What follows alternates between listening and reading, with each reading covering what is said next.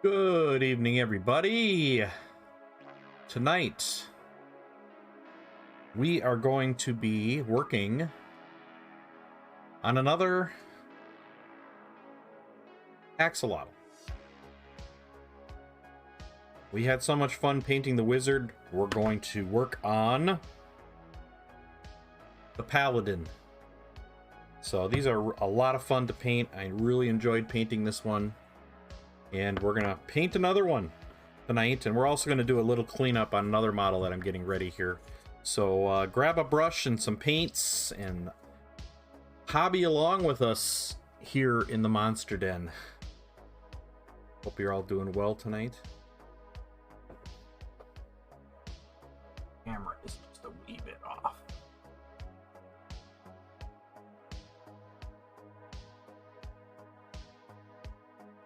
Camera's a wee bit off.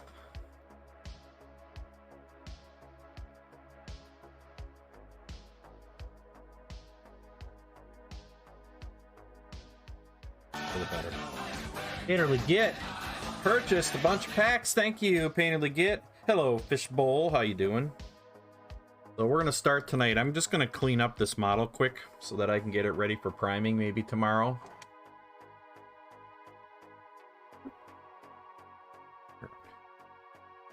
So this model is it's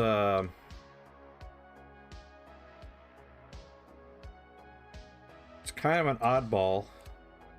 You probably won't see it around too much.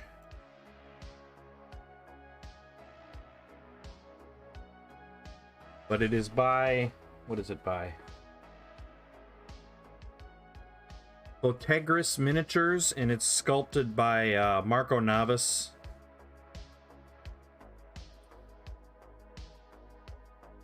So that's a friend of mine works exclusively with Marco Navas here in the United States, and I'm able to get these models at a pretty good price. I tend to trade him for painting services on occasion, and he gets me these models.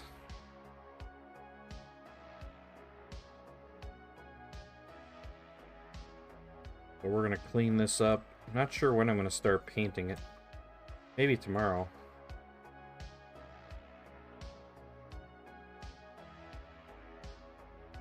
This is one of those models you gotta kind of have a plan for. So I'm not sure if I'm gonna start it tomorrow or not, but I do want to get it primed. So what I do is I'll prime a model and I'll put it up here on my bench in front of me. So I've got all kinds of models here on my bench that I kind of stare at them for a while. You know, sometimes I'll look at them for a day, sometimes I'll look at them for months, and just trying to get that inspiration for a piece. But it's nice to kind of see them primed, because then you can get an idea of the shadows and the highlights and the kind of study it.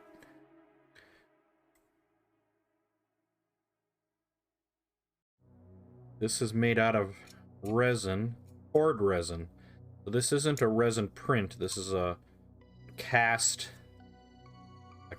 miniature, and I have to clean all the flashing and what have you off it, because there's a lot of flashing. Yes, Otis, I hear you, buddy. Painter Liget wants a drawing of Please Draw the Classic Movie poster for Mystery Men. Mystery Men.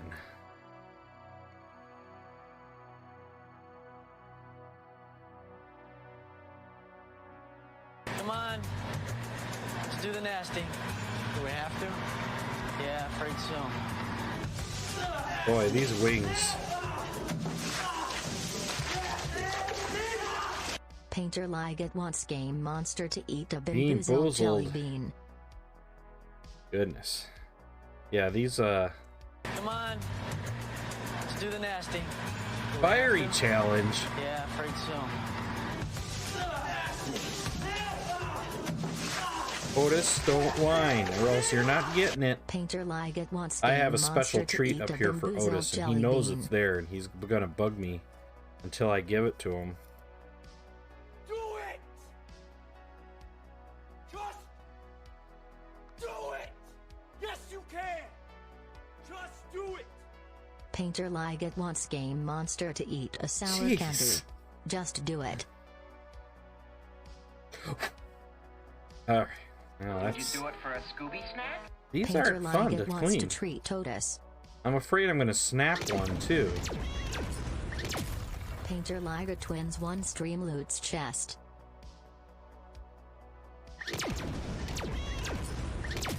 Painter Liget twins one stream loot's chest. Alright, not bad. Unexpected Painting is also having a anniversary stream tonight. I'm not sure how long he's going for. Painter Liget twins one stream loot's chest. Boy, that does not look good. Oh, I was gonna say, that doesn't look good right there. It's a piece of flashing. Ah, okay. That totally Later, makes sense. 74 defeated a common monster. You know, sometimes you look at a model like this and you're like, hey, what the heck is that? Jet 376 wins one stream loot's chest. Alright. We'll put that down here for a little bit. I'm gonna start to...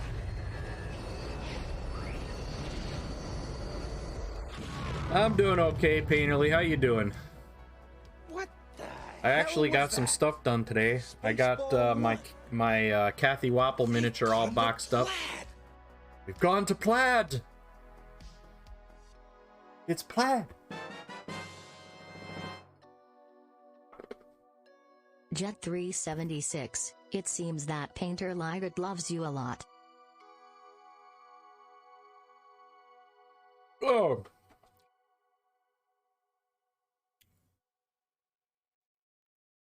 I don't know what I don't know what I ate. But whatever I ate.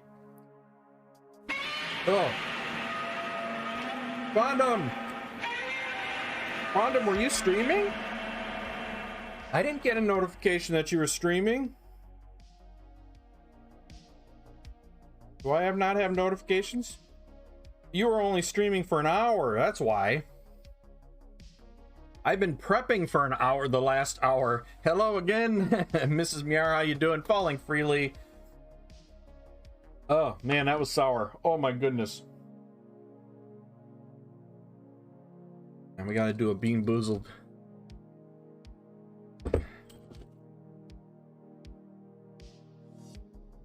It's a blue one.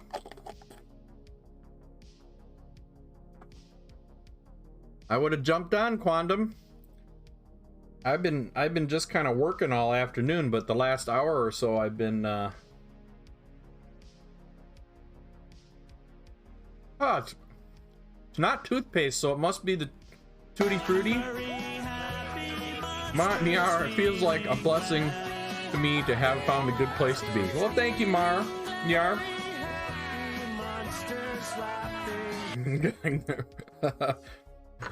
Thank you so much, Miar. And the feeling is mutual to have such great people here. And you know you got a great community Jet when you feel guilty 376 about defeated having to take a common few weeks monster. off for my trip. Because I feel like I'm letting people down. Gotta figure out some of the technical details. I'm sorry I wasn't there, Quandom, because I could have seen that and helped out. And I apologized. I didn't see you go live because I was prepping. I was sending out a package. I got my my Kathy miniature all boxed up today, and I got all the stickers that I owe people. All boxed. Ooh, we got a green one. I got all that done today.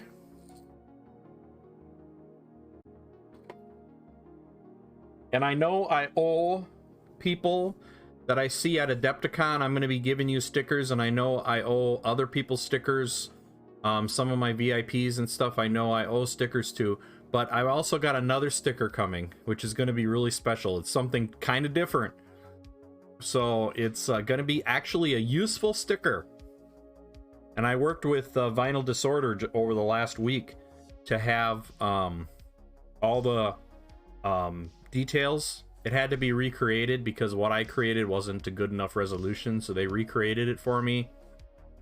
And so I've been working with them over the course of a few days, and I'm really going to be excited to share it with you because it's going to be really cool and it's going to be really useful.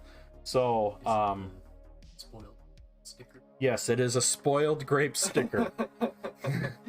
I actually got to write that down because I think we need to create a spoiled grape sticker. I think there just has to be one. What do you guys think? We have a spoiled grape sticker? Are those fancy wood bases? Yes, they are. Boy, I gotta write something down here. Spoiled grapes sticker. I'm not sure how I'm gonna do that one yet, but we gotta have a spoiled grape sticker. Yes, we got some wooden base going on here. And these are from Foxbite, and really love this. I've been using it. I actually had a prototype version of it for probably the last 3 months now, and I love it. I think it's a great miniature holder. I like its weight. I like it's solid. I like this bar here. I like the magnet, the fact that it's super easy to spin this around. It's just, to me, it's just a great holder. If you're interested in that, type in !Foxbite and go out and check that out. It's out on Amazon. And I know there are only a few left, which is really great. Okay, I'm missing my sponsors thing is not up. There we go. Now we got that go. But I really like it. It's just a great handle. It's got a good feel to it. I like these little flute things up here in the top because they're just nice to grab on and hold. So this works well. It works well. All right, here's a spicy jelly bean. Oh man.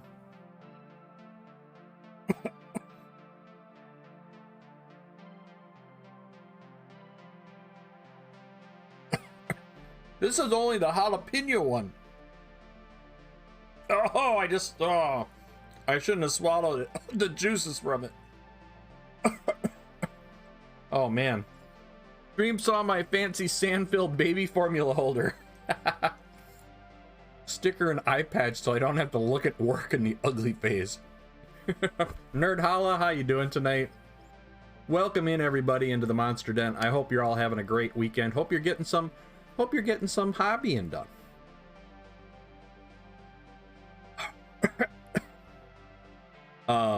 We painted an Axolotl, and we painted this one here. We got the let me turn up the lights. So we got the Axolotl painted.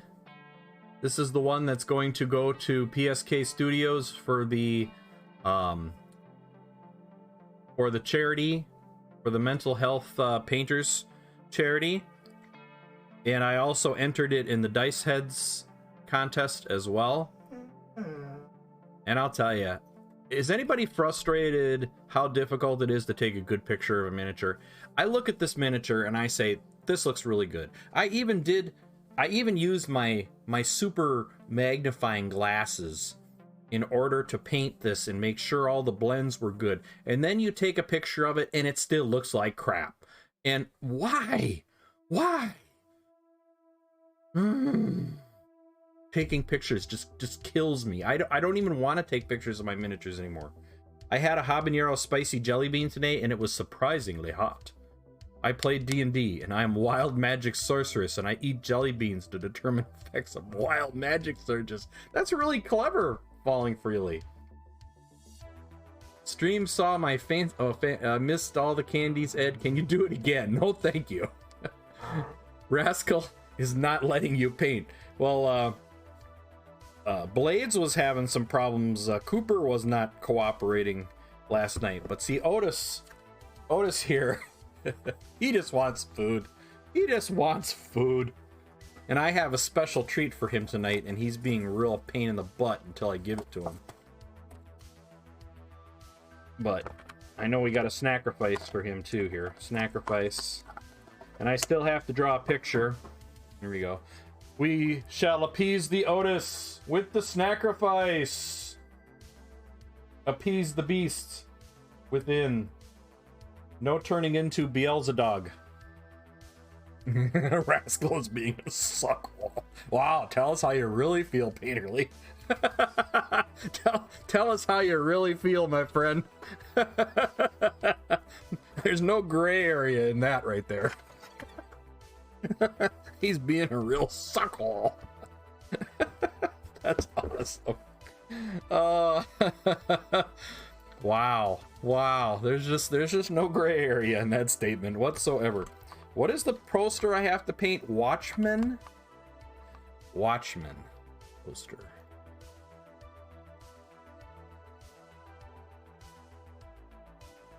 Today I painted in Eton's nether regions. Ooh, mystery men. Not watchmen, mystery men. Did that meet the terms of Twitch's terms? Their quantum?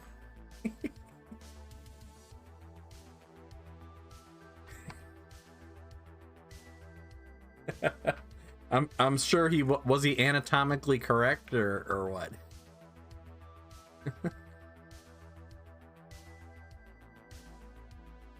All right, there's a bunch of versions of this poster, kind of. We'll do this one.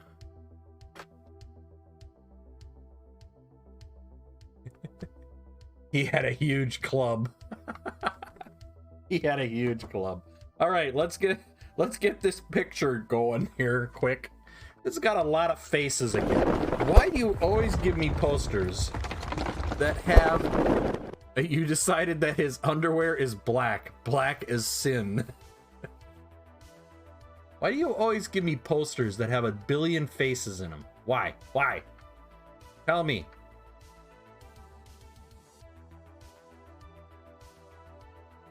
I think you go out and you look for the ones. You're not trying to give me a hard time on purpose, are you?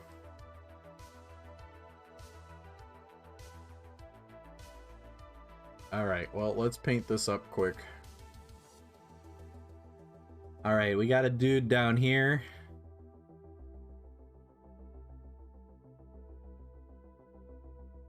We got a dude. Let's just draw all of the pictures, all the faces first.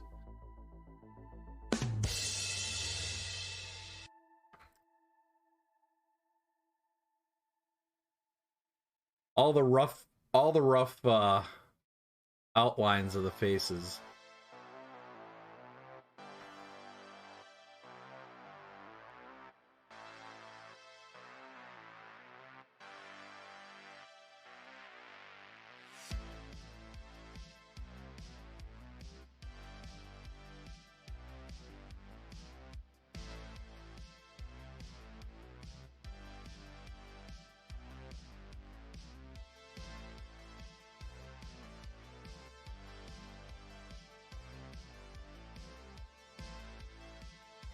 Right, and then this guy's got some kind of a black miner's hat or something. I don't know what this is.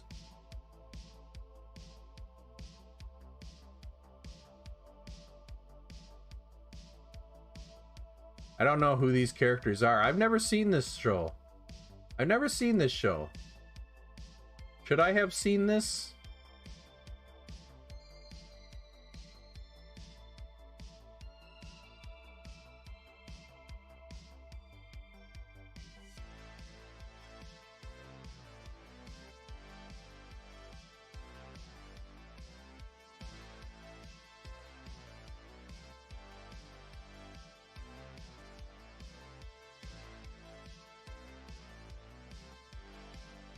Something is missing. What's missing? I don't know. I got all the faces.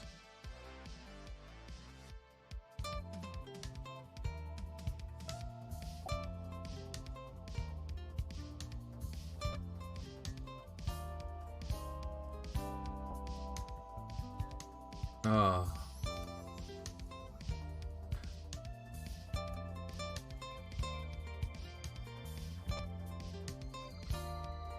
Oh, that's not right. Painter Lyric wants you to dress up and speak like Bob Ross for 10 minutes. The missing, there it is, the missing thing. What did I miss? All right, where's my...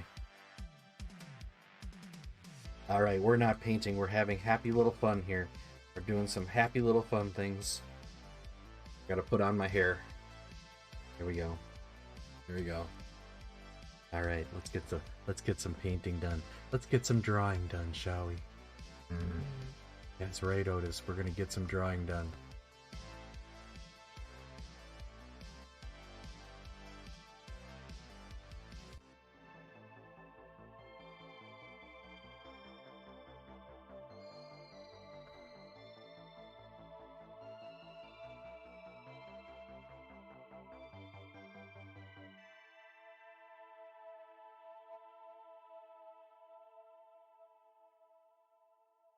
Oh, that was the wrong way. Alright, we gotta do this. Darn it, I did it again. Why am I doing this wrong? There we go, that's better. That's better.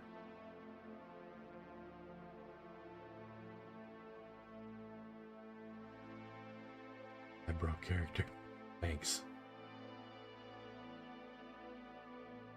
Alright, we're gonna do this. Alright, we're gonna do this. This guy's got a happy little turban on. Or something of that nature. Alright, we're gonna do this. We're gonna paint a little red in there.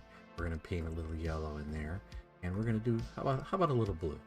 We'll do a little blue in there. And we're going to do some...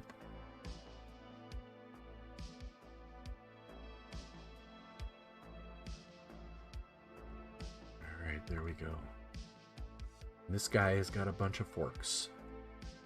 I don't know why he has forks, but he's got forks. They don't look like throwing forks.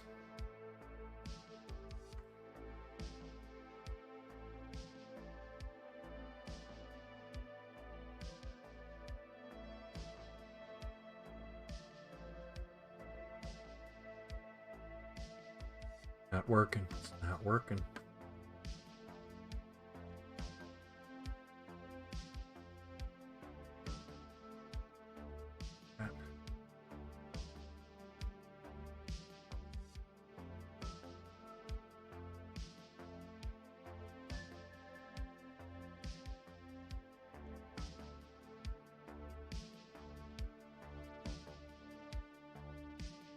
Alright, let's do this.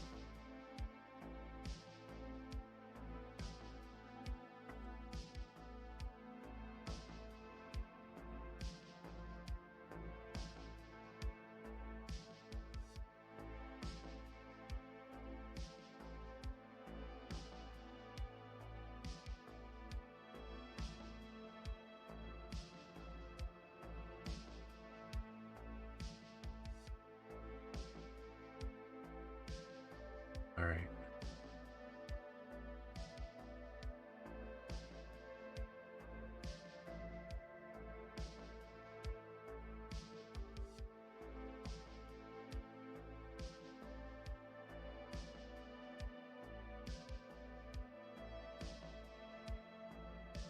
Okay, there we go. There we go. And it looks like we got some kind of a knife.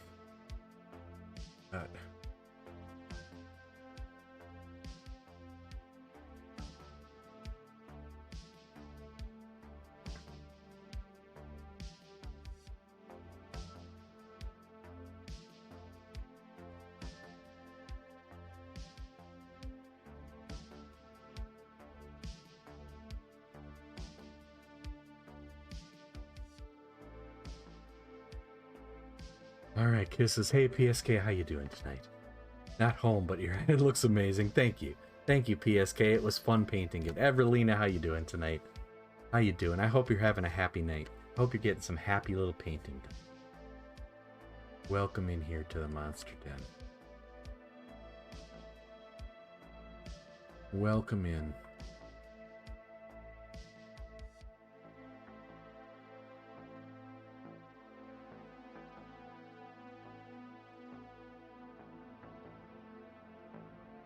Welcome in. We're painting a happy little picture here of the Mystery Men.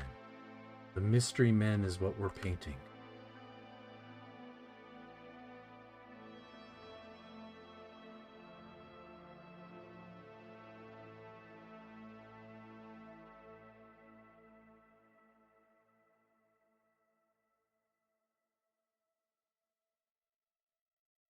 That's not going to work.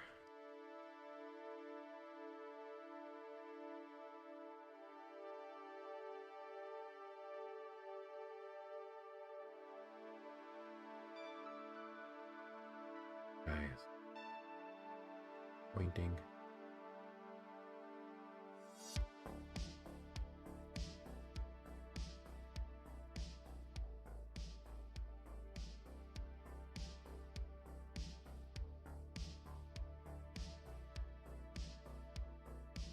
God, let's see.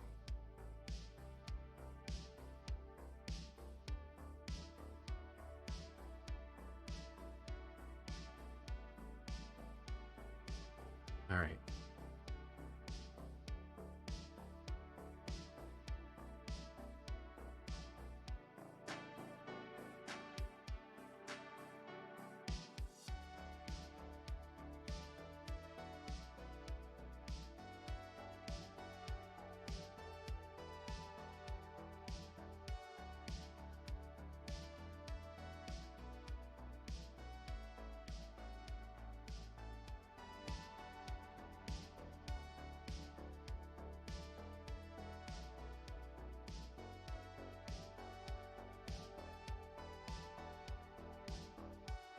Aw, it's not working.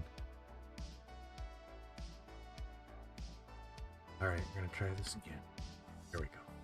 Here we go. Now we need this big orb thing.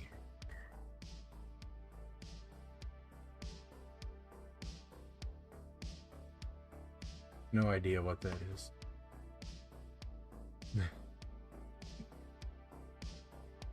This is terrible.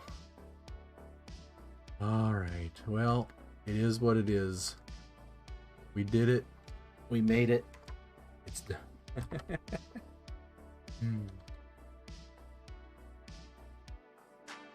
There we go.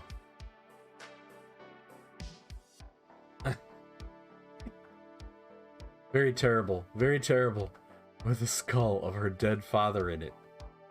Okay, well, I guess everybody has to have their own thing. I'd prefer not to have one of those, but hey, if it makes that character happy, so be it. So be it. Let's head back to the den. I don't want to get psycho-fractulated. Quantum says, why is Hank Hill part of the Mystery Men? Well, you know.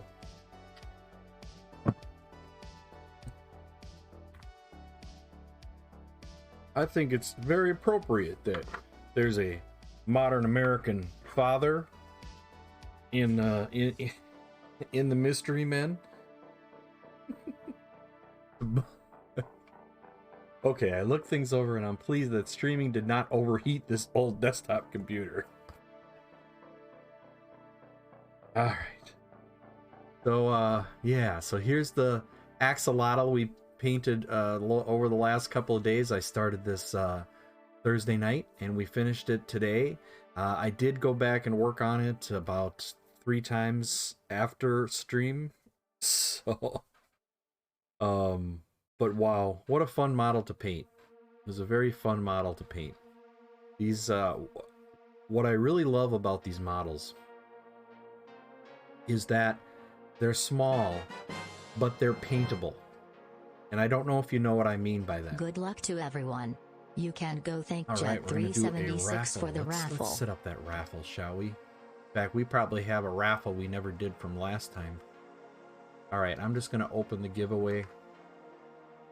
Exclamation point raffle to get in on that Streamloots raffle. So, whew, this is hot. All right, now I can talk normal again. All right, so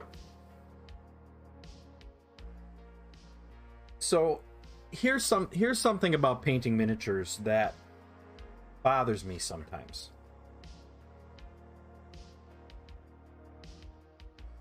Your Buddy Revenger, how are you tonight? When you paint a model or you print one, Otis, I know what you want. I know what you want. You just lay down. I'm trying to describe what I'm trying to describe in my head, and Otis keeps interrupting me.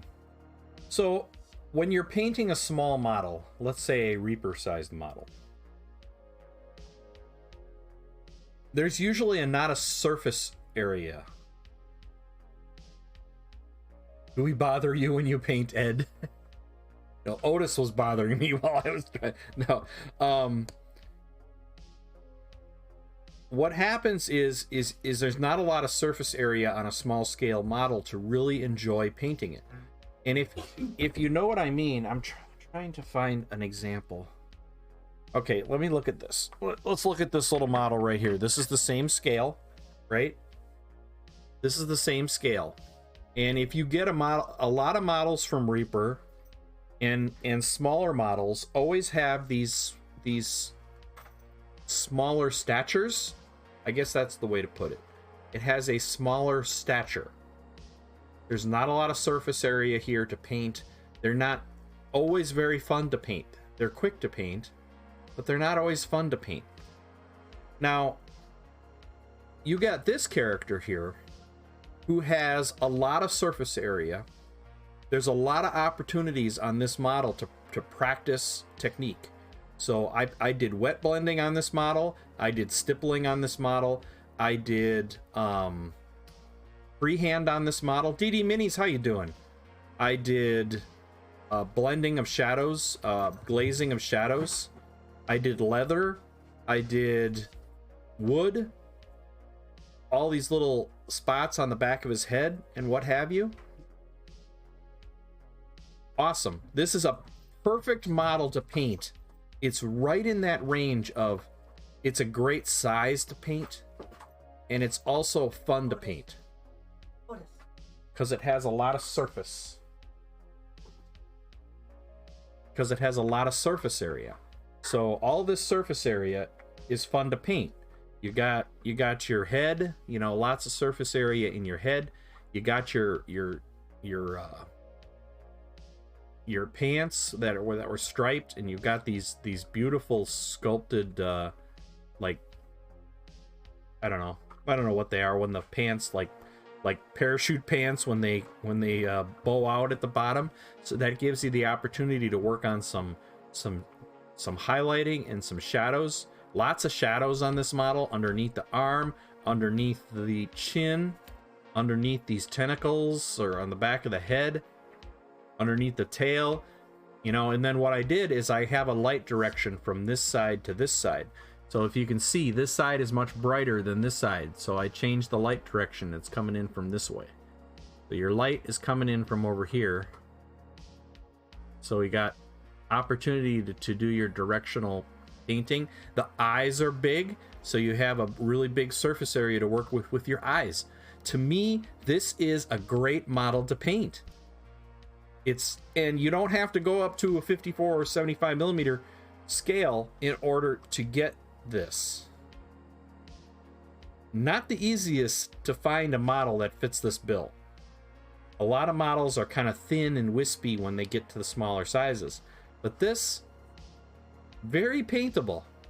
So I don't know if Dice Heads had that in mind when they created them, but when you look at something like this, which is the same scale, and say, which one would you rather paint? Which one would you rather practice on? A lot more opportunity to practice on this guy. So when a model gets smaller, you have to exaggerate its features in order to have fun painting it. Not always. I mean, there are models that are fun to paint. Here's another Reaper model. This is a 28 millimeter. But this has got a lot of flowing areas and stuff to work with too. But not all models have that. And, you know, I think it's something to look at when you're looking at... Otis, you just had a treat. Now lay down. I know you want that, but you're not getting it yet. No. You're not getting it yet. You just had a big treat. Chill. Don't be greedy. Gosh, driving me nuts. So, I highly recommend these. I'm going to look at more of these dice heads. If more of the dice heads models are like this, I'm going to be getting more. In fact, I might join their Patreon for a while if a lot of their models follow the same recipe. Because I really enjoyed painting it. I really enjoyed painting it. So, I'm going to finish cleaning up this model real quick so that I can maybe get it ready. Turn my lights down. What happened to my knife? I want the knife. There we go. So we're going to clean this up really quick, and then we're going to start working on another Axolotl. Paladin. But I just wanted to get this model cleaned up so that I can prime it tomorrow. This model is from Marco Navis.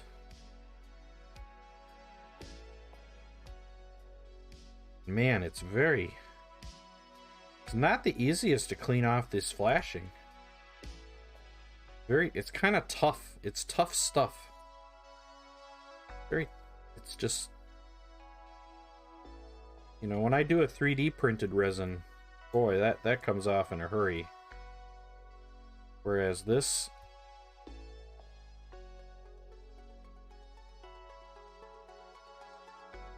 why do these look like little penises? I don't know.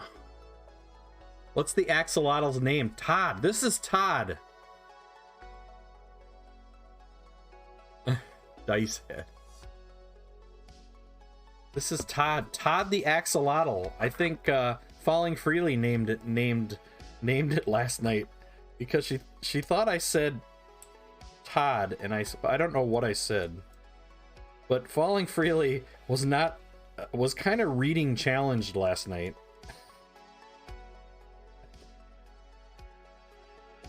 So Falling Freely was kind of reading challenged, and she read something I said as Todd the axolotl, and so now it will now and forever and evermore be known as Todd the axolotl wizard.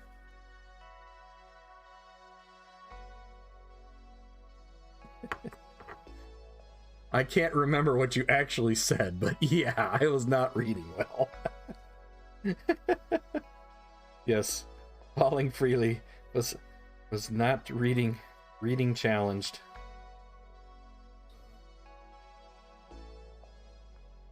You know, I've been thinking about DisneyCon, guys. We're gonna have to find something. My wife is coming because I don't go on an RV trip without her, so it's like either we're gonna have to turn her into a nerd for a day, or find something else for her to do.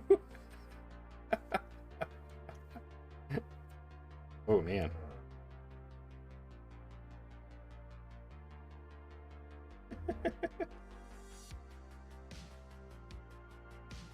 Turning her into a nerd for a day, I don't know, will be a challenge.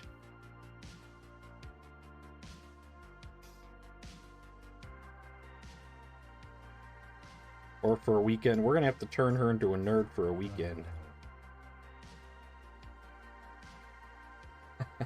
I read hola as a-hole. That's right. I wasn't there when you did that. I think I was just getting there when you did that. or had just missed it.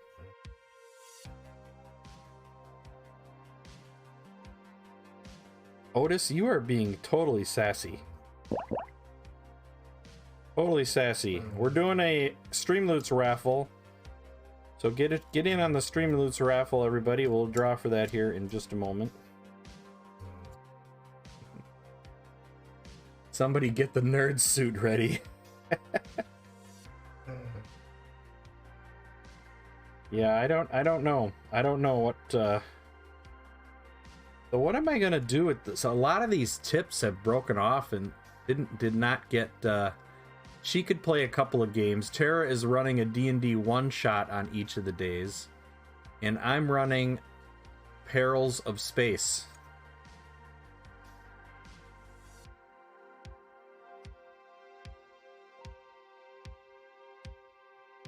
So who's all going to be there now?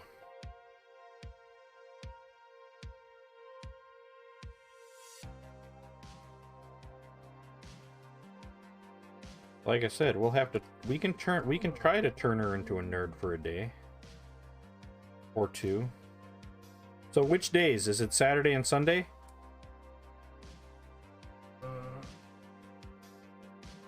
So we'll drive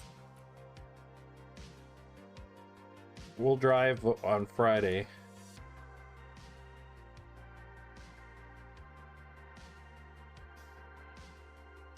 Saturday and Sunday. Okay. Gonna have to determine if are you driving back Sunday night, or are you driving back on Monday?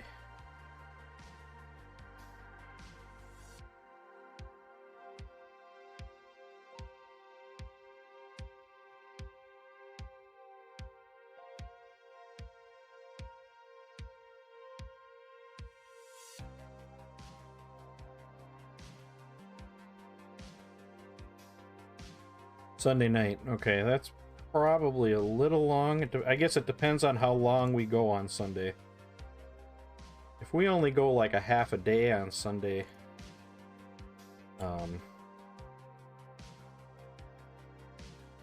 we'll probably head out. I might have to take another day off. Falling Freely, how are you planning to do it?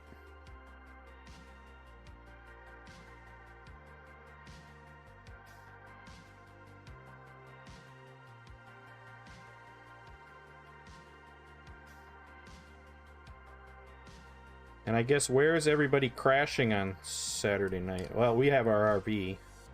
So I guess as long as Mike's okay with us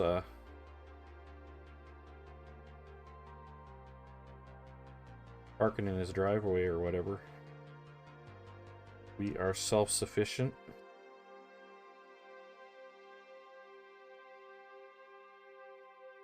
Alright, I do not like cleaning these wings at all. They're very... Not sure yet. Probably leaving Sunday later afternoon. No idea what the sleeping situation will be. I have to look at the hotels or something. Okay.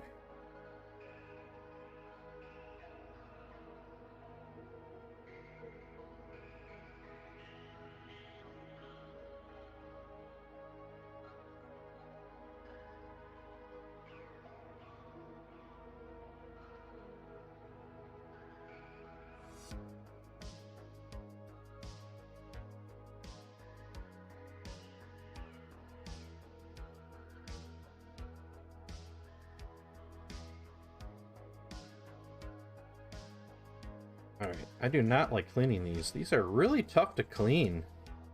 Has anybody ever worked with this type of resin before? It's a very, very hard resin. Very hard resin. And it's not... A lot of the tips are broken off of the wings. I guess it's not really molded very well. Luckily, I got it for free. Well, not really. I mean, I did work for it, kinda.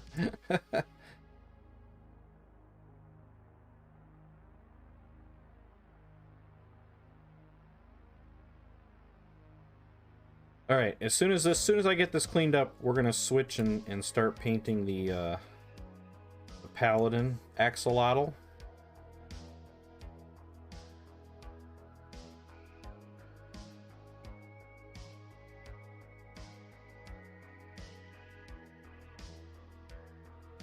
You're crashing on Mike's couches.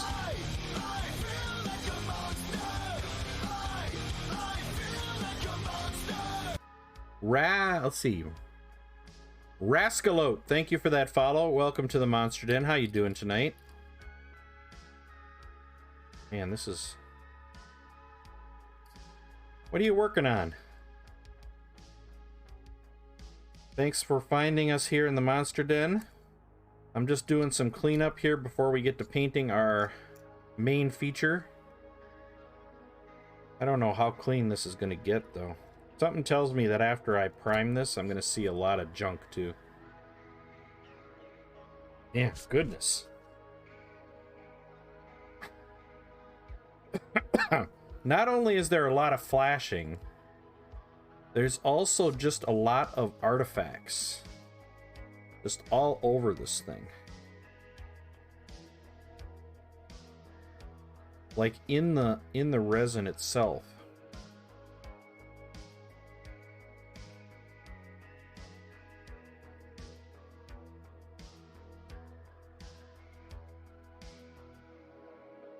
It's like I don't feel like I'm gonna break it.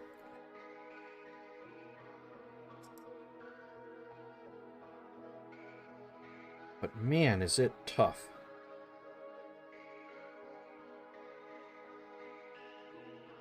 I better knock on wood, then I will break it.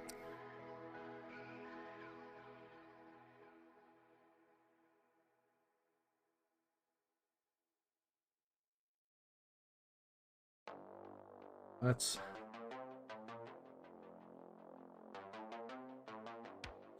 Yeah, welcome to the wonderful world of resin cast models. Yeah, I don't work with resin cast models too terribly often, and I can definitely say that I'm not too thrilled with this. I mean, these two pieces of the wing look like little penises. Because the what? Nothing. Because they're cast so poorly.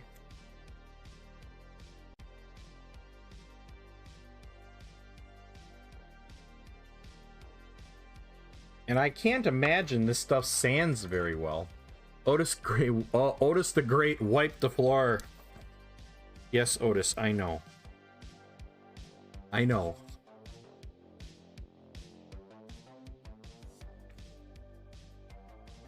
Will you get out of my lap? Yeah, this is... I mean, I don't think this stuff files very well or sands very well. I might have to get some files out. I don't think I'm going to be able to really... I thought this was going to be a quick cleanup job, but I'm totally wrong. Yes, Otis, I know what you want. Should I give him... I think I'm going to have to give it to him because he is just bugging the hell out of me. Because you can see a lot of these tips are broken off. So I don't know if I'm going to remold them with some milliput or some green stuff.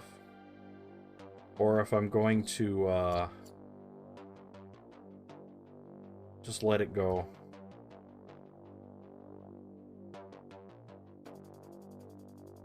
On a dusty road. I don't know. So that's the model, and this is the base. Otis. Goes like that. So it comes with its own little custom base. And it also looks like I'm going to have to even do some work on this to get it to fit into the base. Not even fitting into the base.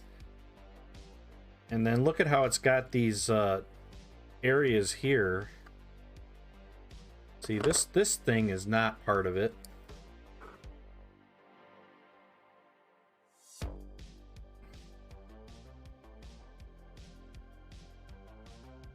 Oh my goodness, that's...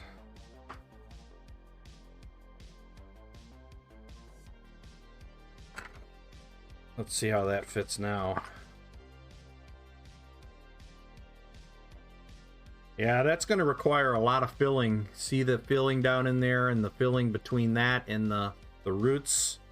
That's all going to have to be filled and worked on. Otis.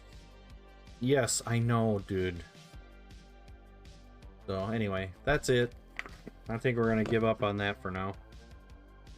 Otis, will you lay down? Come on, lay down. Lay down. You're driving me crazy.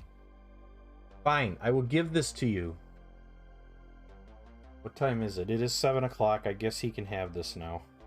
So we have a new toy for Otis. Because I'm not kidding when I tell you we don't make mistakes. We just have happy accidents. Anything that you It's do, this thing that has this puck down in the bottom. Truly experience. And it took him 2 days to take care of it last time, so hopefully it'll happen again. And Olive had a hand in it too. So it lasted about 2 days, so hopefully he'll enjoy this for a while. Fine. There. Gosh. You have any of the resin cast sprue from the model? I super glue a bit of casting sprue in place of the missing part, then I carve it back into shape. No, I don't have... There's no extra that came with it at all. Unfortunately. We just got our dog that. She absolutely loves it. Yeah, Otis loves it too. And, you know, it's so hard to find something for a dog that lasts a while. You know, Olive will destroy everything we give her in moments. Berries are like garter snakes and have twin penises.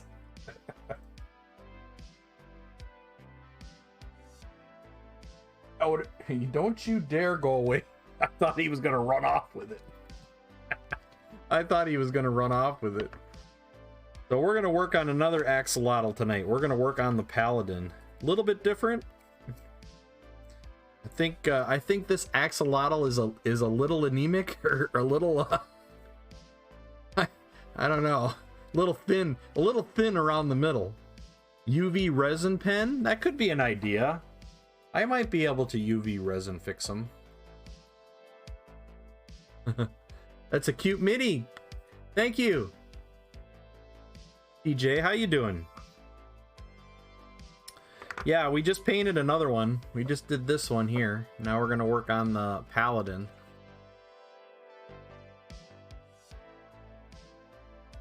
I think we're going to do a yellow skin and blue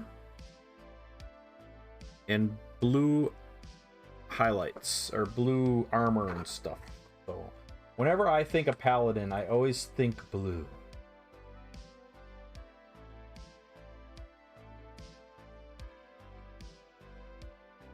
I'm good. Got a week off? Well, that's nice. That's nice to have a week off. Are you gonna do anything like super exciting with that time off? Are you just gonna relax and chill? You know, there's certainly nothing wrong with that.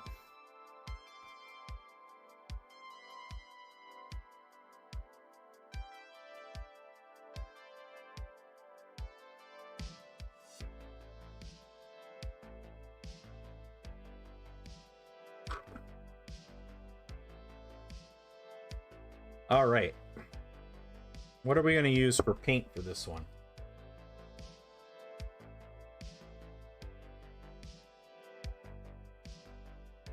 Oh, should I use Pro Acryl for this one? Yeah, why don't we use some Pro Acryl for this? Oh, gosh. I'm sore as hell, neck and shoulders, so you're just going to relax. You're going to enter the speed paint at DisneyCon? Sure. Sure. Is that what we're going to do? We're going to do a speed paint too? I think I saw a post that I didn't get a chance to read. So I thought I saw something about speed painting. So we're going to try a little trick here. And you're going to sit there and wonder, why the heck am I doing it? That is not it. That is not it.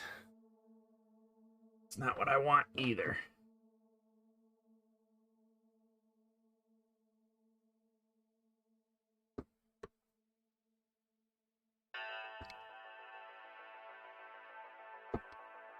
Maybe we'll do a little airbrushing.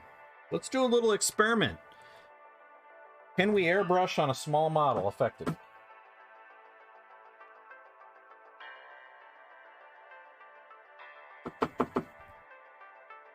All right, where's my thinner? Uh-oh, we may not be airbrushing at all. Oh, there it is. Otis, get over here. Hey, get on your bed. You turkey. I'm gonna take it away. I'm gonna take it away if you don't eat it on your bed. Back over here. Come on, come on. Get on your bed. I didn't pay top dollar for those things for you to sneak off and not give some entertainment to the viewers.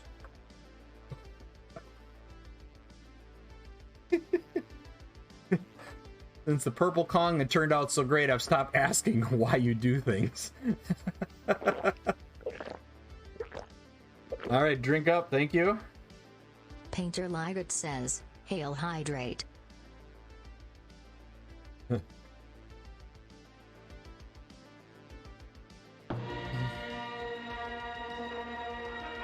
Star Wars trivia.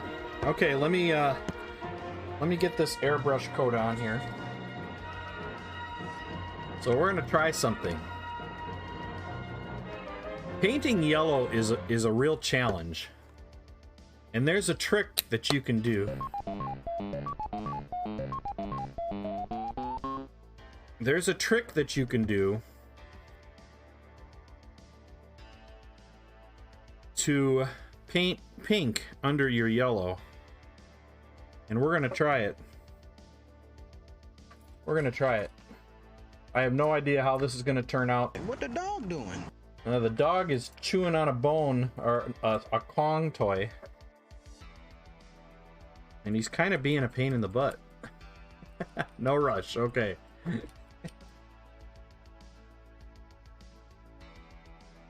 Emotional damage.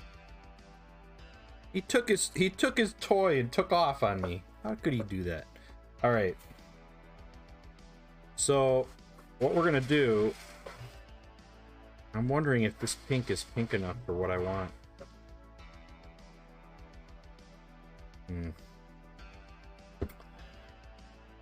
I don't think this pink is the pink I want. This is not the pink I'm looking for. I think I'm gonna add a little bit of magenta to this. A little bit.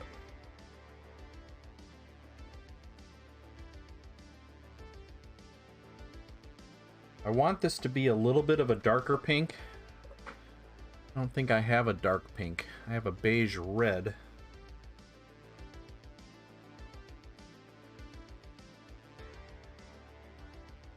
That's better. What's the benefit of that holder?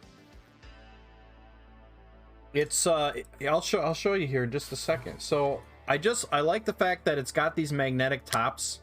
It comes with all kinds of tops. It comes with 3 octagonals.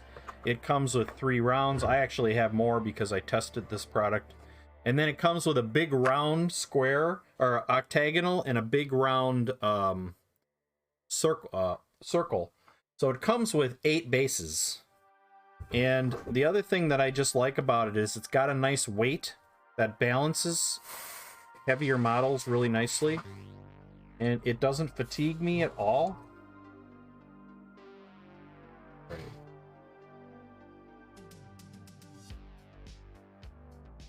So I'm just doing a little bit of pink. I'm trying to concentrate the pink in the shadows.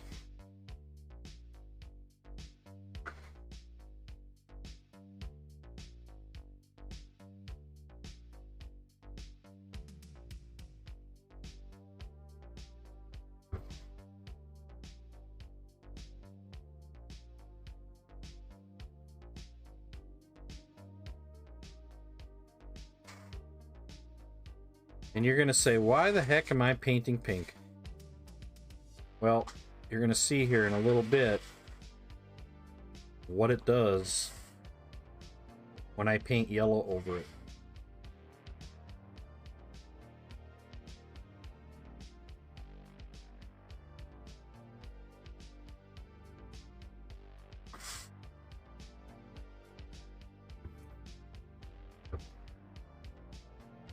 Oh, that's a gauntlet on the hand, so I shouldn't have painted that. Oh well.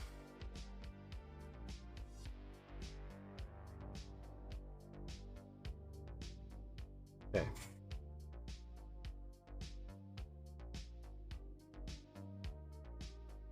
I shouldn't have painted the hands.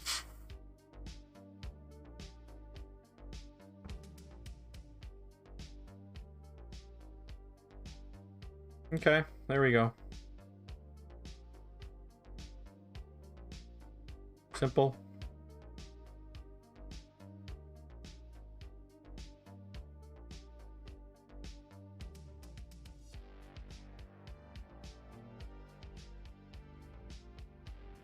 There we go. So we got our pink painted on, and unfortunately I wasted a lot of paint because I mixed it pretty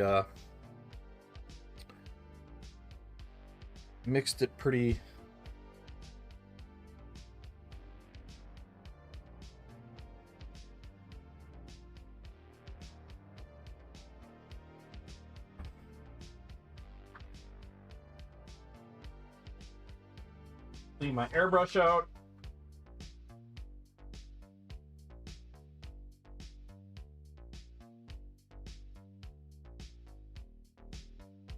I just dump it in the garbage. I've got so many paper towels in the garbage that it just absorbs everything anyway. And because it's so dry here, it dries out anyway. So it's like, great towel, how you doing? So I used that trick too last night on one of your girls. Which one? Wait, what trick? Who? What?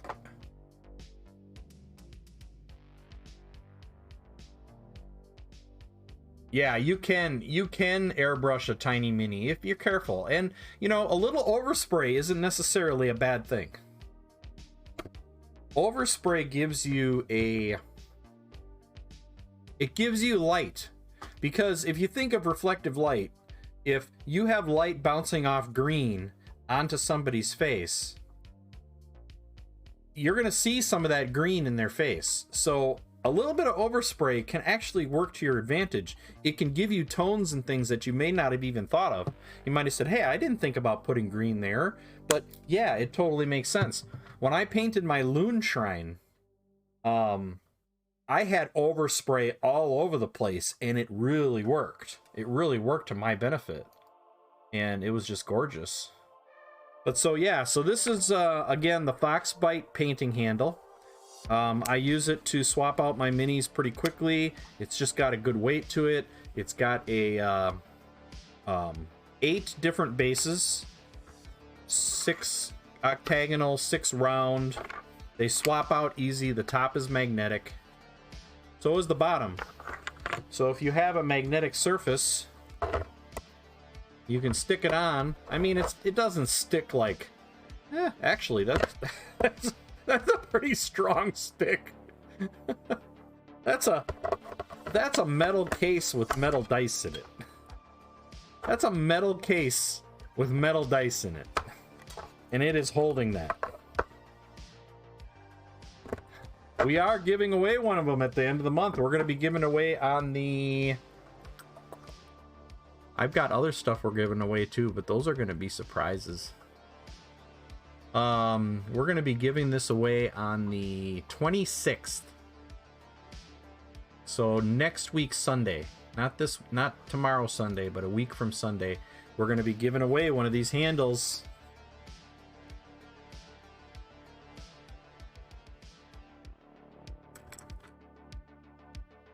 So I love it. I think it's a great handle. All right, trivia. Let's start with Star Wars trivia. You guys are good at that. You're good at that.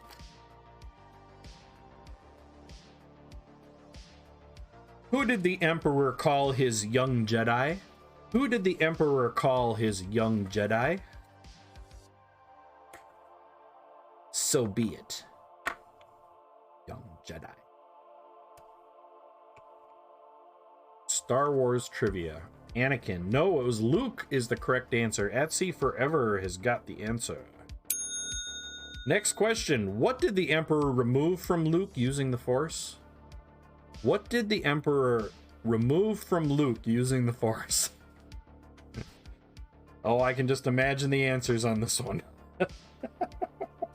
Oh, kidney. Nope, not a lightsaber. No. It's testicles.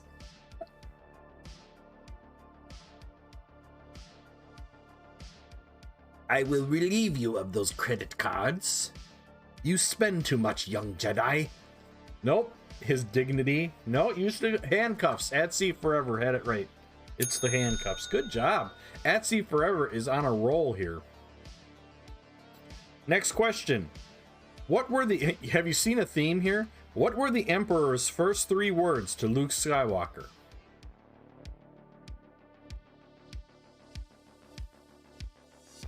What were the Emperor's first 3 words to Luke Skywalker? You're a punk. You little... It's super salad. I'll take the super salad. I have gas. Good morning, Luke. Nope, nope. Pull my finger.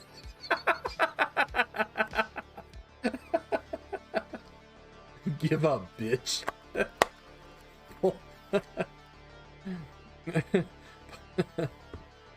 Pull my finger. I think that would be the good one. Anybody? Well, I'll say the first word. I didn't see the finished project of the donation piece. Is it done? Yes, it is. There it is, right there. Well, well, well. There's the Axolotl.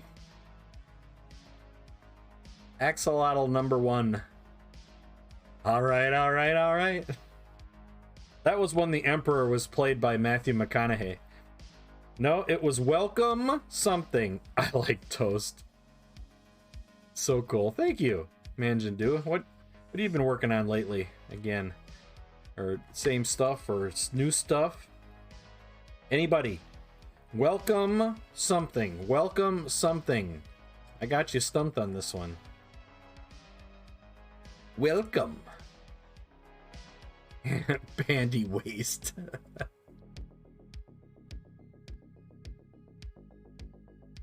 No, I ain't gonna get it. You guys fail on this one. Welcome, young Skywalker. Welcome to McDonald's. May I take your order, please? Yeah. All right. What was Endor also known as, according to the Emperor? Ooh, this is another tough one. Man, I think I may stump you on these two. That definitely stumped you on the last one. I think it might be 2 in a row. What was Endor also known as, according to the Emperor?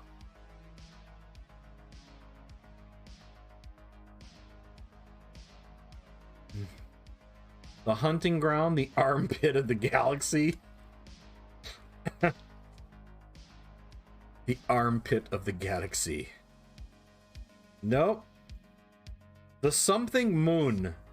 The something moon. I'll give you a little hint. But I don't know. I don't know if you're going to get this. The boil on the ass of society. Forest moon? Nope, not the forest moon. Not doing much creative-wise. I'm not an artist. Just appreciate people that are. Well, that's nice of you. Thank you so much for hanging out. I started out the same way, just watching, because I love watching people craft. Any kind of craft. I like blacksmith, glass blowing, basket weaving, whatever it is. I appreciate it. No, okay. The Sanctuary Moon is the answer. The Sanctuary Moon. So that's 2 in a row you guys didn't get. Who warned Luke not to underestimate the Emperor? I confirmed Ed likes to watch. Well, so do you. Huh. Who warned Luke not to underestimate the Emperor? Ice cream? I like to watch sounds lurky. Darth Vader? Nope. Well, who is it? Tony the Tiger is OBGYN. Or Darth Vader or Yoda. Yoda is the answer. Hurricane Hanzo had it, but kind of did it twice. All right. What emotion did Emperor claim he could feel in Luke? Okay, you got to get this one. I feel your... No, it's not. Hate isn't the right word. Not hate. Horny. Emotional Falling freely. Anger is the right word. Anger. All right. 200 monster marks for everybody on that one. I don't know. That wasn't the strongest round you've ever had in the Star Wars. All right, here we go.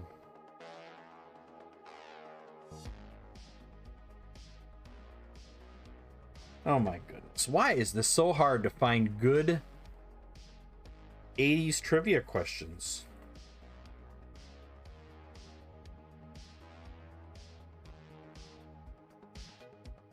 Okay, here we go. Let's try this one. Movies is our first topic. This movie premieres and features 5 Stephen King short stories, including one where Ted Danson's character is buried in the sand by Leslie Nielsen's character. You were born in 88? Creepshow is the correct answer. Creepshow. That movie still gives me the creeps. All right, TV. Sybil Shepherd's character, Maddie Hayes, has a brief romance with Mark Harmon's character, Sam Crawford, on this show. Otis. Get out of there. Otis. You weren't supposed to eat that out of there. Moonlighting is the correct answer. Otis got the puck out and he just ate it. Yeah. He got the puck out and ate it. Gone. Little turd. Olive hour? Yeah. Maybe I should put it in the other. I don't know how he got it out of there so quick. I wasn't watching. Get the puck out of here. All right, Moonlighting was the right answer. Okay, we go up to music. 24 years after their first U.S. top song, the Beach Boys hit #1 with this song. The Beach Boys hit number... Otis, get over here and lay down. Come on. You just... Come here. No? Oh, little turkey. California Girls? No, not the right. Lay down. Lay down. You shouldn't have eaten that. You were naughty. And now you're still going to be a pain. Back in the USSR, Mambo #5. Nope, nope. California Girls? Nope. Let's see. I don't know. Maybe they wrote this song in Aruba or Jamaica. Kokomo. There you go. Kokomo. Apparently Gid has got it. All right. Next is just current events. This former vice president, Jimmy Carter, loses the presidential election. In 1984, former vice president Jimmy Carter. This is big brain time. Big brain time. Yeah, you're definitely dealing with some big brain stuff right now. Mondale, that is the correct answer. And your last question is sports, and it's not the Blue Jays. This U.S. runner wins the first Olympic marathon for women.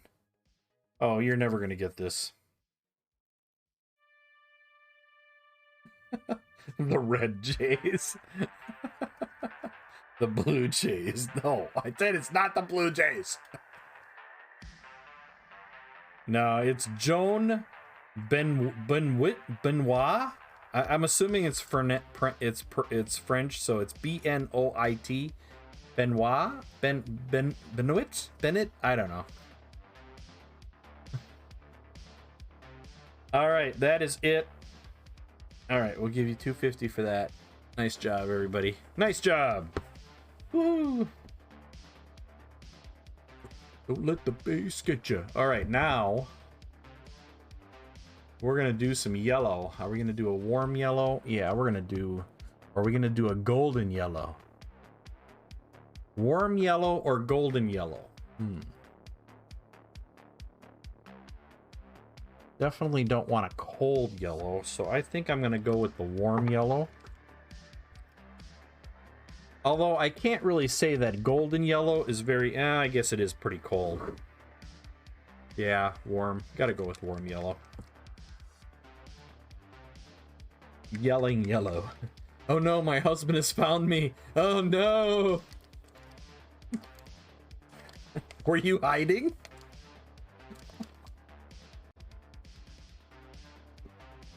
Alright, we're gonna airbrush this again. Isn't it just yellow? No. Let's talk about that. So, there are types of yellow. There's cold yellow and warm yellow. So, if you look at your color wheel... Painter Liget has been yeeted. Jara's Nabal run. Alright. If you look at your color wheel, these are cold colors, and these are warm colors. However, yellow and violet are at the top and the bottom, which means that there are cold and warm versions of each color. A cold version of yellow tends to be very whitish, and a warm version tends to lean a little more towards the orange. So, yellow can be either cold or warm. So, let me show you differences here. So, this is a cold yellow. Let me turn the lights down so you can see this better, maybe. Right. Maybe that doesn't work so good. So there's your cold yellow, and this is your warm yellow. See the difference?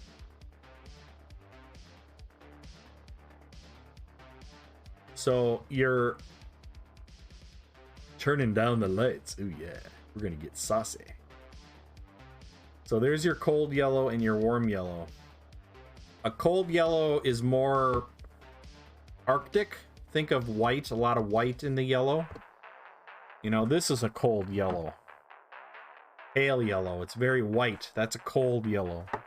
There's also cold and warm blues.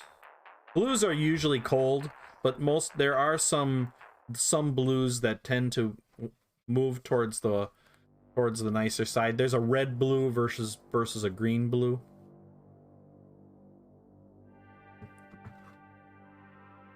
So yeah, so we're gonna use a warm yellow. Cold yellow is peed on snow.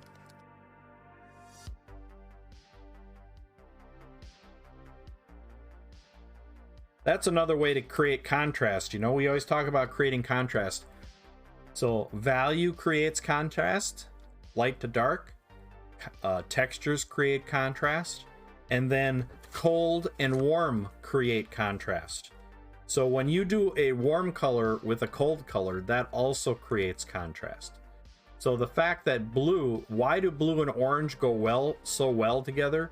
One, they're complementary colors, and two, one is warm and one is cold. So you end up with a very good match. The same goes for green and red. Cold, warm.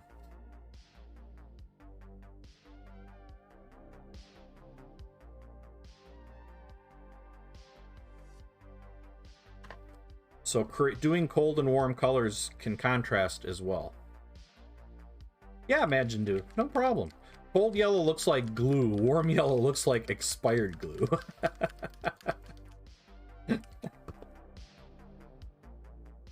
Alright, so I'm going to use the airbrush again. Otis, where did you go now? Oh, man, he is just killing me.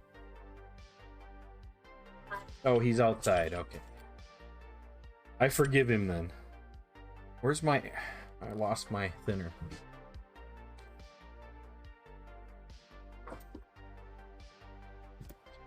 There he is again.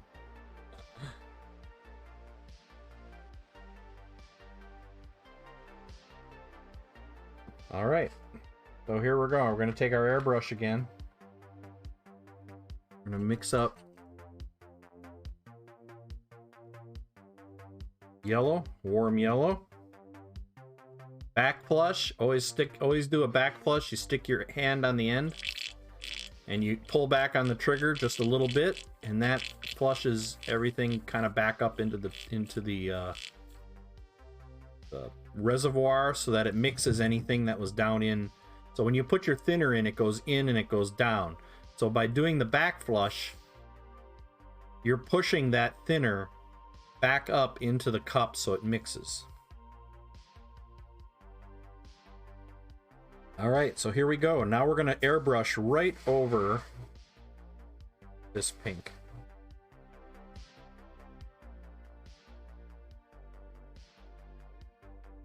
Got a little bit of a clog.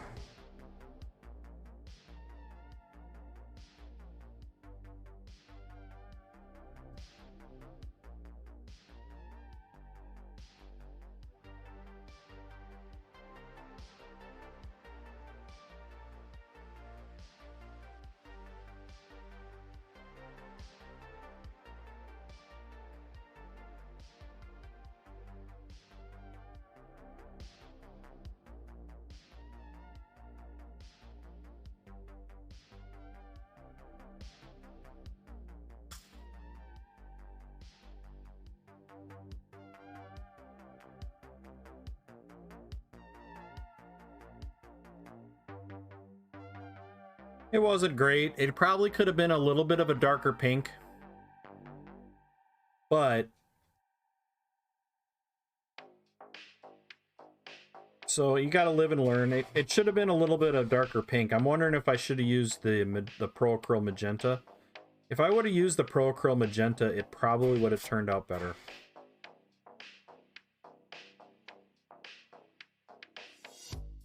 But you can kind of see what the pink does. It gives it that shadow. See that shadow there? I should have used the darker pink. Let me see it on the back here.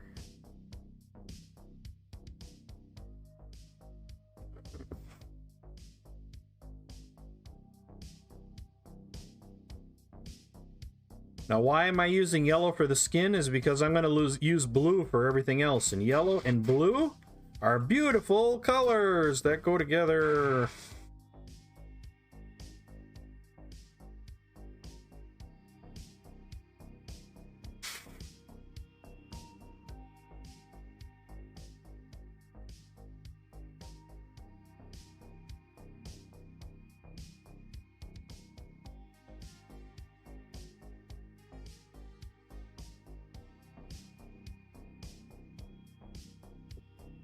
I don't have a super fine airbrush, but it's working pretty well.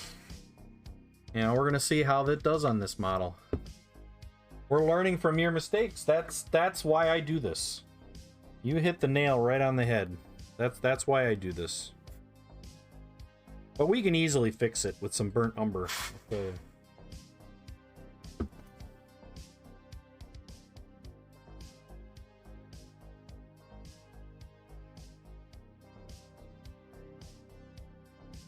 Am I gonna fret that there's a little bit of yellow still in there? No. Because we're gonna mix it in to a little bit of burnt umber. Let's see. Burnt umber. Or how about some burnt sienna from Pro Acryl? That should work. Burnt sienna. That's what I meant. Not burnt umber, burnt sienna. Burnt sienna is a little more of a reddy brown. A little bit on the red to the red tone. Ooh. Yeah, if I would have used a better undercoat, if I would have used a better pink, it would have been one step. Totally one step. But I gotta come in here with some burnt sienna to fix this problem. Not quite dark enough. That's okay. So, don't need a lot of this.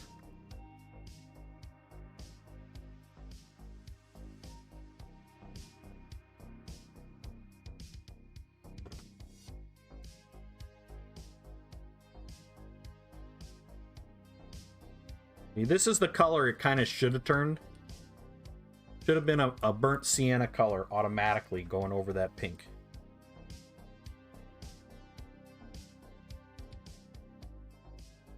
We're just going to fix it up.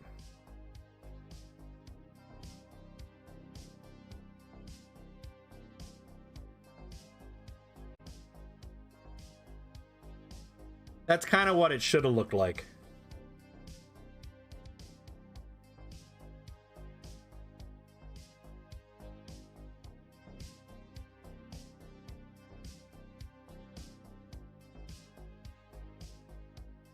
There.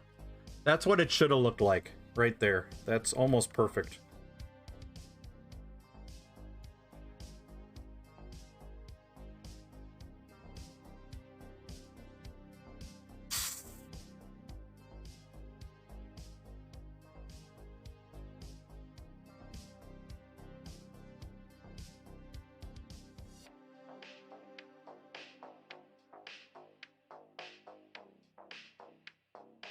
And let's see, which obviously the light should be coming from this way.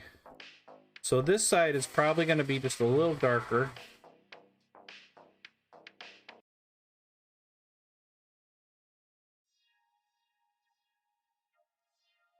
So the light will be coming across the model from this direction. Why am I picking that? Well, gosh, now that I look at it, I see the sword on this side, but yet the face is tilted this way. So, to me, based on the face, the light would be coming from this direction, but based on the sword, maybe it should be coming from this direction. Maybe this character is looking into the light straight on. So we want to do the shadow equally.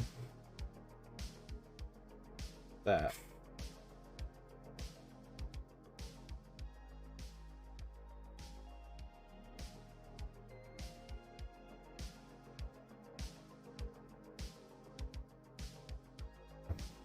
Yeah, that's okay. That's okay. We're good. We are good.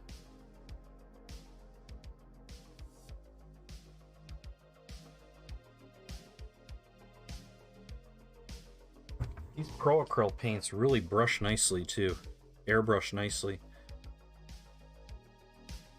And I don't think we're going to airbrush anymore.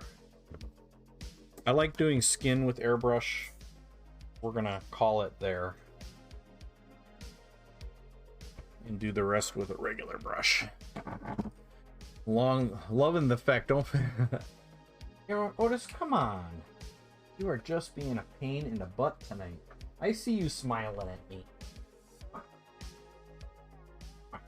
Lay down. Goodness. Pretty sure that he is in a dark cave and the light is coming from his magic blade. That's not necessarily a wrong way of interpreting it. Nothing's a wrong way of interpreting it. You can interpret it any way you want to interpret it. All right, so next thing we're gonna do is we're gonna start with some blue, and we're going to add a little bit of blue black into it. And these are both Pro Acryl colors. So blue and blue black, because I want to create just a slighter shadowy, more shadowy color than this blue. So we're just going to add a little blue black to it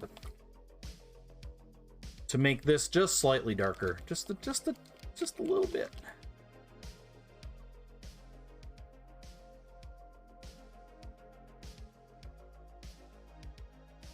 So we're going to put some blue on my palette.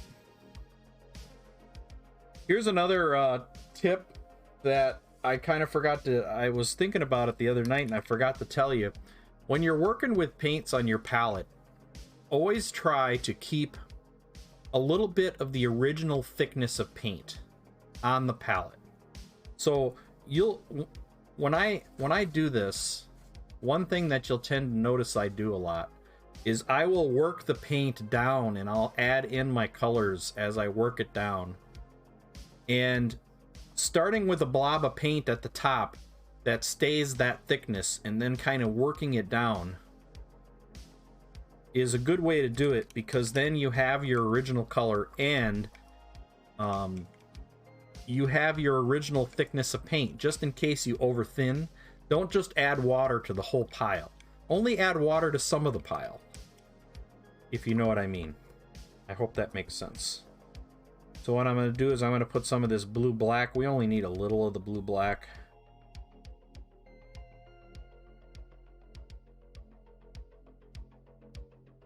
Just a tiny bit. So what I'm going to do is I'm going to take a scoop of the blue.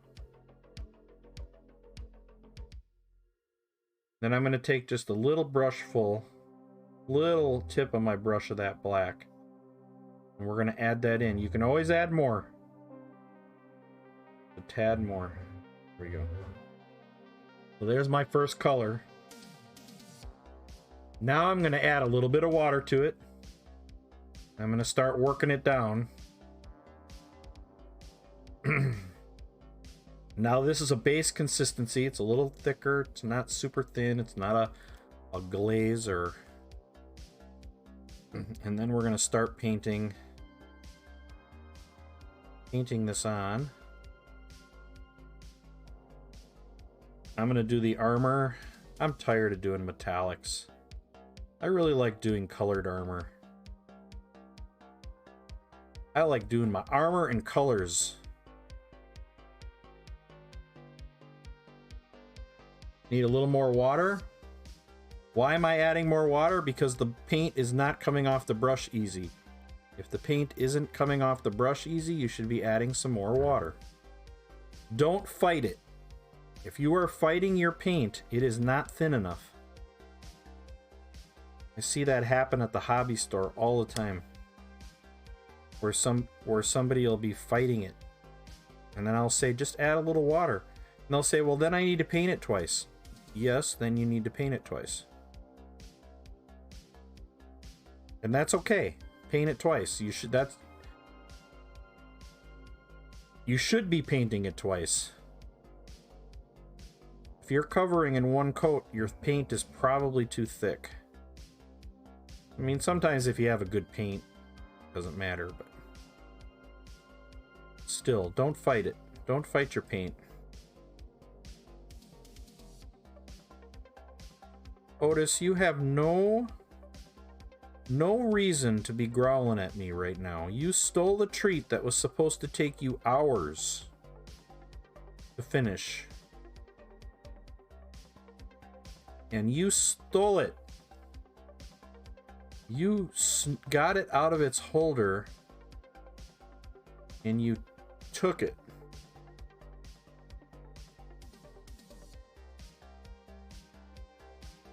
That was supposed to last at least 2 days. Who let the dogs out?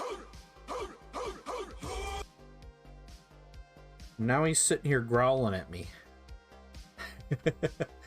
I've ordered a paint by numbers and realized the same thing. Had to add lots of water. Yep. Is Otis mad? Paraperg, how you doing? Did you sculpt the cracked earth? No, I did not. It just came with the model. Revan Geek, thank you for that follow. Welcome to the Monster Den.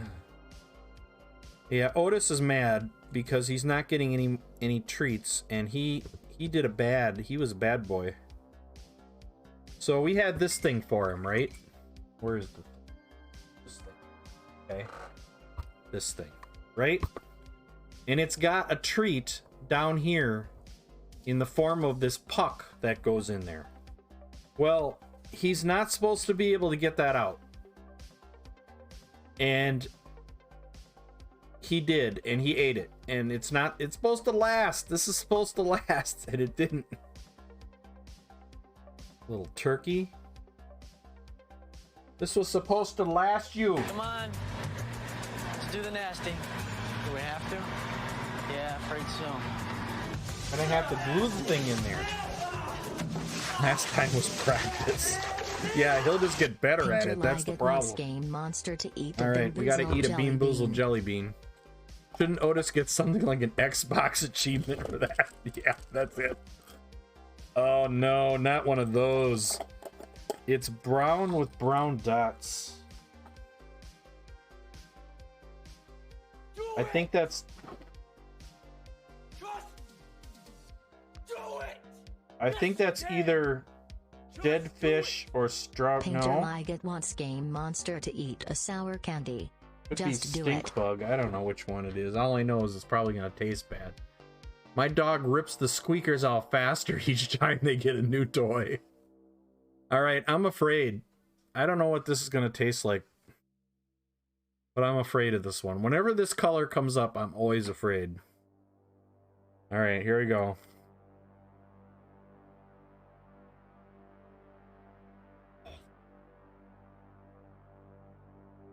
Oh. It's barf. Oh. Lay down. You were naughty. You were naughty. Ugh. Yeah. Give me a shake.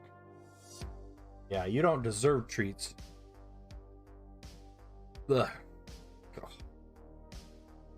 That's just terrible. Alright, and I gotta eat 2 sour candies. I'm getting close to the end of the baby tears that Black Skull gave me. Alright, here we go. 2 of these sour candies.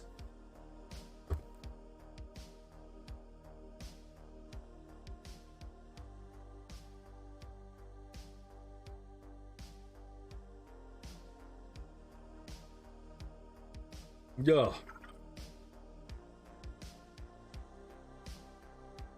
Ugh.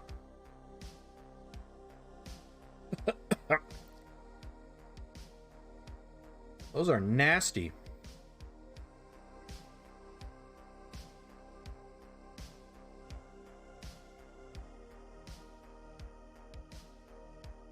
Probably going to be doing some white in here too.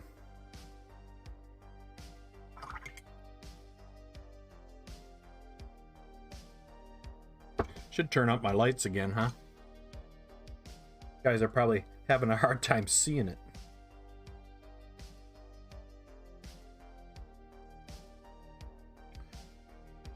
So another way to do this would just be to use your blue and then come in with a wash, like a Citadel wash. Drakenhof Nightshade, for example, would be your blue shade from Citadel. So you can do that too.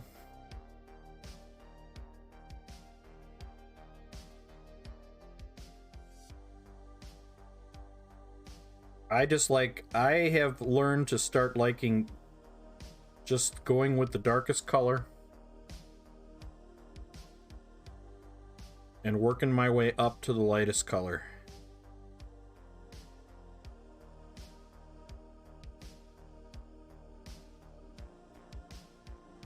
I really like these dice head models. I am enjoying them. I was out on their website a little earlier today looking at what else they had, and then I got sidetracked.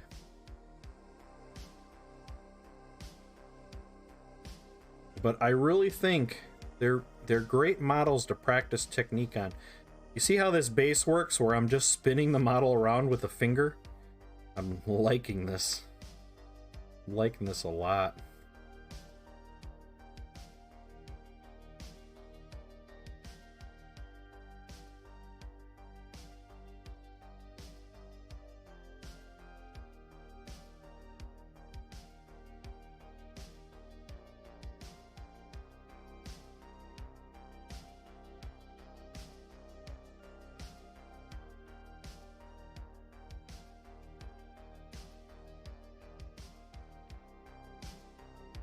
So I just start with my dark color, start working it up.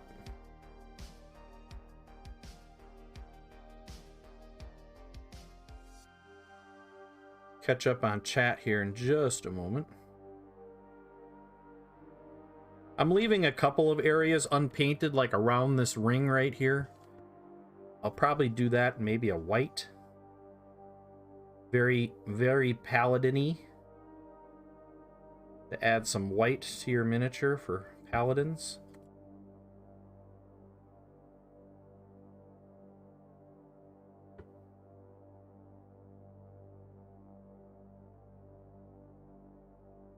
We have been checking out a lot of Signum models of late. Are they 3D printable, or are they just purchasable?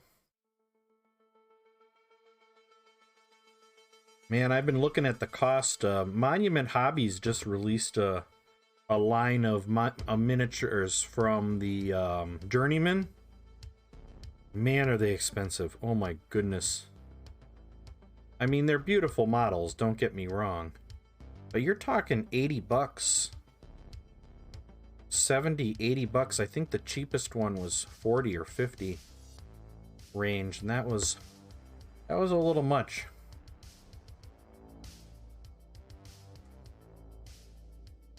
I just found a support, I think. Yep. There is a support right here. There, it popped out. Evening, Monster. Hope you're doing well. I'm doing well. She-Wolf, how you doing? They're getting ready to pick up everything and move again because the war is starting to get near. Oh, man. That's so awful that they have to go through that. That's right. Now that you said that, I know that company.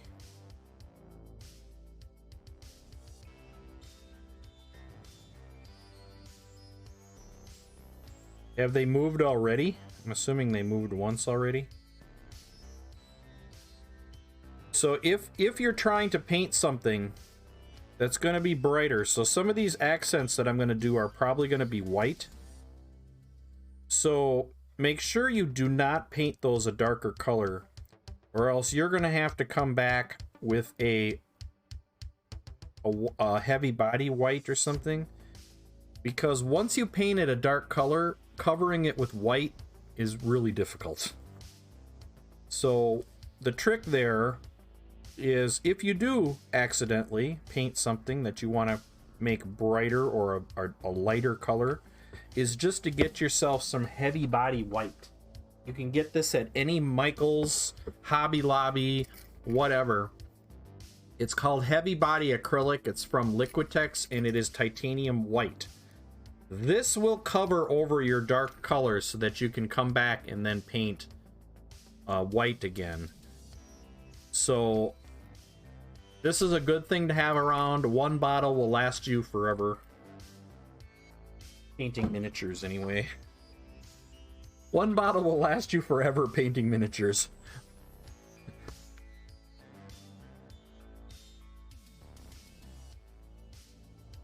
Has anybody seen that ad on... Probably because I searched Liquitex. Well, anyway... There's this ad on Facebook for Liquitex inks. And if you've never seen Liquitex inks...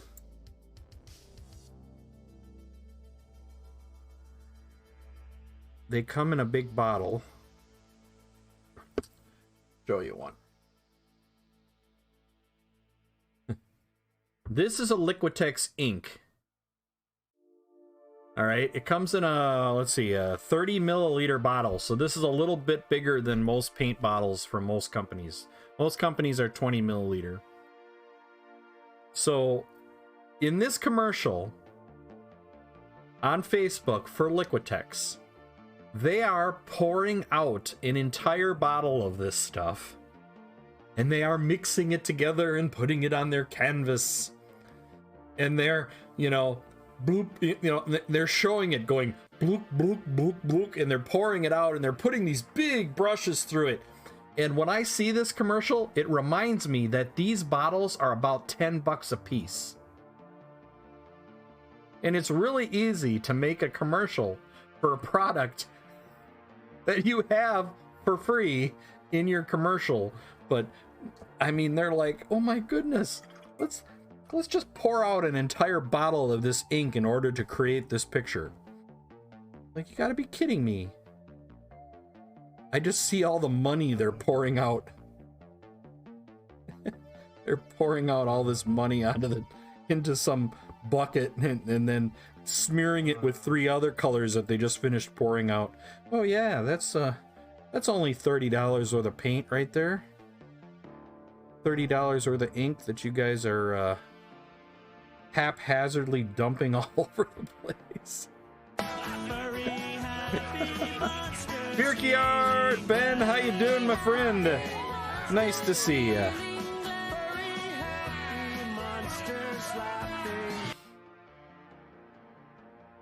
At Blades, you painting off camera. What?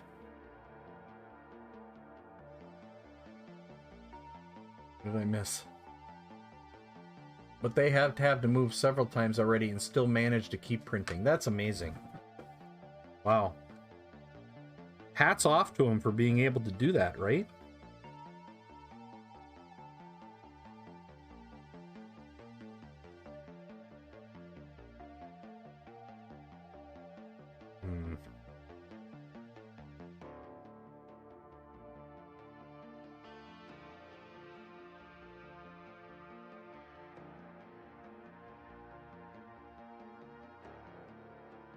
And now that I see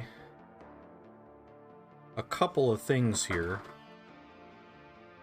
I just realized that I should not have painted a few things blue, so we are going to have a lesson in using heavy body white to fix problems like this.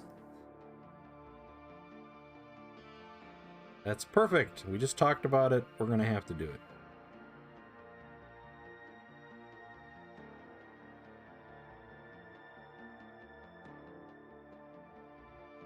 And you'll notice that I did have to come back in with a second coat of paint. Pretty much everywhere I painted blue.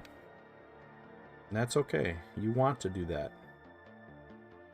If you get it all on in one coat, it's probably way too thick. In fact, I'd say it's definitely way too thick.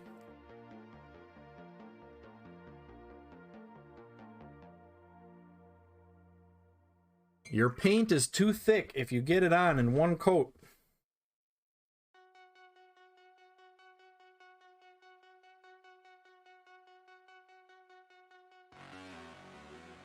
We're going to spin the wheel for Birkyard. Let's do it. Spinning the big wheel. 500 monster marks.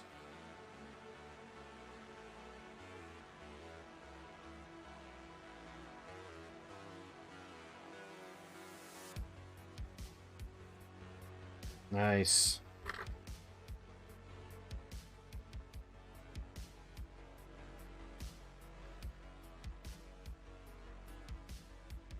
So we are going to be doing a giveaway, not tomorrow, but the next Sunday.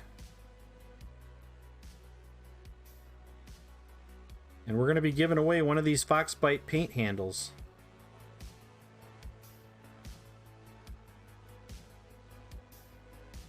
And I'm going to be sending it from here, so it's not an Amazon thing, so I'm going to be including some other things with it. But that will be available internationally, just if somebody internationally wants to help a little bit with the shipping. It can be kind of pricey to ship things to a lot of countries. But yeah, that's going to be next Sunday. We might have some other surprise giveaways too. Other surprise giveaways.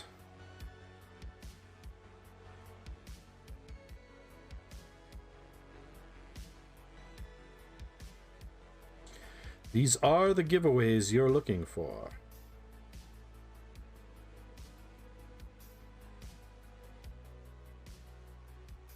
We'll do some sticker giveaways too next week.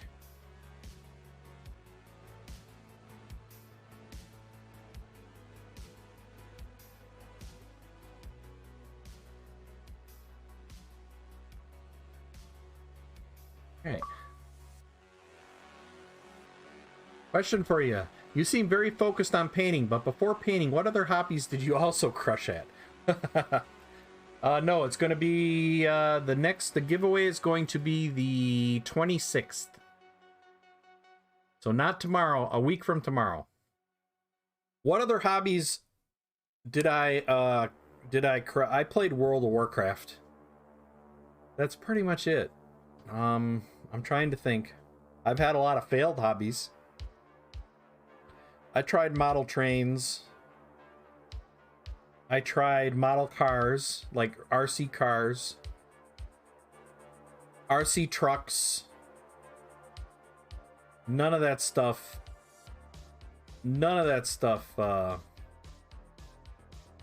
Nope, never done anything like Gundam. I excelled at cross-dressing darts and cheese curd eating. Yeah, overeating. That's definitely a hobby I excelled at.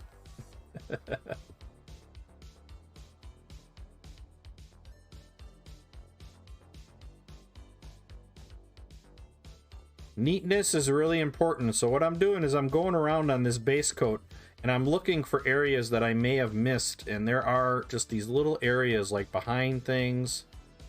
That's where your neatness comes into play. Make sure you're spinning your model around. Make sure you're looking behind stuff that you can get your coats in. No such thing as a failed hobby. Enjoyment and good times. Right for you or wrong makes no odds. Neatness 10. Yes, I did do some acting and singing, yes. Although my days of that are kind of over. My days of acting and singing are done. I can't do stage work anymore. It's just tough. It's tough.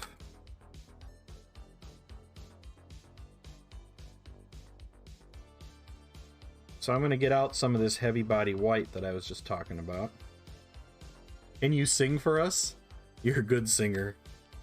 I might be able to show you my singing. Let's see. Do I still have it? Ever try Lego? My son does Lego. My son is building the big castle right now. You want me to try to find it? You want me to try to find my singing?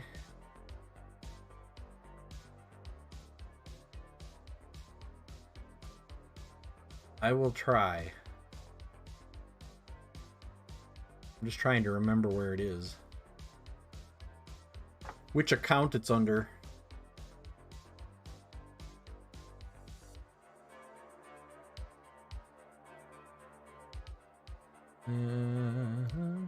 There it is. Found it. All right, let me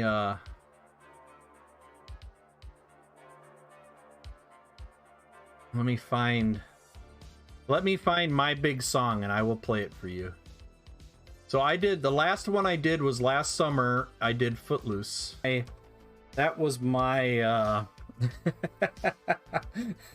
that was my last performance on stage, most likely. I don't think I'll do another one. Because my back is getting to the point where I just can't anymore. So there is one. If heaven can't, who can?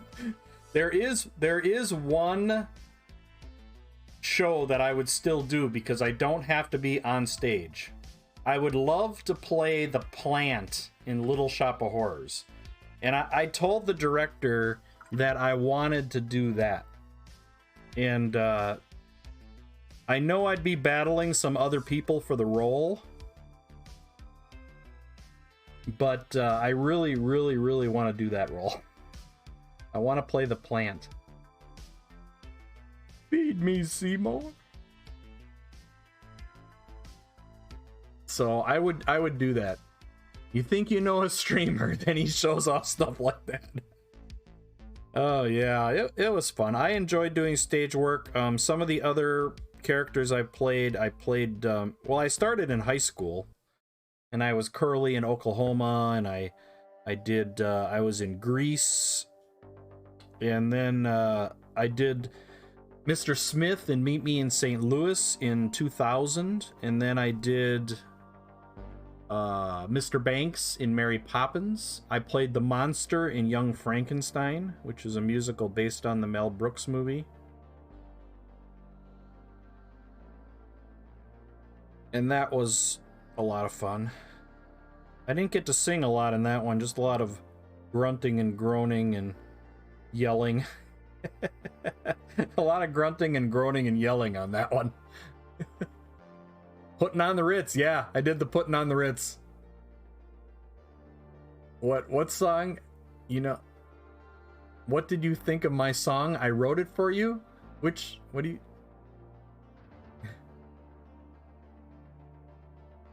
Yeah, putting on the Ritz, that was fun.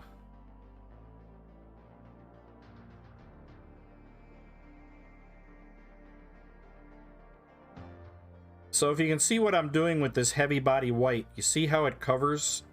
Heavy body white covers where other paints don't.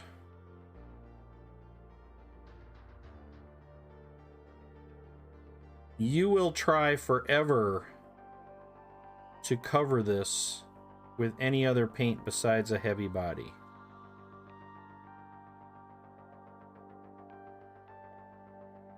Yeah, how quick that is. You posted it again. What's Ed got to do for you? What's Ed but a pigment pushing streamer? What's Ed got to do for you? Who needs a card when Ed's cards make him broken? That's clever. That's clever. So yeah, it was fun. I enjoyed working. I was the oldest person on the set, but I enjoyed working with the kids, and it's fun to work with the kids and show them the tricks and that kind of stuff. I wasn't going to do it originally, but my wife kind of talked me into it. It was a great fatherly role. That's it. That seems to be all I play are fatherly roles anymore.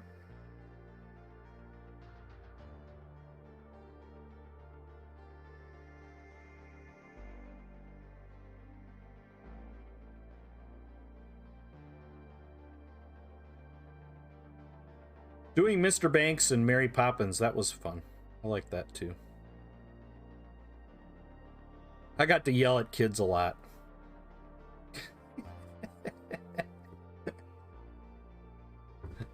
I'm such a mean man.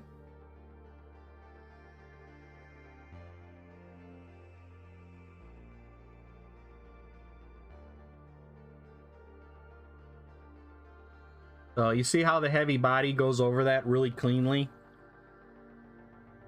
And that was over a dark color. Is it helping kids or yelling at them? A little bit of both.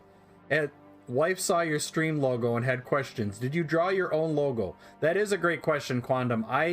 I found the logo online free, but I had Wise Carrot do the modification on the paintbrush and the tail. So my original logo was just the plain monster that I found on the internet, and I made sure that it was a free copyright free picture to use. And then I had Wise Carrot took care of the modifications for me.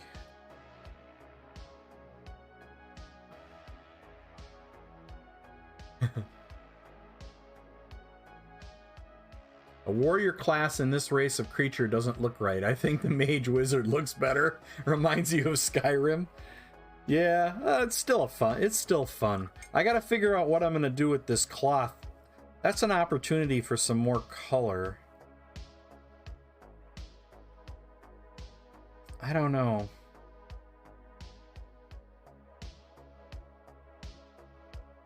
I don't know what color I want to make that.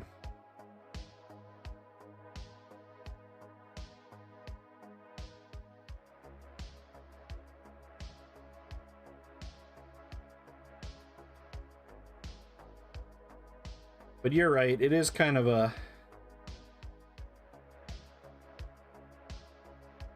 See, even with the heavy body white, I had to go over it a couple times, but it'll eventually cover.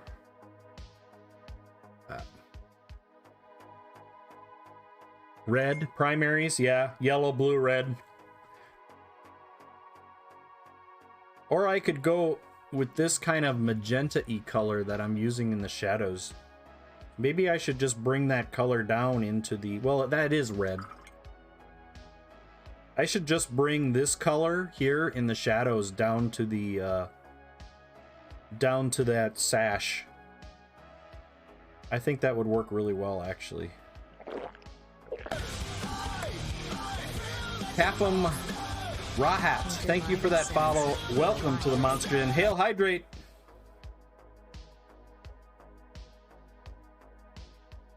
And I apologize if I did not get your name right. Because then the other thing I got to worry about are all these little dots. You know, like I did on this dude, I did all the dots. And then this one's got the same thing. So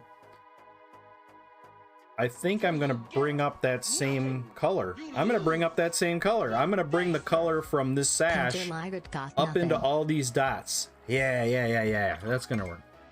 That's going to work. Then drinks a pint of Guinness. Yeah, I've done that. My son bought me some Guinness a couple weeks ago. Wife said I should have made my own stream logo. Then I showed her my avatar. She didn't like mine and said it looked like Slimer from Ghostbusters.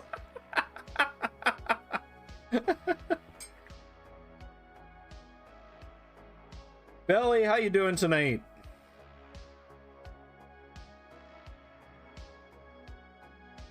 Now, I think I'm going to do the magenta dots, and the reason I'm doing that is because I want to bring that color. I've already got it in the face here.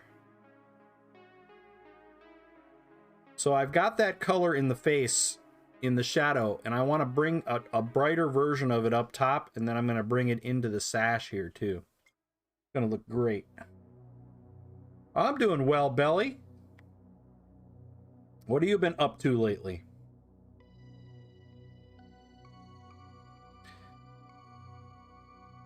All right, that's great. I love this. Okay.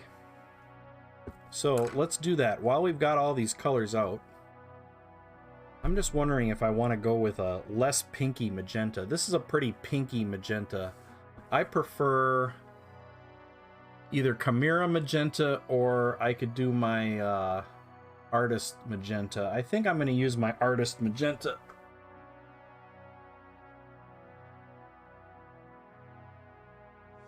Can you tell this is a well-used color? I've had people ask me why I have Gargoo as an emote.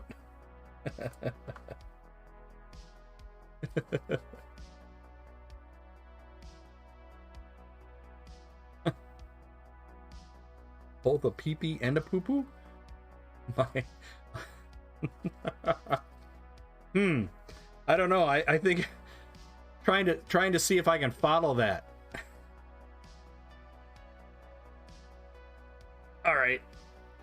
I'm afraid. I'm really afraid I'm going to rip one of these bottles open. I'm always afraid I'm going to rip one of these bottles. Logic checks out. There we go. Couple little taps on the table and boom. We got it. All right. This is a much more richer magenta than the Pro Acryl magenta. What they need is a dark magenta. Oh, they do have a dark magenta now. Duh. Right here. I don't know. To me, it's still a little too violet-y.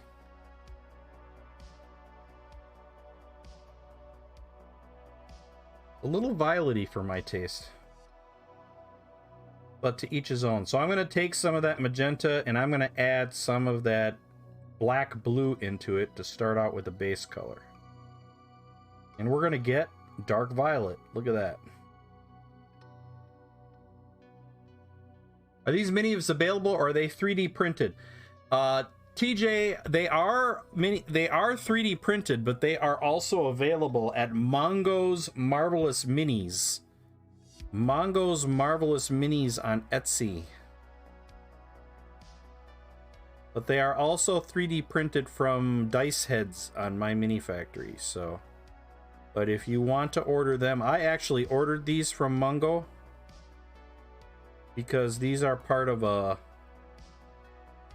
I was supporting the contest that they're doing, the charity thing that they're doing,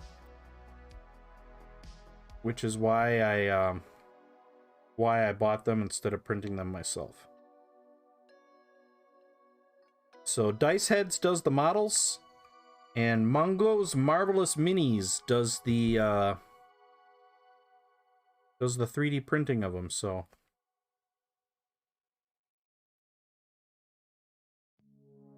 and when I got these in the mail from Mongo's, they came in pluck foam. I couldn't believe it. Came in a couple of pieces of pluck foam.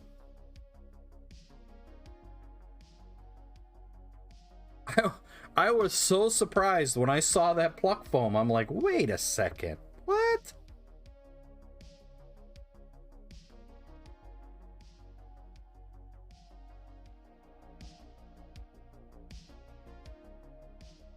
They were in little cases of pluck foam.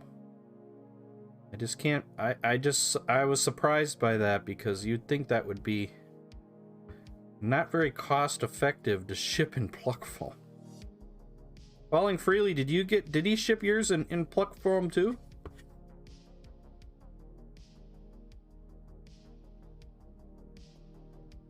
Those aren't oil. Grim Nation Hobbies, how you doing? I just checked your YouTube channel the other day to see if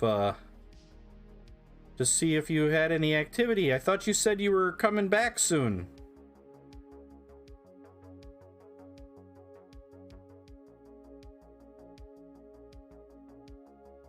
There we go. Like it.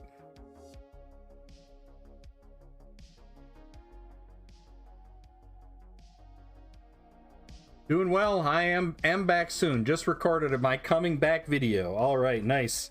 Because I know you said you were going to do some kind of an unboxing video a while back, and I don't think I ever saw that. So good. I'm glad you're coming back.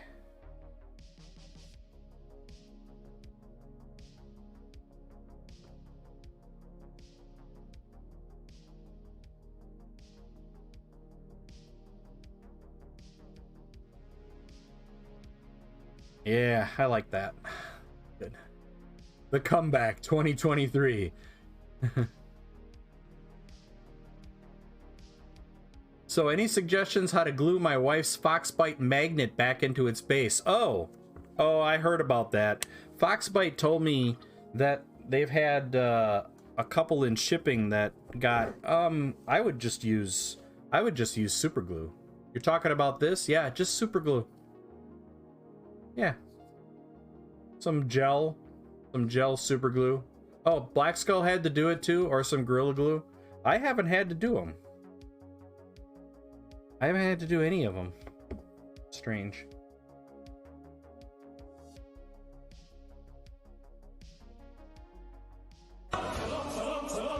Black Skull, how you doing tonight?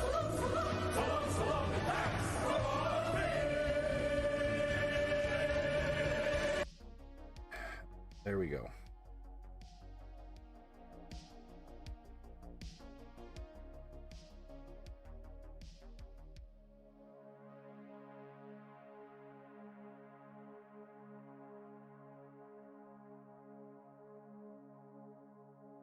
It popped out the bottom. Okay. Oh, are you talking about this magnet? Or are you talking about the bases inside of here? You talking about this one? Yeah, I would still just super glue it. I super glue magnets all the time. We've got a raffle going on for Streamloots packs. Chests. If you want to get in on that, ! Raffle.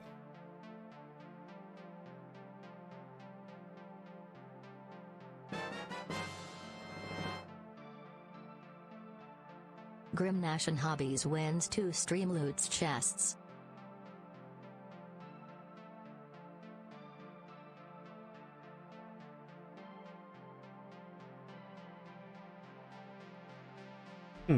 You know, we're going to use the toothpick method.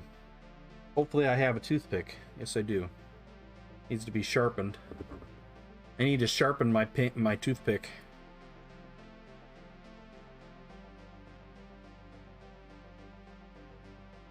I don't want to go too thin with this toothpick, which I just did. That's okay. We can just cut it off. There we go.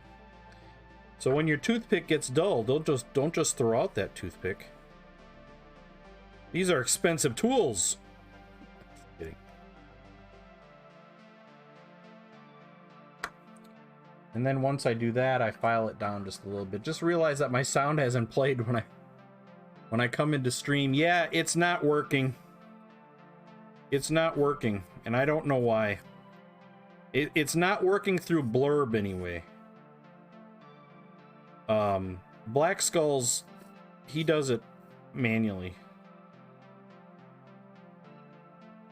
Black Skull is special, he does it manually. Not bad, finished undervalue sketching on your Iron Fist today. Almost done with Electra. Boy, man, you're plowing through those. You're plowing through those, my friend. You must really, you're rocking them for one thing. Man. Black Skull has been painting a bunch of, has access to some marble, lots of marble minis, and has just been cranking those suckers out. It's been great. Been great watching that. All right, so we're going to use the toothpick method.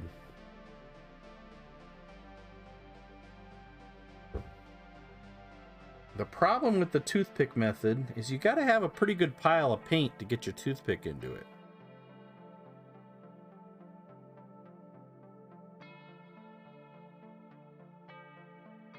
And I can already tell this isn't going to work with the bigger ones. I need to create a pile of paint.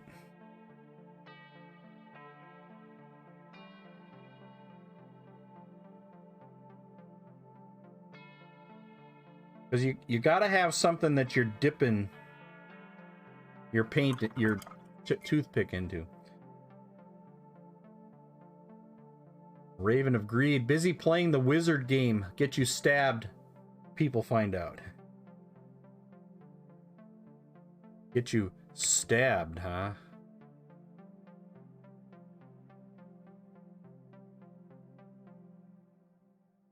Now, why am I choosing to do the toothpick method on here? Because these are some pretty fine little dots, most of them.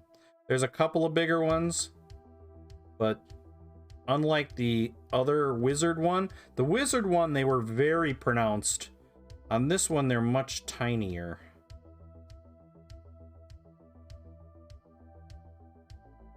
And doing the dots with a toothpick will get you nice, perfect round dots. Where if you use your brush, you are most likely going to get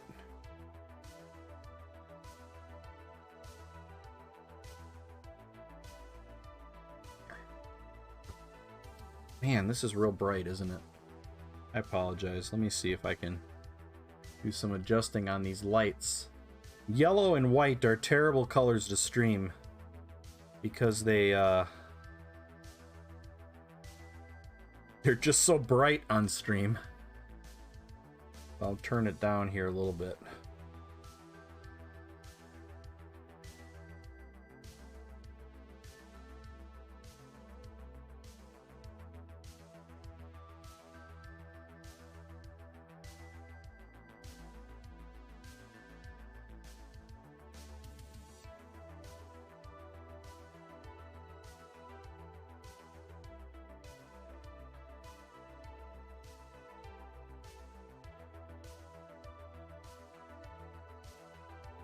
Very nice uniform, perfect little dots.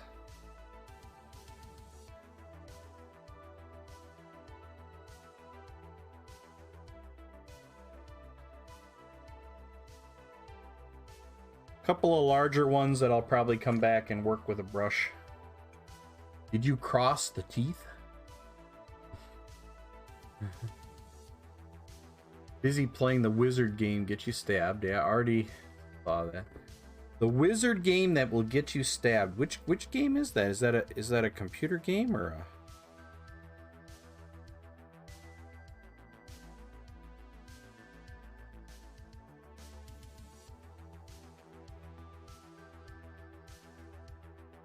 There we go. Nice. I think we're going to use the same thing in the eye. Use the same thing in the eye.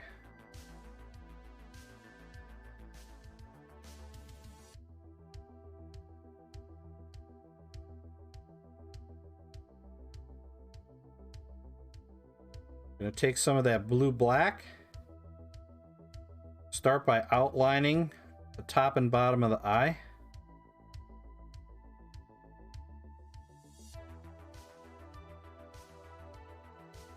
All right, do the same thing on the other side.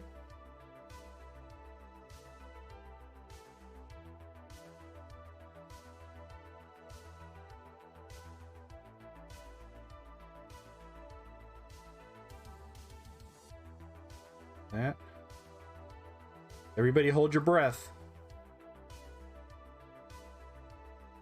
Gotta hold your breath when you're painting eyes.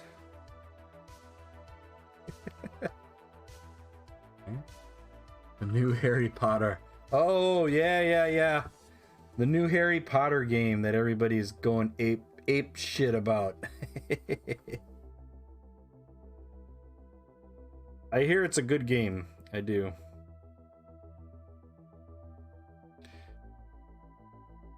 My son is playing the new Dead Zone. No, Dead Space? Dead Space. The remake.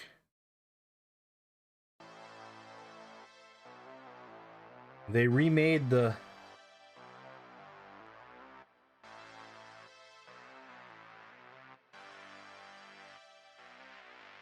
He has gotten so much value out of that game, the original, over the years, that he just said he had to buy it. And he got the super collector's edition that comes with the helmet and all that stuff.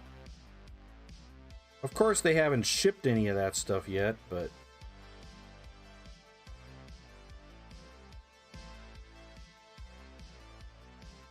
Yeah!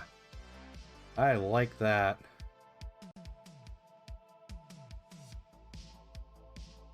See, the one eye on this side is just a little different shaped from the other side.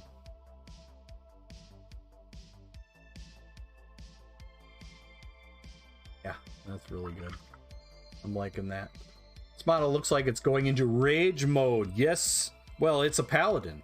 You know, it's gonna rage. I don't know about such things. I just do eyes. I do your eyes. Just look into my eyes. Hogwarts Legends is great. Won't win Game of the Year, well, because of the Twitter mob. Yeah, I heard about the Twitter mob. Everybody was freaking. The Twitter mob. Gotta love it.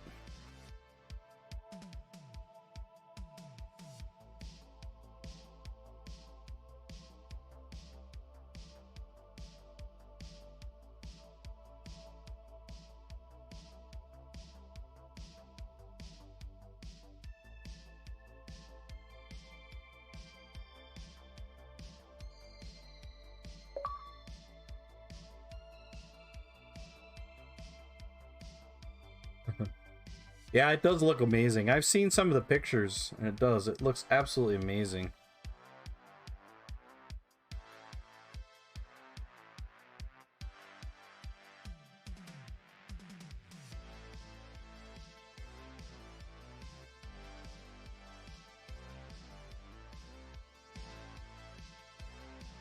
Yeah. It will outsell everything else because of the Streisand effect. You've been watching Nooblets play it? I imagine there must be a lot of streaming going on with it.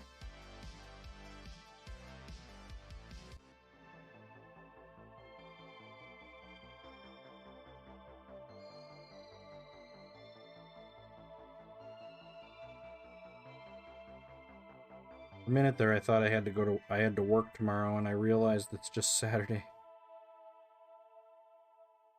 Is that a good or a bad thing? Is it good to like think you have to go to work tomorrow and then realize that it's only Saturday? Is that a good thing? Yeah, that's probably a good thing.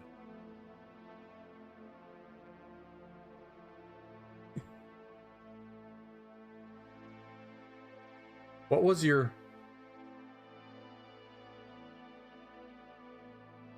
What was my last meal? I'm eating oatmeal and peanut butter. I had pizza. I had pizza today. Although my wife did bring me a couple pieces of bacon. Every Saturday we go to a buffet, a pizza buffet called the Pizza Ranch, because my dad loves it. And that's a Saturday. That's an every Saturday thing. And my dad's 85. So it's one of those things that... It's one of those things you do. It's one of those things you do as a... All right, Falling Freely, heading out. Thank you, Falling Freely. Always a pleasure.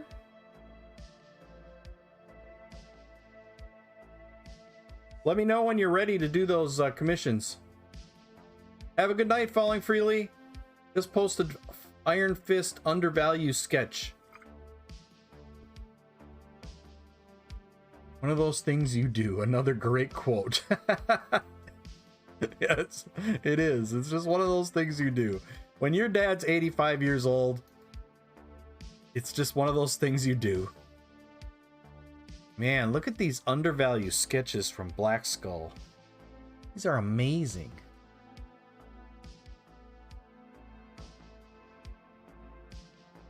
So, undervalue sketching, for those of you who don't know what undervalue sketching, it's basically creating a plan. Undervalue sketching is where you create all your highlights and your shadows using black and white and gray, and that's what Black Skull has done here. So what Black Skull will do is he'll use this as a reference to paint his colors. Grisaille method, that's the official name of it.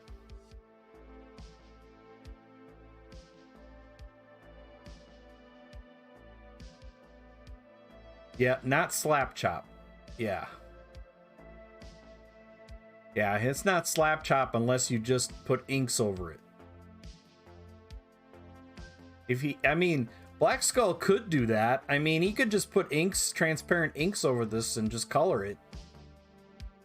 But it's kind of like a slap chop. I think in this case, this is way above slap chop though, because that undervalue sketch is incredible. That undervalue sketch is better than any slap chop I've ever seen. And then here's another undervalue sketch. Yeah, it's more accurate.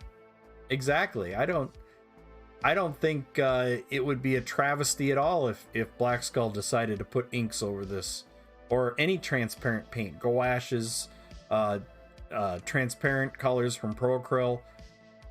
It certainly wouldn't be bad with this level of undervalue sketching. I mean, the undervalue sketch itself is an amazing piece of art.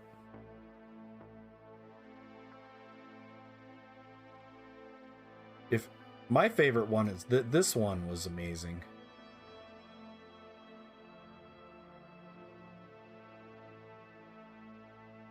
Really, really good.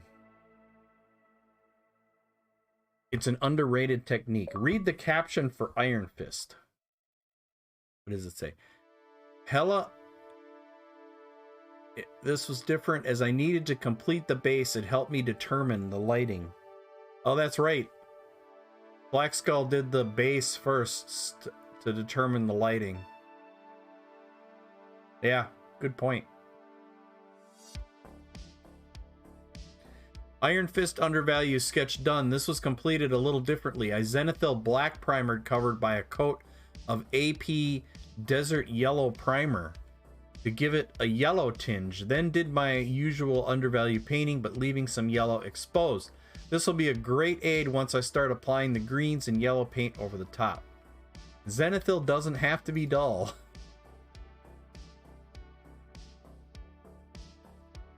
Now, why did your pictures for that model end up more yellow on top of it?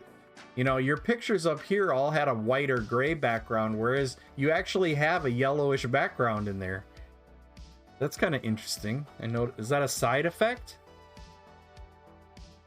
Yeah, people just now look at it like, ooh, Slapchop, yeah. YouTube ruined it. YouTube did kind of ruin it, didn't they?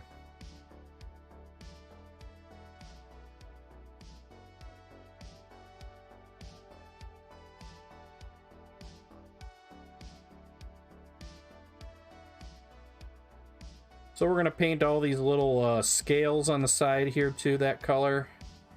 Doing the magenta. I really like the magenta.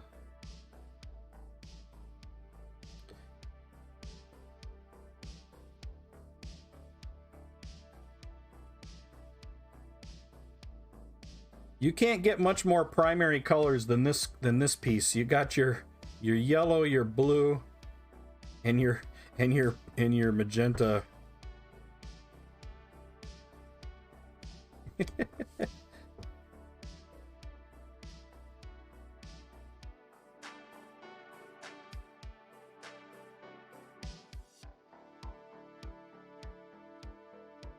Yeah, these are definitely primaries. Oops. That. Ah, I like it. Take this.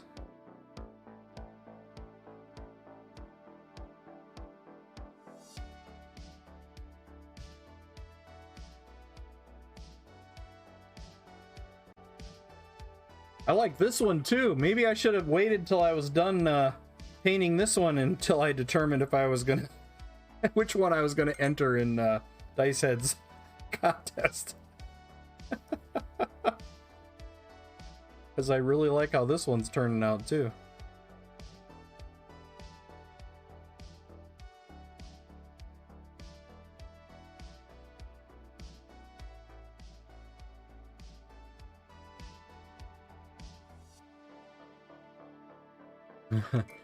Galifire, how you doing? Good evening.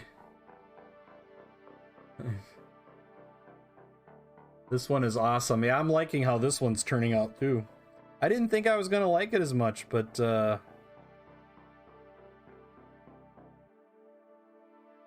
I like it. I like it.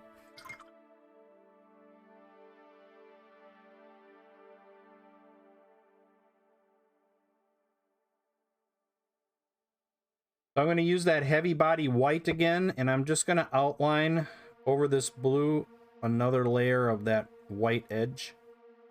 I don't even think this is particularly molded in, but I like the idea of it. So I'm going to make my own, even if it's not molded in.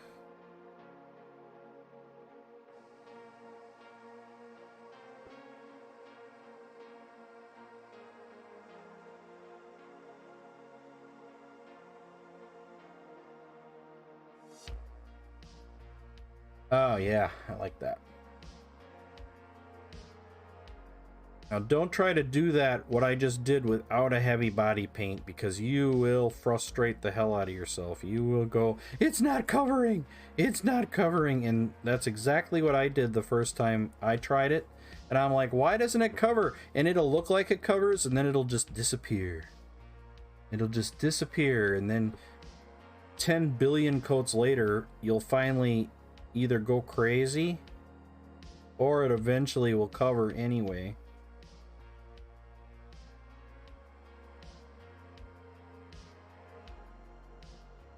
So save yourself some headache of painting a bright color over a dark color and get yourself some heavy body white. It's a great tool to have around, because without it you'll struggle painting. An extra cookie? Or who has a cookie? Oh, it's great for what people mainly use it for, getting armies on table. Sadly, it doesn't work for all armies. Yeah, one thing with Slapchop I've noticed is that you have to do a much more whiter zenithal prime than black. So when I do a zenithal,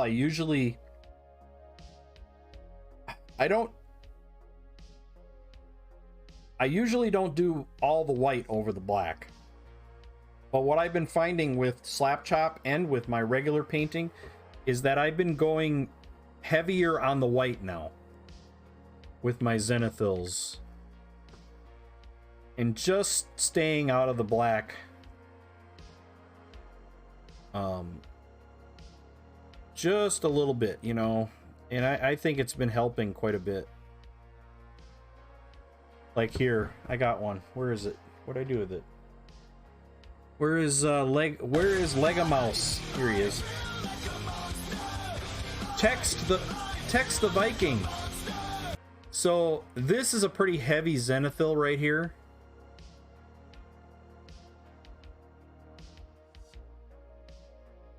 And I went over it a lot with white. And I did a couple coats because the white tends to disappear into the black a little bit. So that's a really nice white layer over that black. Whereas in the past, I don't think I did as much white over the black. And I left a lot of the black showing. So this has been helping to go back to almost a full white. I've been watching a lot of videos from Sergio Calvo. He always paints over white. He never does black, which I thought was interesting. My Ninjon set are now on my racks. Had to recalibrate your racks again. It's like a million coats cried out and once then disappeared. Yes. Yes, these are from Dice Heads. And I had them printed by Mongo's Marvelous Minis. Mongo only pawn in Game of Life. Now that I look at this, I think this is supposed to be blue.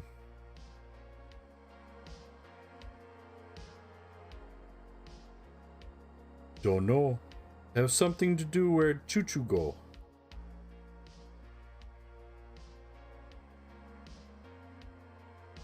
Candygram for Mongo.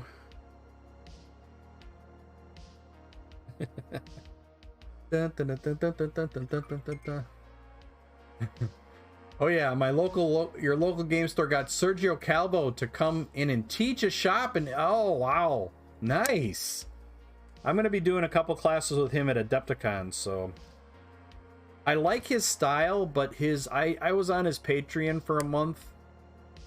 Honestly, his Patreon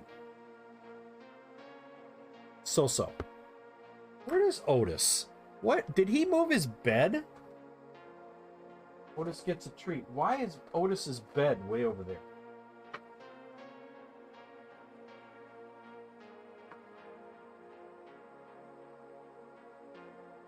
Here, let me just drag the dog closer. Otis is sulking. Yes, he's very mad at me right now.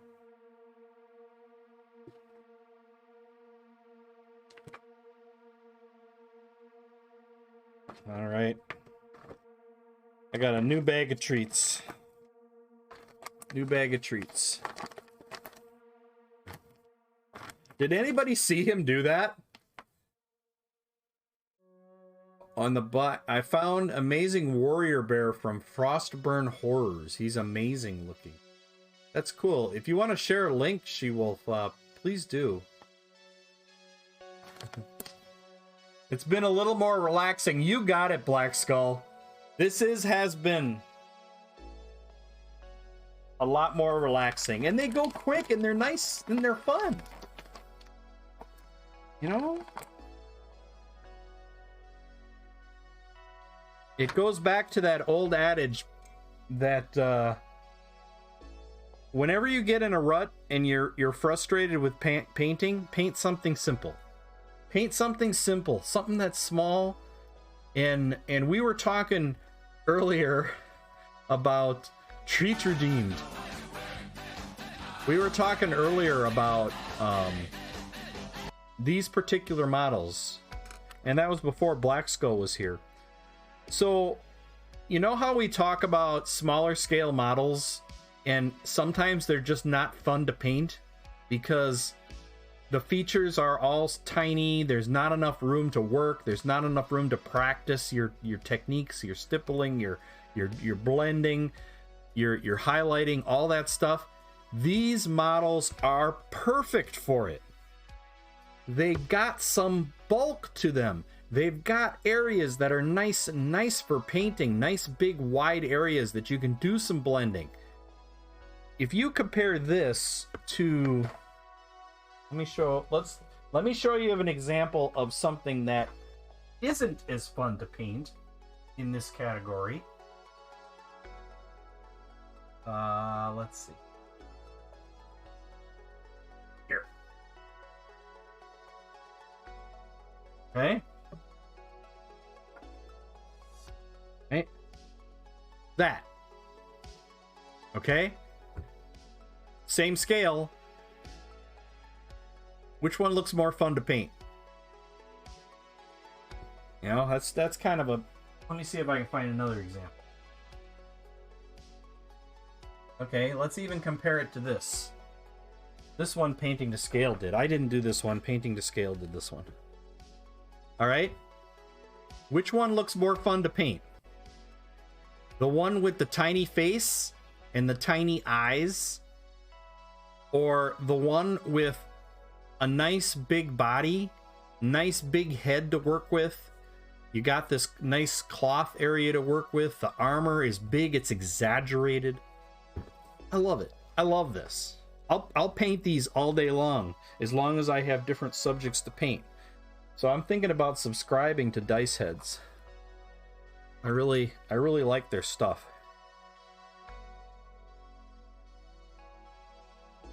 I really like their stuff.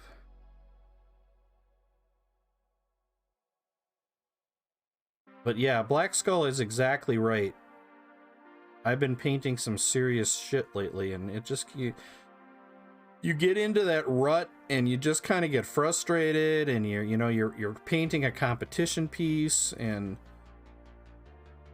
Alright, we got a link to check out here, too. I also got a Streamloots card drawing to do here in a second. So, I keep forgetting about that. I apologize.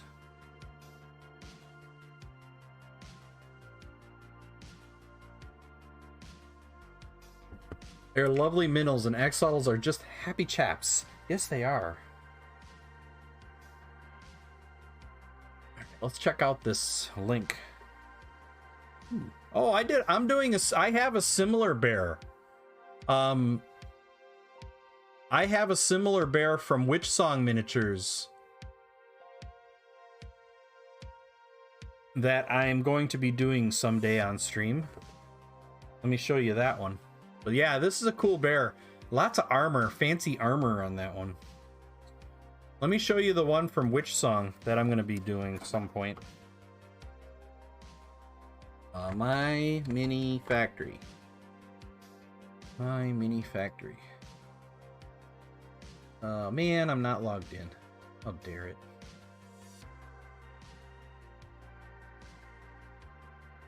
Come on. There we go. My library. My tribes. No, or is that's not a tribe. That's a shared with me song. Yeah, here he is. Yeah, here he is. So there's two versions of it. There's this one.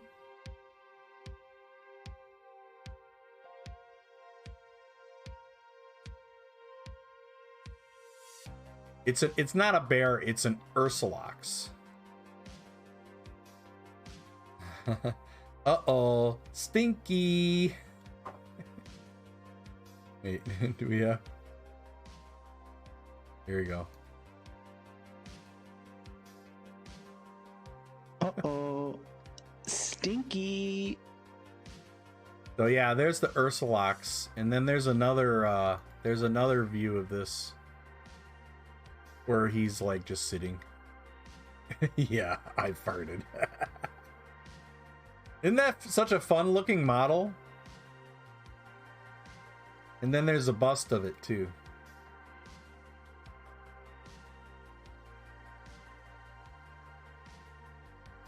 Yeah, I'm going to be doing that one at some point.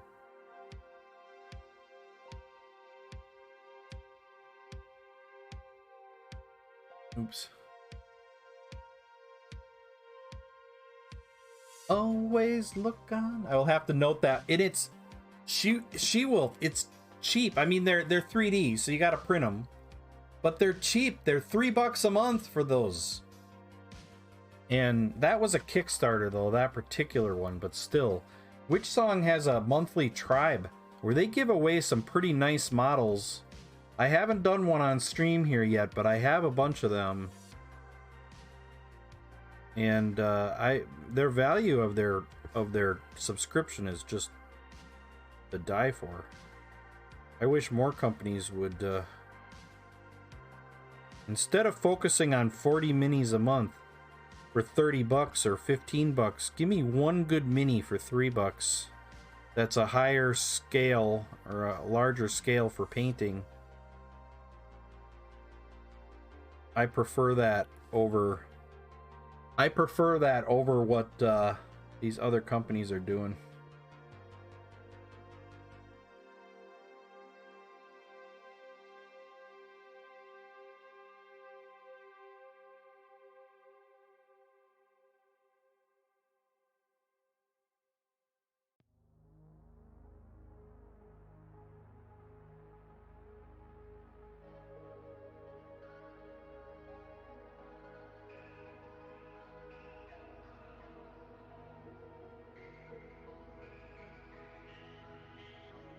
Always look on the bright side of life.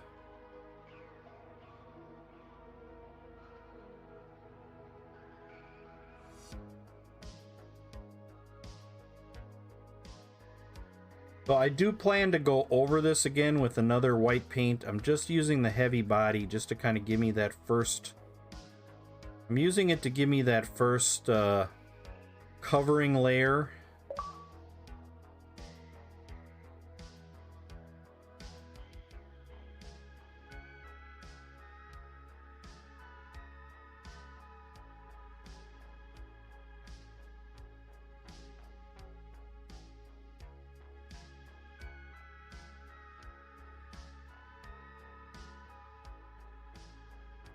Can you post a link for that? Oh, the Witch Song? Sure.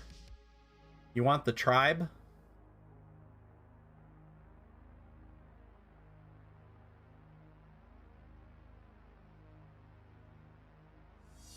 The tribe. Which song? Yeah, I got it right here. Yeah, $1 a month for their main mini, but I do the $3 a month and you get like a bunch of different stuff.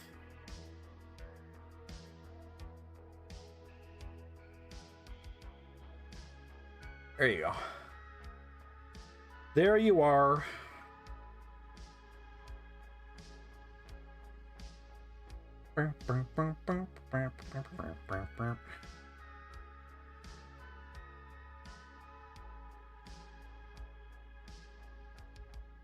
So this magenta color, I'm not going to mind to go to the pink a little bit as I go and highlight it. It's not going to bother me to go to the pink. Yeah, if you like larger scale painting projects, I think that's the way to go.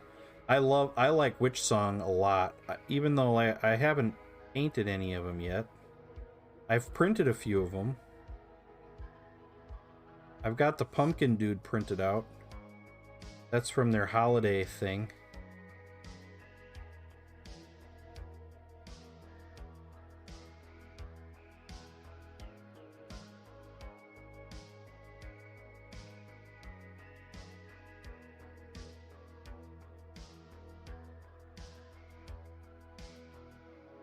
And then I didn't get it printed out in time to print it for Halloween, to paint it for Halloween this year.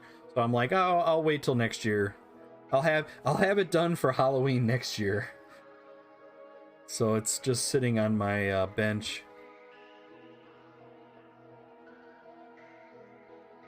Trying not to get broken while it sits for a year before I paint it.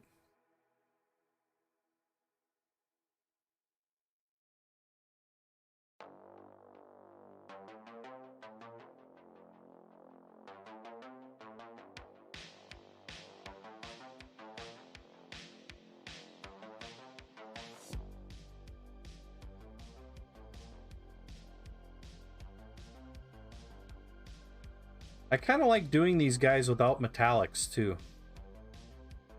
I had thought about doing some metallics with the other one, and I'm like, you know, I'm not gonna do any metallics on it.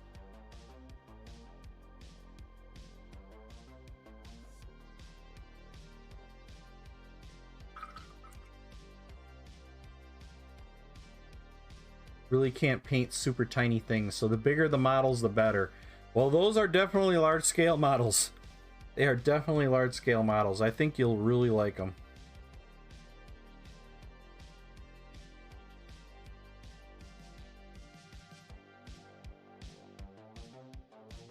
Yeah, I think I just decided to do these differently, too. I'm going to do those magenta. And then we're going to do the little top things in the... No, we're going to just leave those. Maybe. I don't know.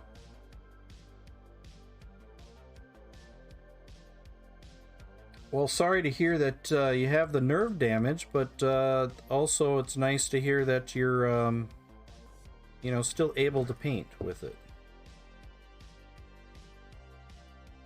You're able to paint through it.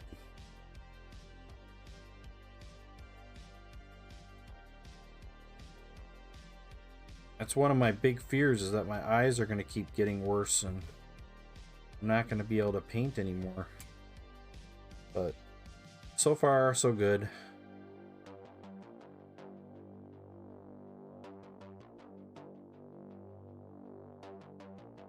I agree about metallics. My opinion is some of the smaller scale minis suffer when a flashy metal is added, unless it's a Paladin or a robot. Well, this is a Paladin.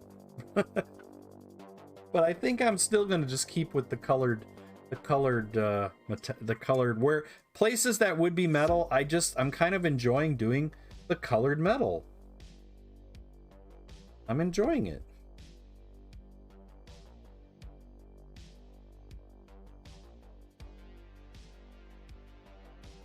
All right, so now I'm gonna just take some of the regular blue, not mixed anymore with the dark blue, black blue. We're just going to start to work this up. Start to work these.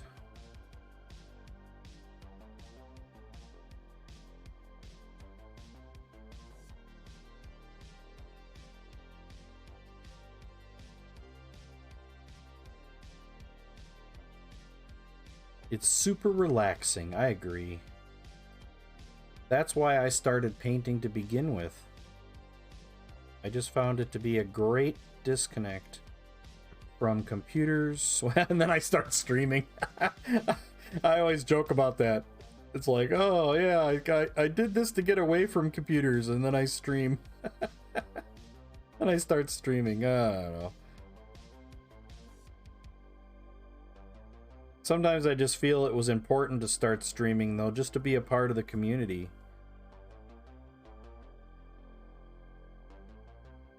And I thought another reason I stream versus to me it's a little more difficult to hang out in streams because I'm always got my head down on a model and I feel like I'm not focusing. But I'm getting better. Like I was in Punexpected stream for a long time today, but I didn't say much because I was busy working on the Axolotl.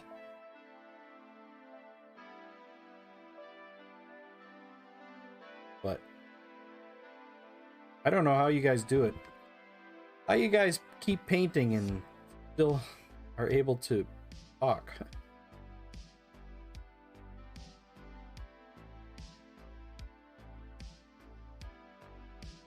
If you really want it to be relaxing, do what I do. Try painting a while in a swimming pool on a pink flamingo floaty with a beverage inner tube holding your cool glass of iced tea and the other holding your gummy bears.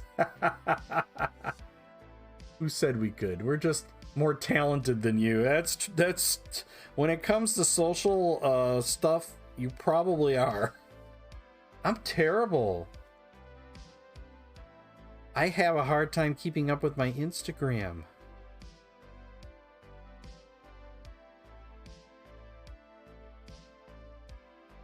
Sometimes I'm just not good at, and you know, now it's more about it's not as much about the pictures.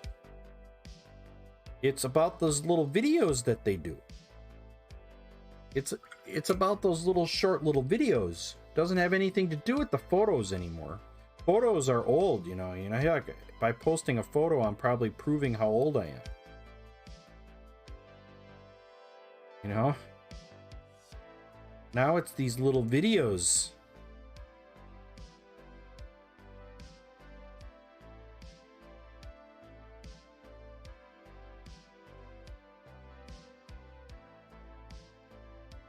And these little TikToks and these little blurb videos that they do even on Instagram. I don't know. I don't get it. Stories, I don't get it. It's almost like I need a class. I need a class in how stories work. I don't know. I can't paint well or talk well. I just bungle through everything. Oh, you do just fine, Painterly Git.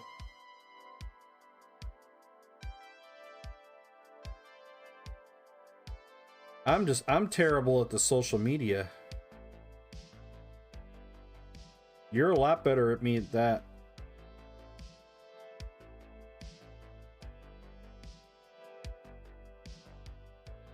You want to watch your stories? Are you? Yeah.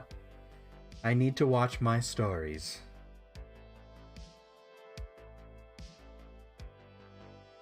I need to find out who's sleeping with who this week. Who murdered who? Who shot JR? Oh no, that was back in the 80s.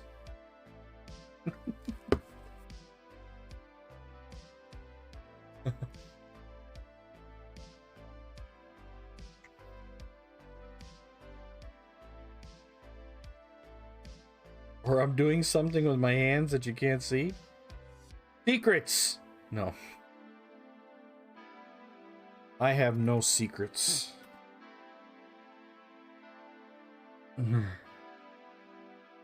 As bad as my first stream was.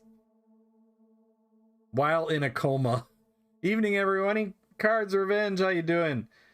Is everybody in on that Stream Loots raffle?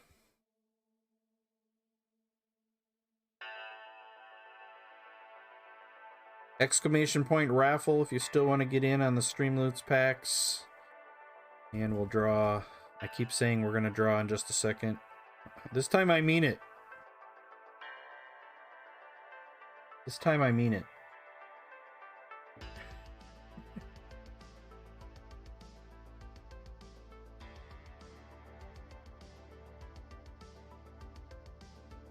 I'm like that that hot tub streamer.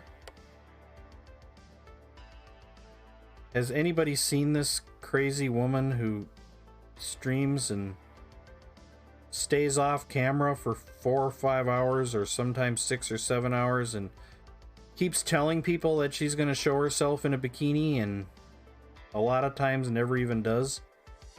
And then she'll sit there going 3, 2, 2.5, and then she'll go on for another hour. It's like, what the hell? Like, and people watch this shit.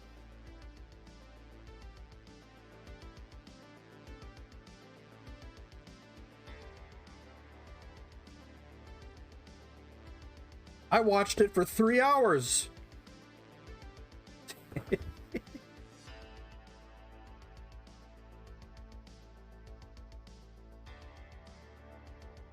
Wondering what the hell was going on. Just do it. Yes, you can. Yeah, she found something that works for her. 1965 wants She's Game got like Monster to eat a 5,000 sour candy. viewers. Just do it.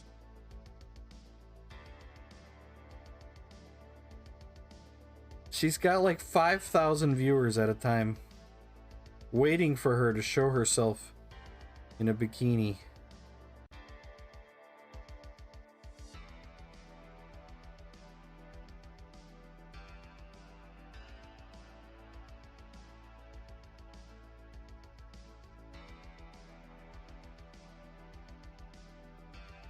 5,000 viewers and all of them just as flustered as me. That's right. They showed too much skin. I got a notification that they showed too much skin and got banned? Really? That's interesting. Yeah. Didn't someone that did that just get banned from Twitch? Well, she never showed herself, so I don't know if she was the one that got banned, but maybe. All right, what? Let's see. Just do it. What was that? Pucker up. We got to do the raffle. Exclamation point raffle for stream loots. We'll do that as soon as I'm done eating.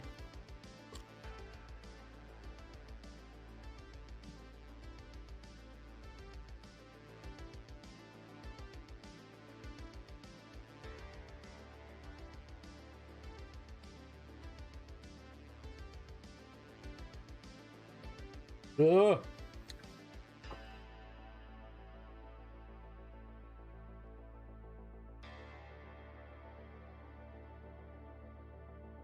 Oh, goodness.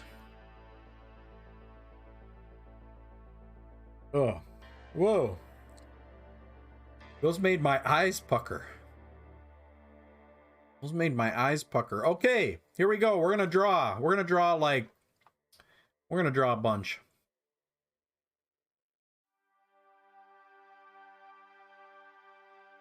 Our first winner, Jet 376.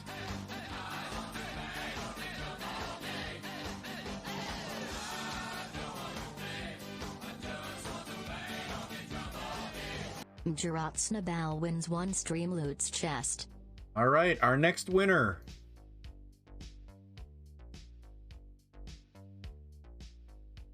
All right, Jet's got your cards. All right. Pick a winner. Next winner is Laters. Laters.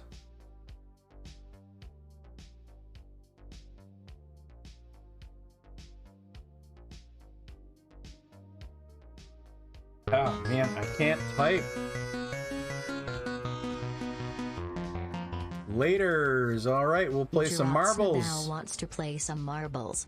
All right, Laters, congratulations. We're gonna draw another one. Our next winner is She-Wolf 0777.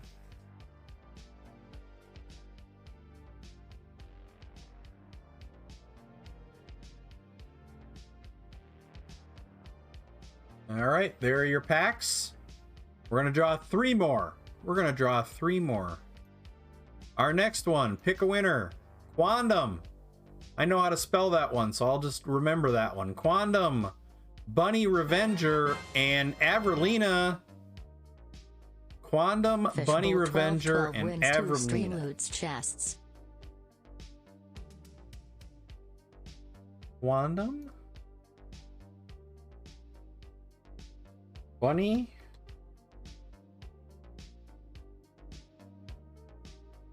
and Avrilina.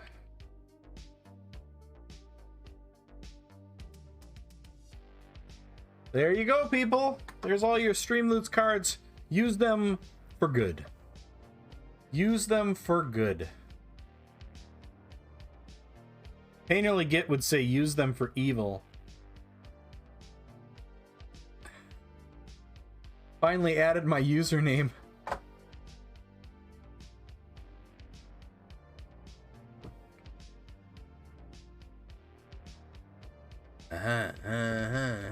Finally added my username to your spelling autocorrect. All right, let's go play some marbles on stream.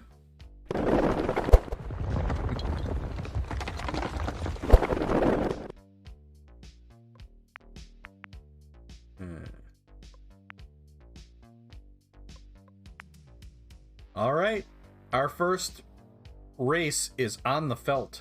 Use them for chaotic neutral. All right, exclamation point play. You know the drill.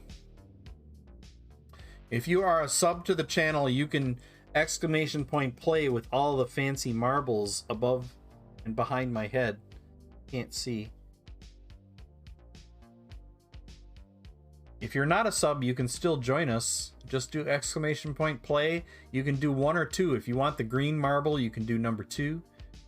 Other than that, you just get the plain marble. But you have just as equal of a chance of winning. Fury's Forcon, how you doing tonight? PK Climber, how are you?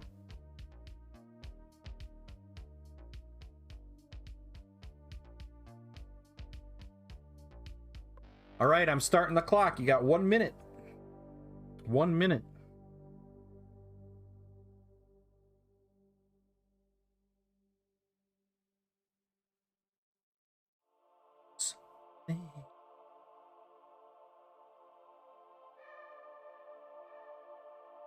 I'm head over heels.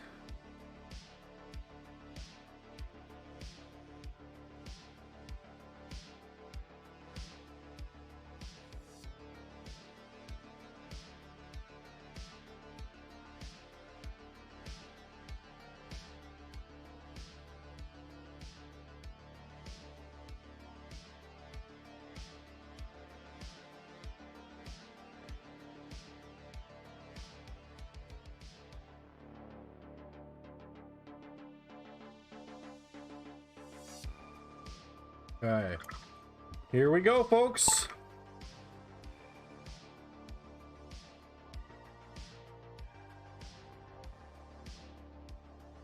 Tonight on Monster Den sings 80s karaoke while sucking helium. Something happens that I'm not. No, I sound more like Elmo. Karn's Revenge is in the lead.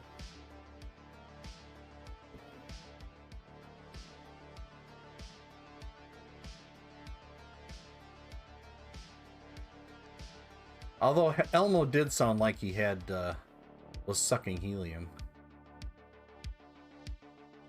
Oh, Black Skull is working. Black Skull in the lead right now, right along with the track record there.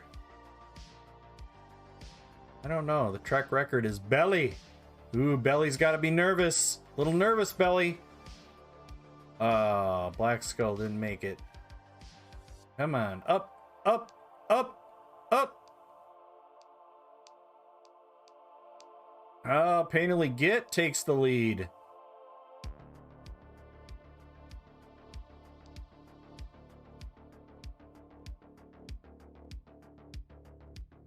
No, God! No, no. No, God, please, no! No! No yeets yet. No! We don't have any agony of the yeets.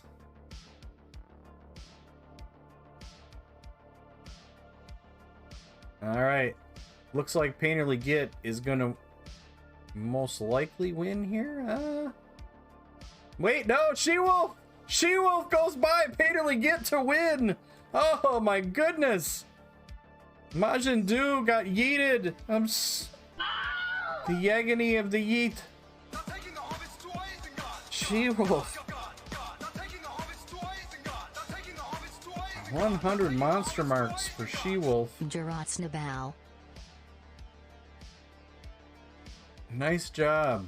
Painterly got stuck. We are in Isengard now. Damn, man. I'm a doctor, not a marble player. As soon as Ed says I'm in first, it goes to heck.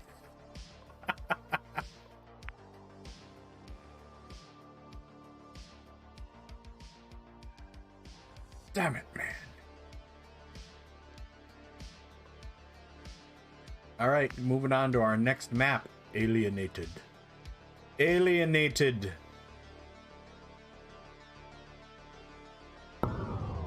Oh, there's the spaceship. There's the UFO. That's the Chinese UFO right there.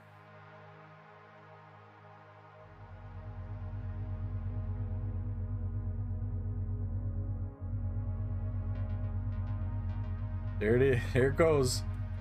There it goes. Got the UFO. Alright, we're starting the clock. 1 minute. 1 minute to get in it.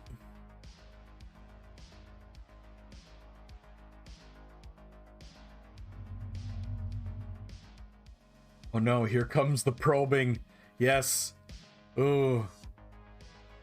We know you like it, Quandam. We know you like it.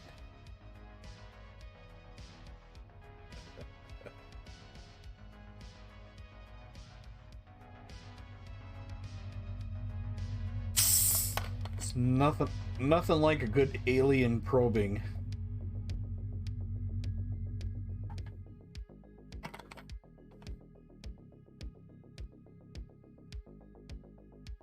Snotty beamed me twice last night. It was wonderful.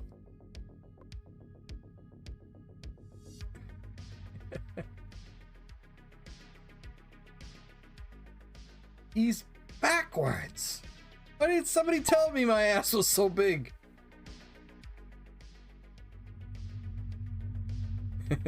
I just had a cinnamon oatmeal and molasses cookies. Did you see the article saying that the one balloon has 3 dummy fire bombs on it? No, I didn't read that at all. Oh my goodness. I did hear that one of them was like something a test company has to do. One of them was a test and one of them was like a science experiment, I think. I don't know. Jet is in the lead right now, followed by Painterly Git. That's right, I said it. Painterly Git. Let's see if it works.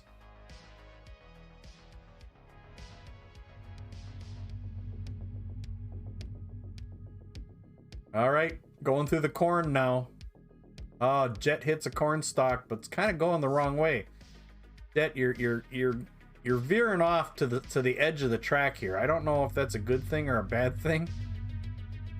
Oh, Black Skull is... Oh, and Karn's Revenge is over on the other side there. Karn's Revenge taking the lead at the moment. Oh, but the bucket goes back and forth. Don't clear your cards, people. Don't clear your cards. This is anybody's race. Uh-oh. Ooh, did anybody get abducted yet? Nobody got abducted yet. Oh, who's getting abducted? Oh, Furious Vorcon is getting abducted. I wish I could go over there. Oh, there. Oh. What happened?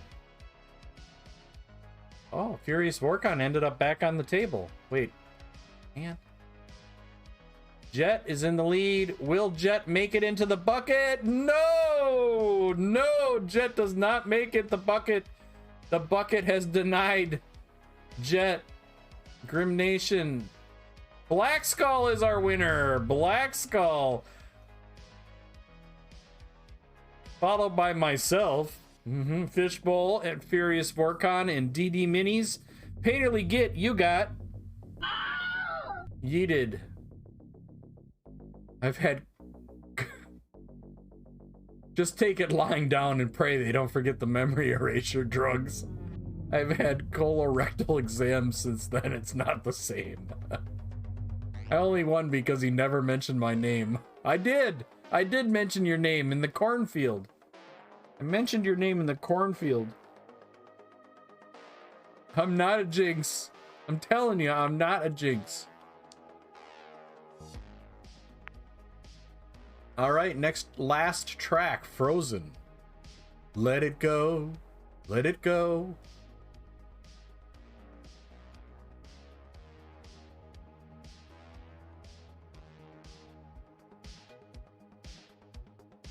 I can serenade you all.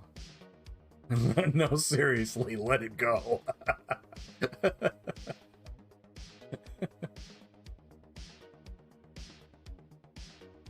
I can't take it anymore. No.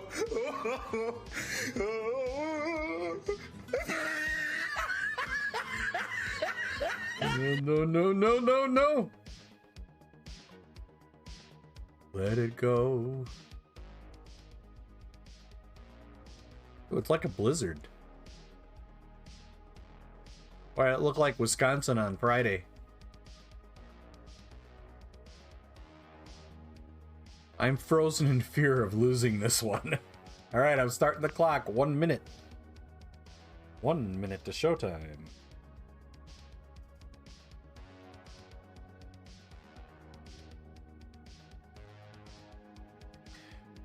Who was it who said you didn't name them in the last race? Just asking for a friend. Skull.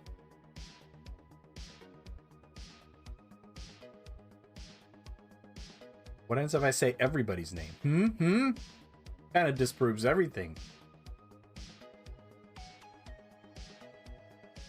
Because it's both right and wrong. So it's like Pavlov's dog. No, that's not Pavlov's dog. That's Pavlov's dog is the one that when you ring the bell, dog wants to eat. What's the one? What's the one with the dog in the box and you don't know if it's dead or alive? Oh, it gets yeeted. The cat. That's right. What's that called? It's a cat, not a dog. Okay. Well, does it matter if it's a cat or a dog? I mean, in Christmas Vacation, there was a cat in the box, and you knew it was alive because Chevy Chase was going. She wrapped her damn cat. Uh-oh, Black Skull's going backwards. DD Minnie's in the lead right now. Schrodinger's cat. Dogs are better at getting out of boxes. The cats like to sit in boxes, right? If I fits, I sits. Oh, Jet's going up the back the wrong way.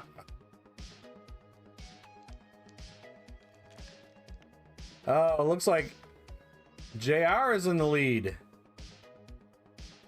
JR, how are you tonight? Damn it. Speed. If the box fits, it must be a kit's. All right, Cora's in the lead. Not doing too bad. I just said it. Oh, see, now Cora. Oh, Cora remains in the lead. I didn't jinx it. Okay, maybe I jinxed it now. Nope. Oh, Cora's still doing good. Oh, Mrs. VR takes the lead. Followed by She-Wolf. Oh, She-Wolf's getting close now. Ooh, we got Majin Du on the other side, who actually has the lead. I wish I could zoom in right now. There we go. Majin Du in the lead. Mrs. Miar. It's gonna be a close race. It's gonna be a close race, folks. We got Mrs. Miar, Majin Du, She-Wolf. Oh, it looks like Mrs. Miar might be in the lead now. Yep. Mrs. Miar in the lead. Hey, Mike, how you doing? We're doing well. It's Saturday. I can sleep in for a little while tomorrow. I can handle that. Uh-oh.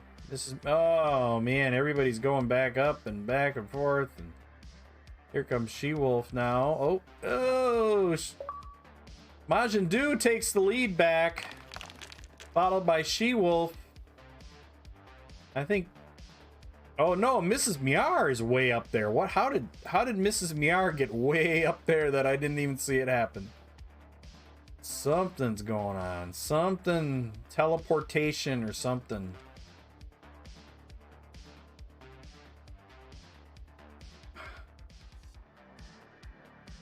Darn it.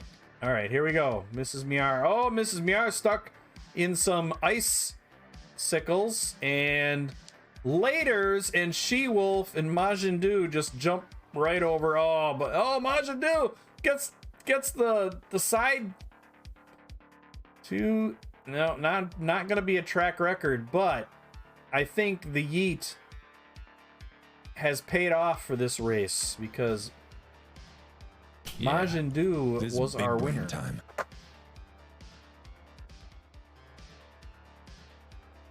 $100 monster marks. Majin Du, you won after being yeeted.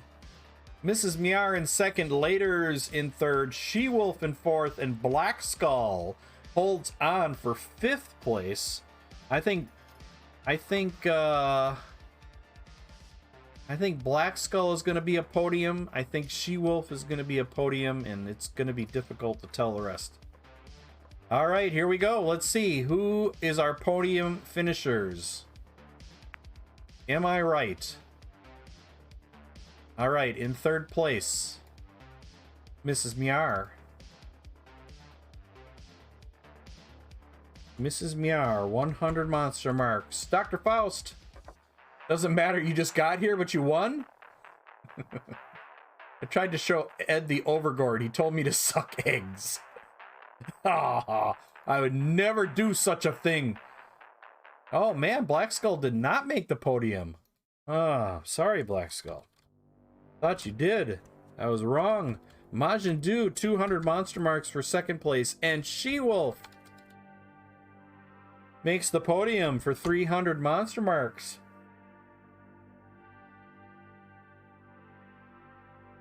No, I'd never say anything bad about the Overgord. It would attack. It would come and get me in my sleep.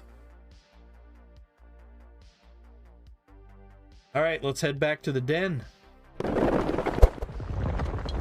I love the Overgord. I'm just trying to decide if I want to paint it now or wait until Halloween time next year, because that's such a great Halloween time thing.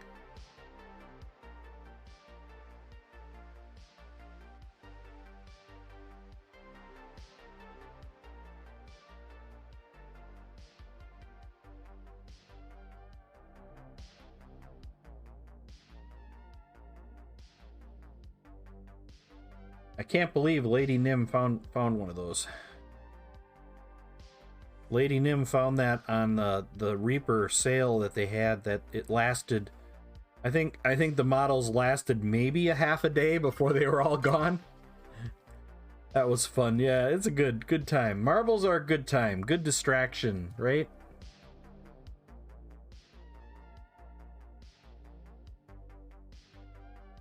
Everybody, go give Mike Disney a follow. If you're not already following Mike Disney. Incredible artist in What the dog doing? more ways than just miniature painting. What is he doing? He's just sleepy. He finally settled down. He was being a real ass earlier. You get a shout out to Art of Mike Disney, and Dr. Faust is also here. We also have Painterly Git. These are all great streamers, people. And Quantum Reveries also started streaming. So if you're looking to follow more miniature painters because you like watching miniature painters, and then Falling Freely was here earlier. These are all just awesome people and great streamers, fun to hang out with. You can't go wrong.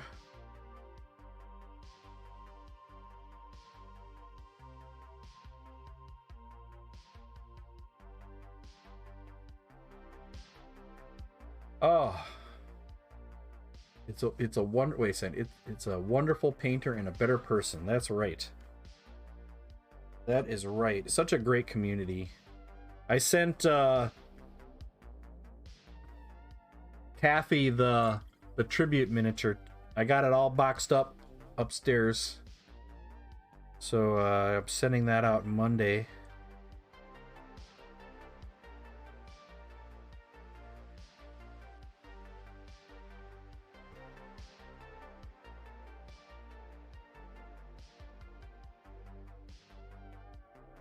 Well, that'll be fun to get that out to them.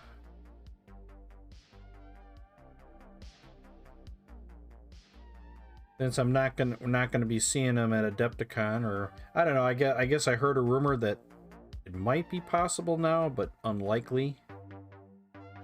Possible but unlikely that we'll see them at Adepticon, or maybe Jim, or I don't know. We'll see.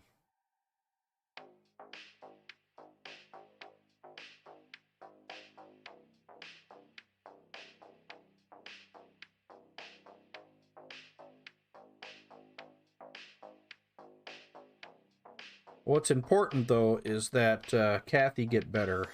That's what's important, and if that means missing an Adepticon while unfortunate necessary. Shiny Mew Paints, how you doing? Yep, and Blades is Blade. Didn't know if Blades was here. Did we see Blades already? I think she's. Yeah, Blades is here. I think she's been hanging out over in Pun's stream. That's okay. I don't feel bad. No, just I'm kidding.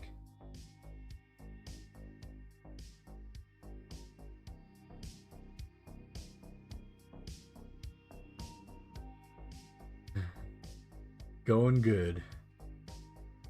Did you see the link for your Overgord? No, I didn't. I missed that link. Did you just do that recently? Throw that link up again. And we are link friendly here, everyone. So if you've got miniatures, if you got links to your miniatures, we're link friendly for miniature links. So if you want to post Instagram link or Facebook link or Discord link to your miniatures, please feel free to do so.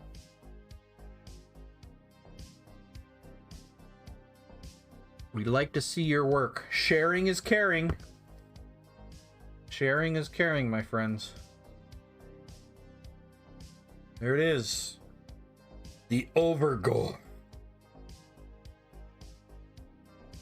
This was painted by Painterly Git, and the sculpt was created by, or not the sculpt, the artwork. So Reaper took your artwork and turned it into a sculpt, correct? So the creator of the Overgord is Mike Disney, and then Reaper Miniatures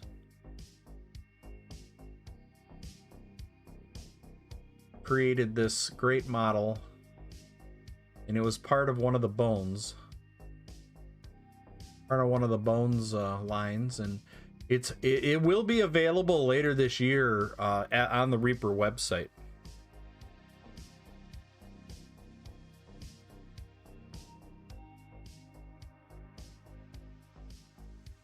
Bones 5. Okay. It was part of Bones 5. And it was available for a very short time on the website. Maybe a half a day, but I know they sold out quick. Lady Nim was fast enough to get one, and she sent it to me, and I am the proud owner of an Overgord.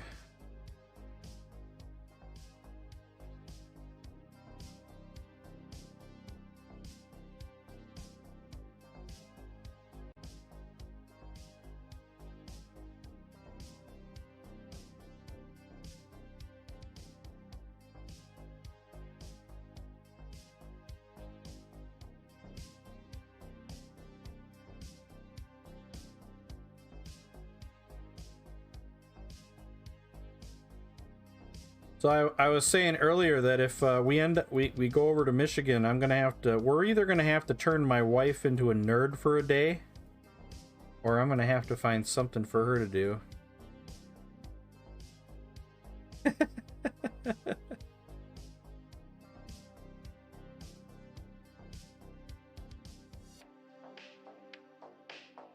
Might be a challenge to turn her into a nerd for a day, though. You missed the last picture with the surprise. Oh, was there another picture? Oh. Oh, the eyes glow. Nice. How did you make them?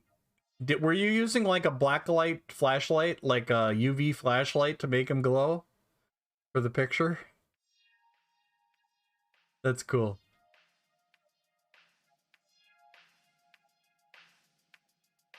Does anybody know if the floor paints from scale 75 glow under light? Oh, there it is.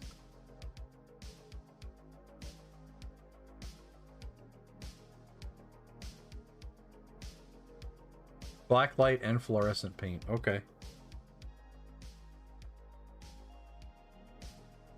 Nice. That's cool.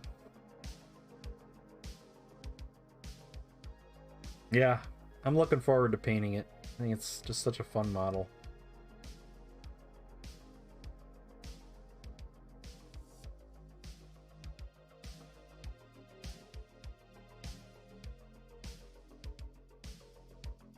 I still haven't heard from Reaper in a long time about their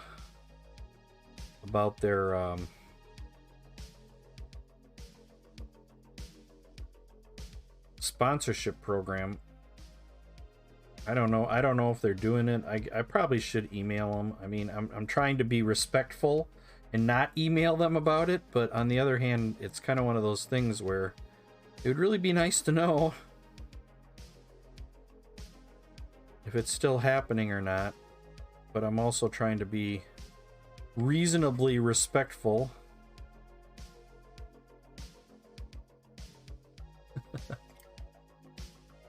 Yeah, they've been very, very quiet.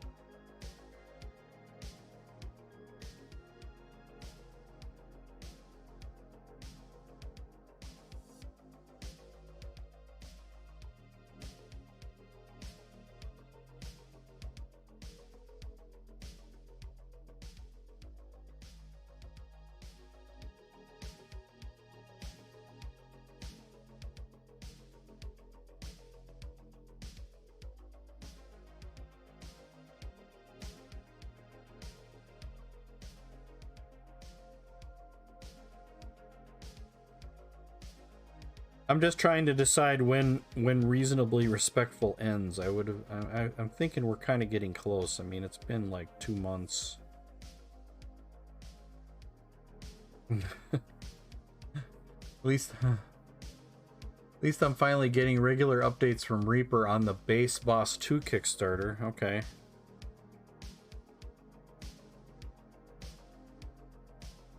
Personally, I think they've been doing the Kickstarters too quickly.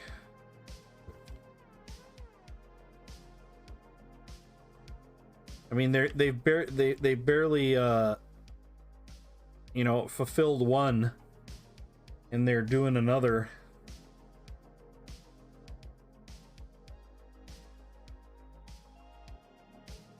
Maybe they're trying to just make sure they, you know, get in on a fad, you know, kind of a fad, or I don't know if I call it a fad after 5 bones, but, you know, at some point 3D printing is probably going to take over, and maybe they're just trying to make sure they set themselves up for the future.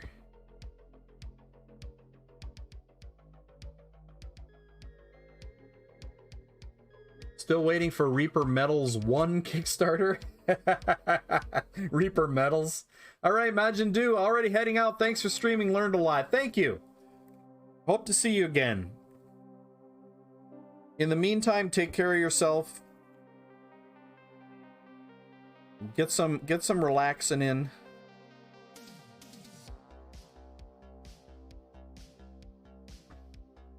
My next stream is tomorrow night. Sunday night.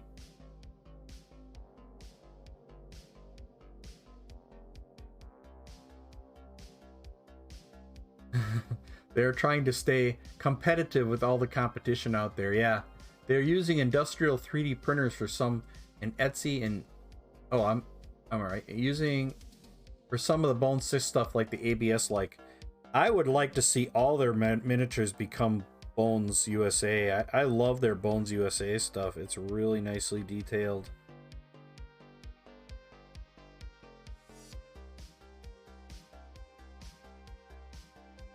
I really like the Bones USA. It's good stuff.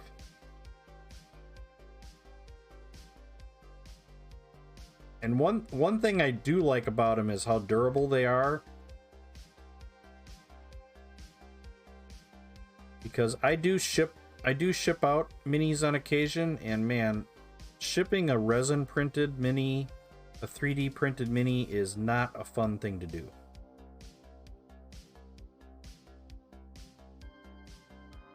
When I ship a Reaper mini, I don't have any worries about it. I don't have any worries about a resin mini or a Reaper mini getting hurt in the mail, or, you know, just being destroyed. But boy, I've only had a few resin minis arrive in their location in one piece.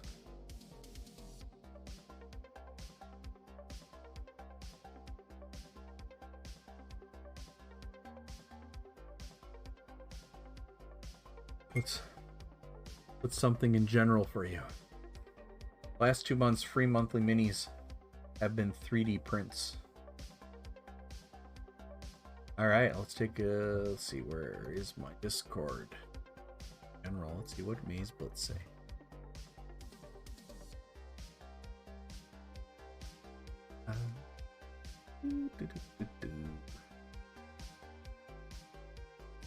Here. General. Ah, look at that. Shiny Mew is sharing some, got some nice. Those have got to be glow in the dark, right? Those are cool. Look at the little dragon on the 20, on the D20. That's neat. Yeah, those are definitely glow in the dark.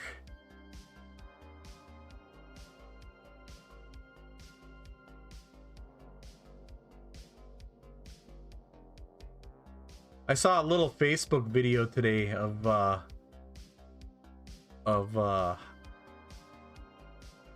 casting dice like in molds and stuff. It looked pretty interesting. That's cool.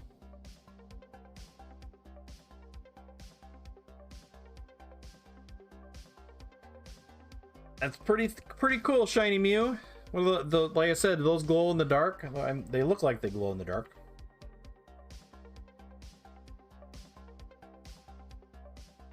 Okay. All right, I think I'm done using the heavy body. Most of the white I've been doing has just been heavy body because I've had to cover up all the blue. I still got a couple places that show through. But I'm liking it. I'm liking it.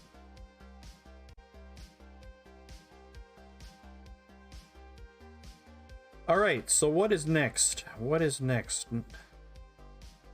Did you see anything? No, sir. I didn't see you playing with your dolls again. Good. Oh, man, didn't see me playing with my dolls. Well, you can come into the Monster Den every Thursday, Saturday, and Sunday and see me playing with my dolls. Or see me... Oh, Bob. We got Bob.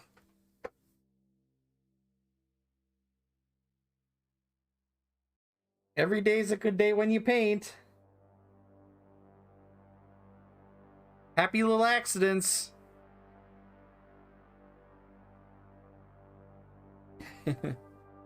Happy little accidents. There's something in Whip too. Where?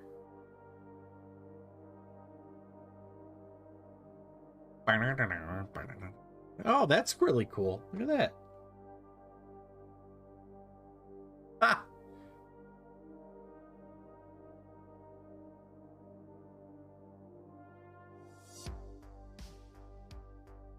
That's really cool.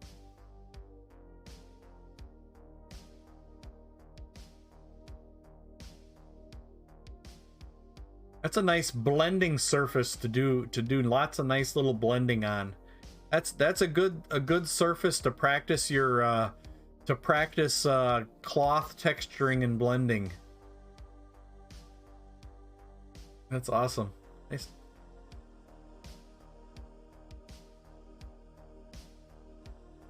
Again, another good model where it's a smaller scale, but yet it is got a lot of great surface area to practice a lot of techniques on. The hair is beautifully sculpted because you could really do some different hairstyles with that and hair colors. The dress itself, great blending opportunity, skin blending opportunity, and yet it's a smaller model, but still falls into that category of fun to paint because it's got so much surface area to work with.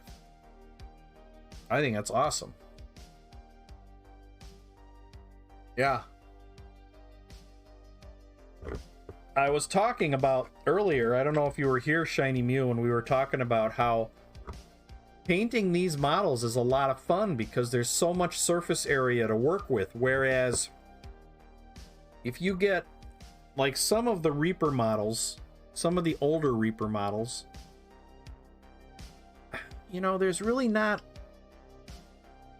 you know, there's not a lot to work with here. You know, it's thin, it's details, you know, it's okay, but there's not a lot of work. Oh, that's a 55 millimeter? It didn't look like one because of the bottle cap. But still, even at a smaller size, that would still be fun to paint because there's a lot of surface area there.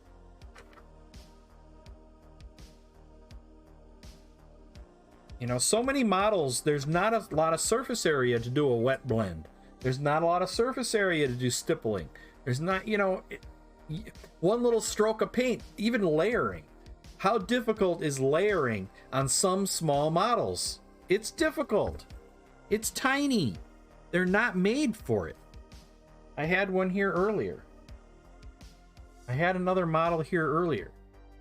You know, this. Not the easiest to do layering on this tiny little model. I mean, you can. The cloak is a great thing to do layering on. But a lot of companies out there are not making the models for painting. And they're forgetting that painting is half the fun. Dropped a bit of work in that whip gallery. Taking a break from my trim. Poor eyes. Your poor eyes. Alright, let's take a peek. Aha! Ooh, check this out. Ooh, Blades is sending some love. Some love in chat. Oh yeah. Thank you for that love, Blades. Yeah, that's a lot of gold trim. Your poor eyes. I don't doubt it. Oh my goodness.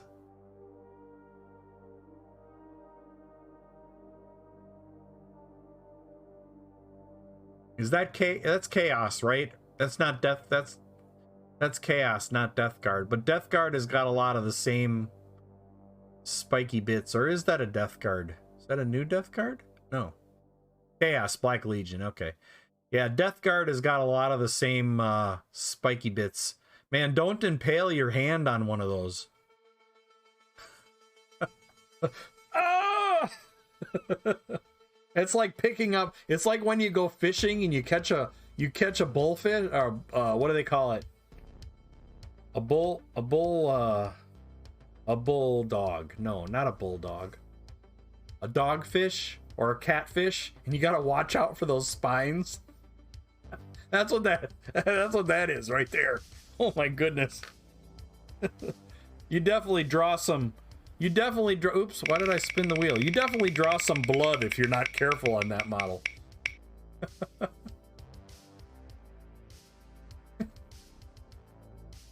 Tried to work with my airbrush, so tried airbrushing the highlights, then had to add some noise with some battle damage to distract from the crappy attempt. I don't know.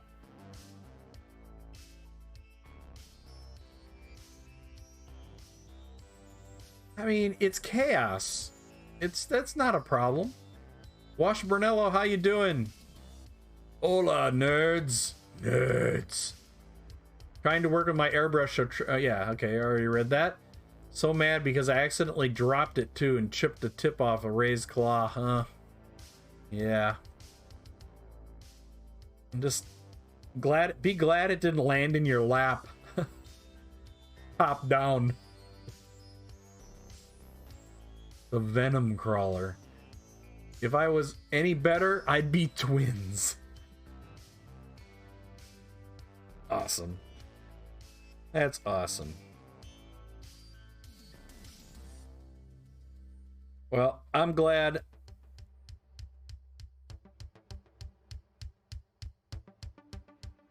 You're doing well. Hope you're getting some painting in.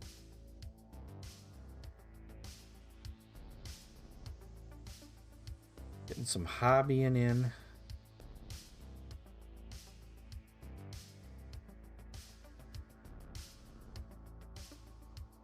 Isn't this so nice to turn this base around like this? Without having to turn the whole handle around? Love it. I love it. Okay, now what? I think we're gonna paint these little thingies magenta too.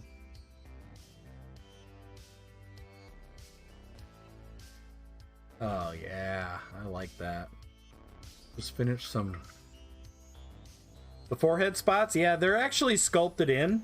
What I did is I used the toothpick to apply the paint, so it applies it really nice and neatly.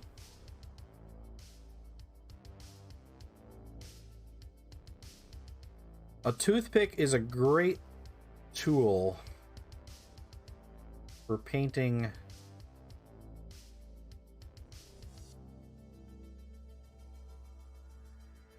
dots on mushrooms, dots on skin, all those things. A toothpick is, I think, the best tool.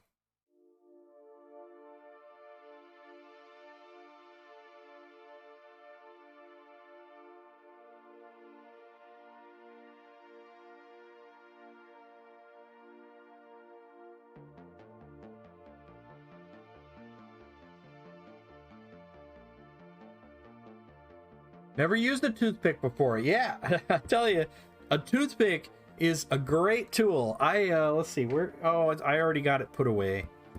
I had something that I did a toothpick job on. Anything with mushrooms. Like, I do a lot of gits. And I'm trying to see if I've got anything with all the dots, toothpicks.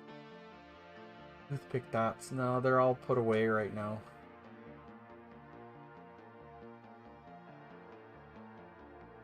Oh, wait a second, I might see one.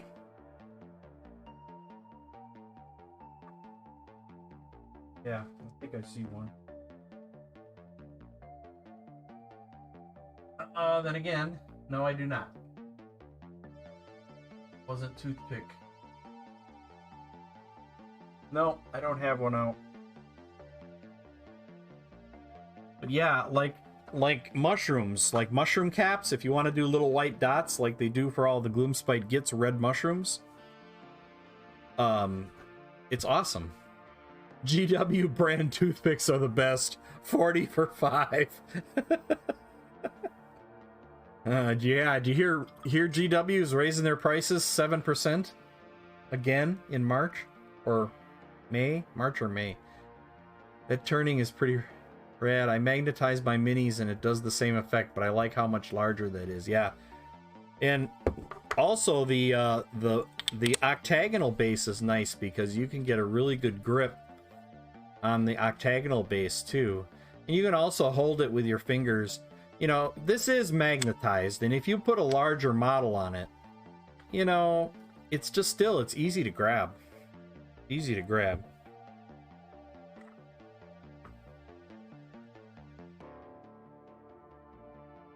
Ed got to the joke first. It was 7% price hike, so they are for 5 now. Yeah.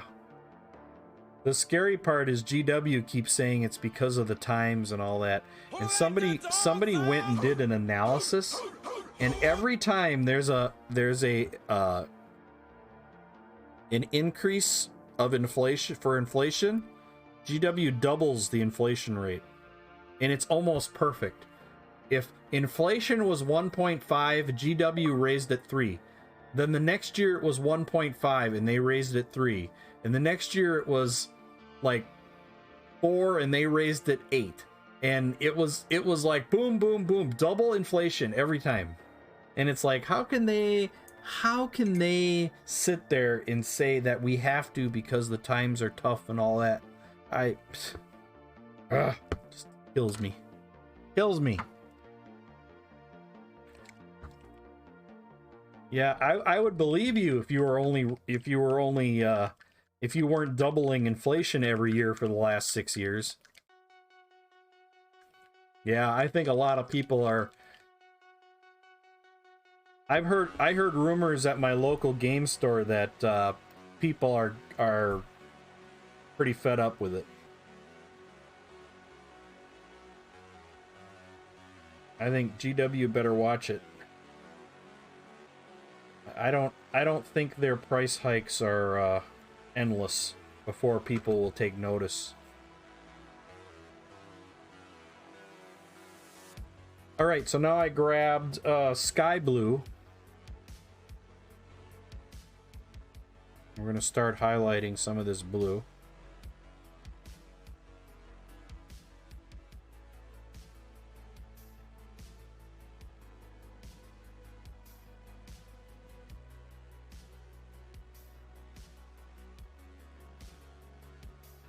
The Rubik's Noob gotcha. I feel like weird about that. I got into this hobby like 4 years ago and have only 3D printed. I think GW is making Atomic Mass games look very affordable. Yeah, Atomic Mass games. I saw some of their stuff at my local game store and kind of balked at their prices too. No, I'm sorry. It was Warlord Games. Warlord Games. They make some kind of a zombie kind of game that I was looking at for a while, and I was looking at their pricing going, hey, this is the same as GW's pricing. Forget that.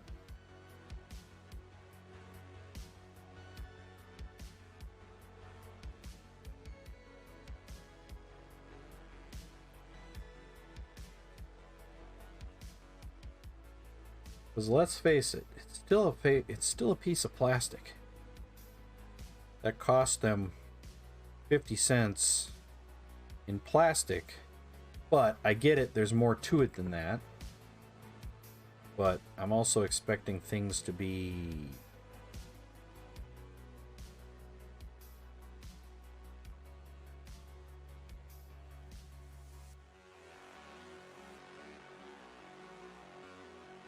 in line with what a toy or a game should be in line with.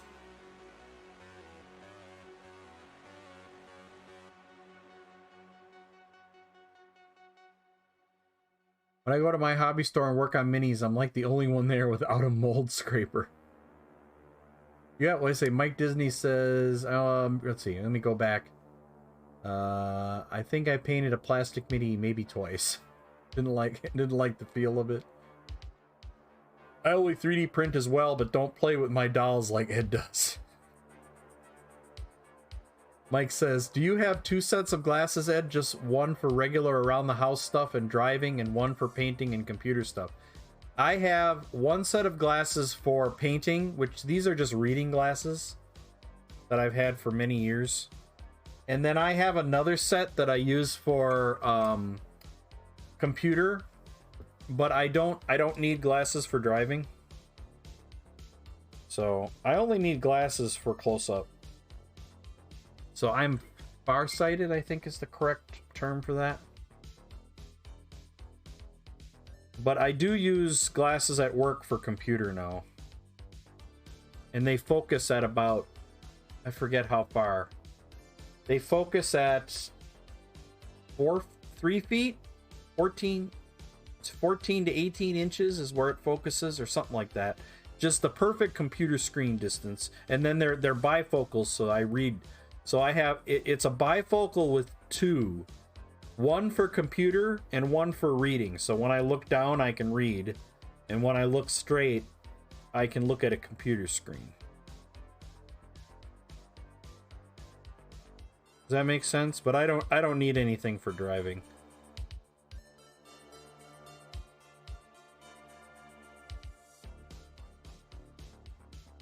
Really sucks too, because I used to have really good vision, like better than average. I think they call it 20 I know I had 2015, I think is what it was called, for so many years. And then when I turned 50, almost to the day, I started needing reading glasses.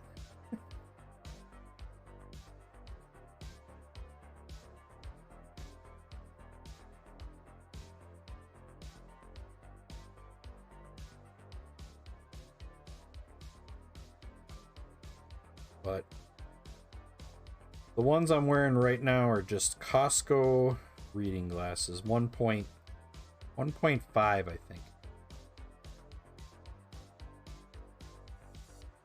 I do have some 2.5s if I need to get closer. Pretty sure these are 1.5s. I can't even read it anymore. I've worn these for so long. Normal progression of vision is from nearsighted to far as you age.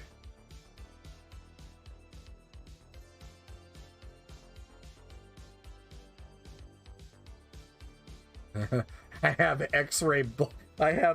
X-ray glasses from a comic book. Yes. Secretly go around going, ooh, X-ray glasses. I watch people.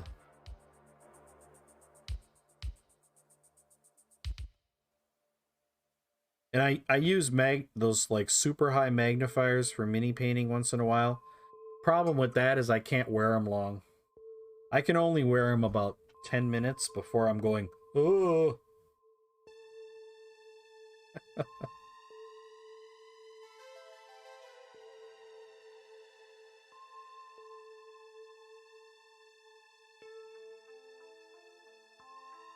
And then when I take them off, it's even worse.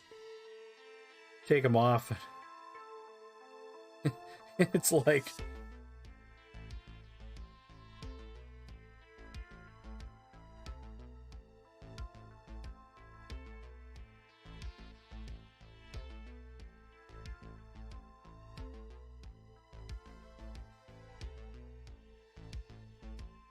Of course, I'm so nearsighted I can paint minis from about 3 to 6 inches. My wife can do that. She reads when she wants to see something. She takes her glasses off and goes. Painter Liget wants Monster Den to get some uninterrupted Oh painting man! done. I knew he was gonna play that at 10 o'clock. That's okay. I was thinking about going a little longer anyway. We're all having fun. My son's on the TV anyway, so I can't watch him. I usually after stream I like to watch TV for just a little bit, so I kind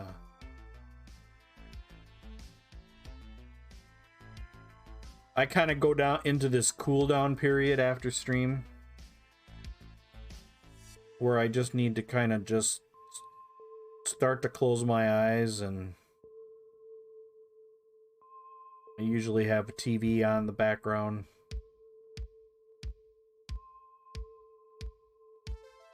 Because after staring into these bright lights for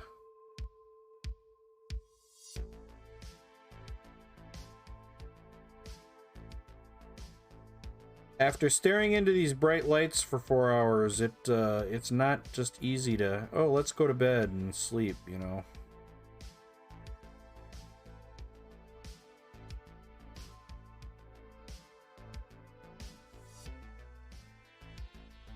What's a TV?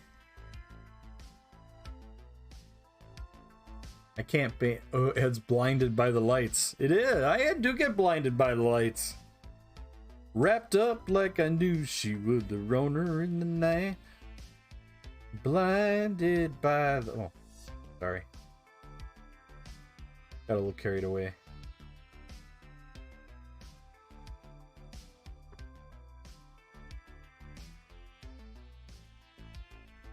You know, that's the actual words to that song. It's wrapped up like I knew she would, the roner in the night, which really doesn't make much sense either.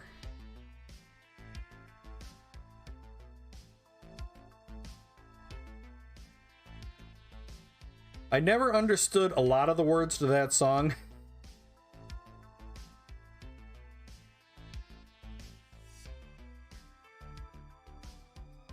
I never understood a lot of words to that song at all.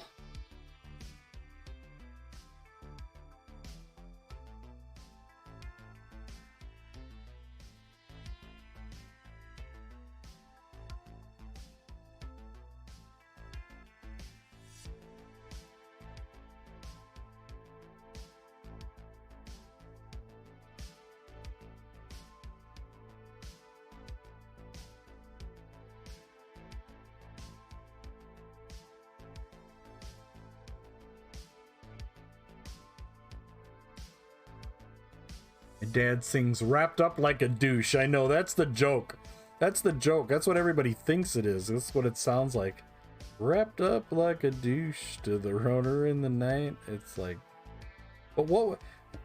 But even the words that are the real words don't make any freaking sense. So, like, they were definitely on something when they created those songs back then.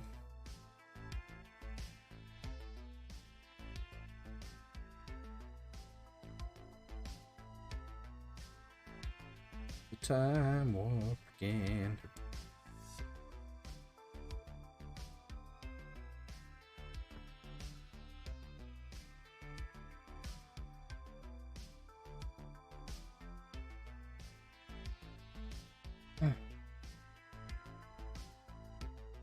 No idea what mine is, but it's horrible.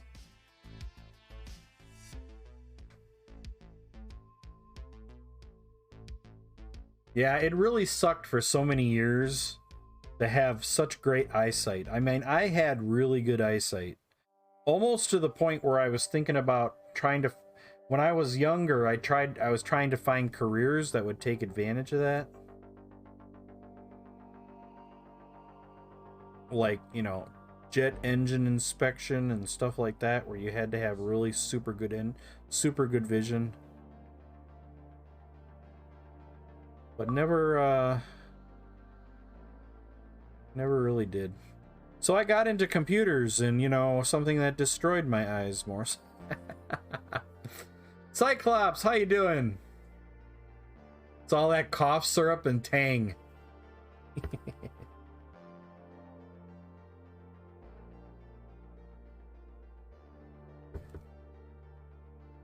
Like all that cough syrup I drank this morning.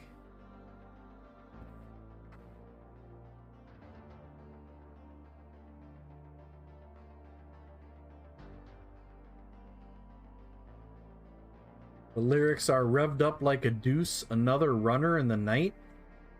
Huh.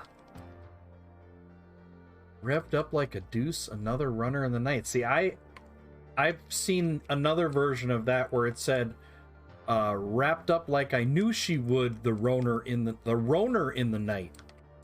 So I don't know. I don't think anybody knows what the lyrics are anymore.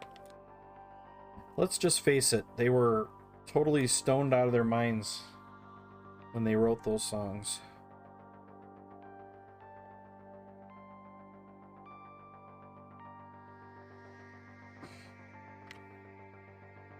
Now, granted, I looked that up many years ago, so maybe, I don't know.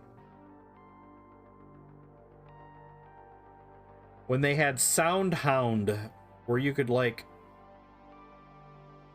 play a song, or your phone would listen to a song and tell you what it was, show you the lyrics and all that.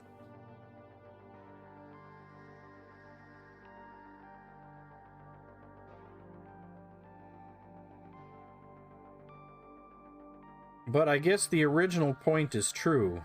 What the hell does that mean?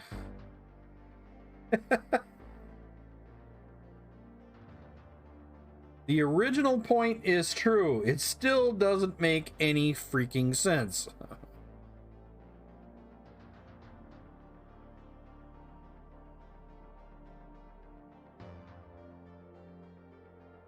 you go.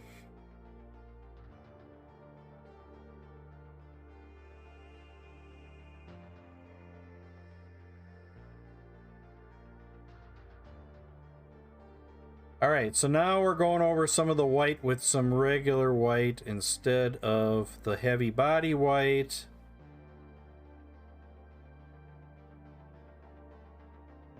You might ask, well, why not just leave it with the heavy body white? Heavy body white tends to have a little bit of thickness to it, so I like to go over it again and to smooth it out with the regular paint.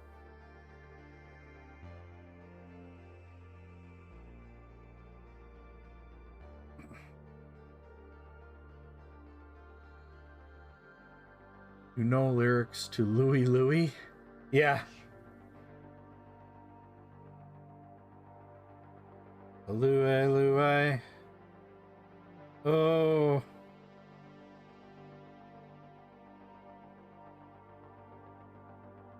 No, it's like a fine little girl, something, something, something.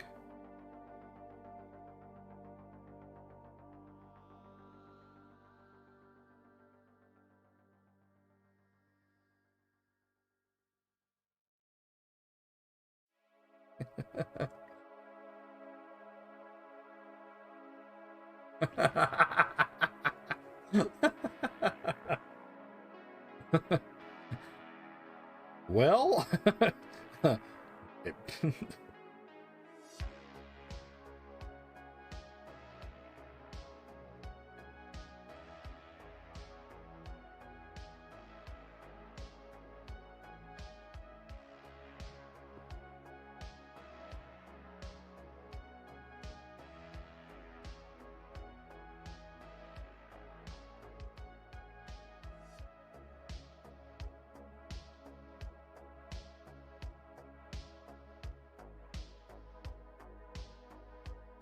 that.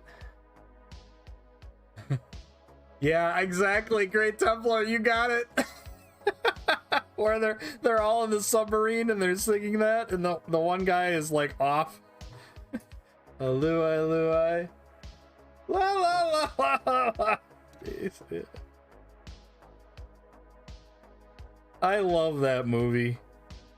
You know, it didn't get good reviews or anything, but man, is it a fun movie to watch. What do you think of our girl? I need a tetanus shot just looking at her, sir.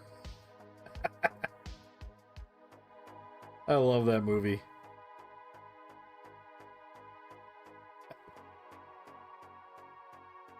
You can't trust a man that has "Welcome Aboard" tattooed on his genitalia.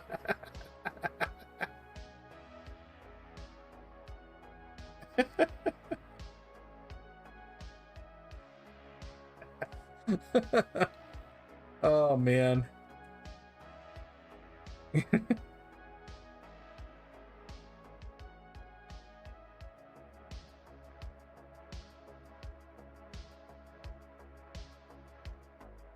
Oh no, now I want to watch that.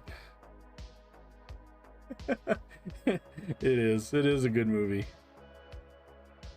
One of those underrated movies that I just love watching because they're just fun. Lieutenant, you're almost out of uniform.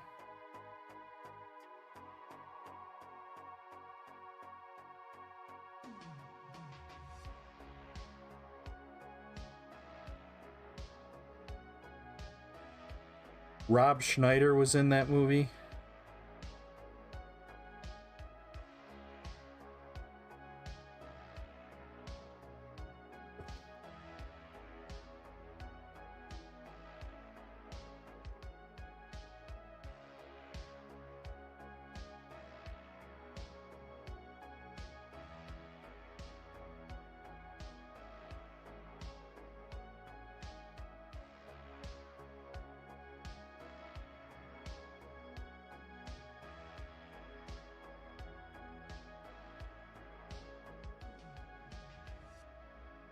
Yeah. Who was the guy in the communication room that did the dolphin humping noises? I don't know who the actor was, but it was funny. Sonar was his name. They thought he was a security risk. He's like 25 feet away. Thank you, sir.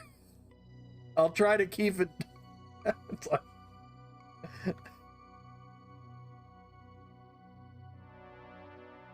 yeah, Sonar was the character's name.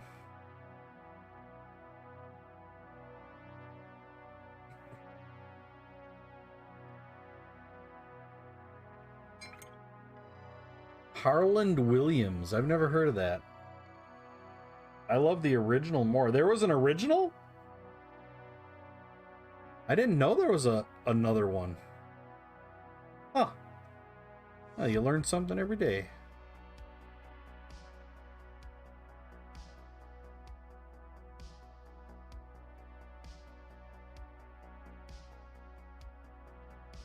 All right, so now I'm going to take some of this. Like I said, I'm not, like I said earlier, I'm not afraid to go to the pink with some of the highlights on this.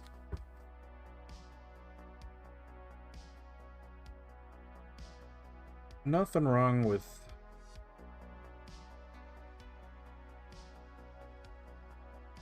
red is one of those colors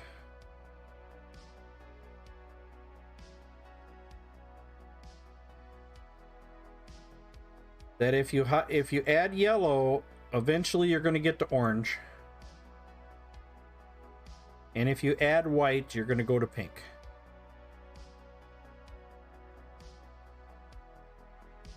And the only way to really highlight it is to go as close to orange as you can, or to pink.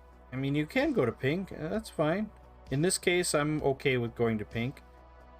On this one, I went as close to orange as I wanted. Punexpected Painting, how you doing? I went as close to orange on this as I could without it looking orange.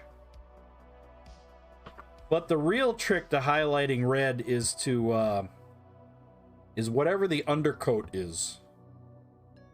So if you put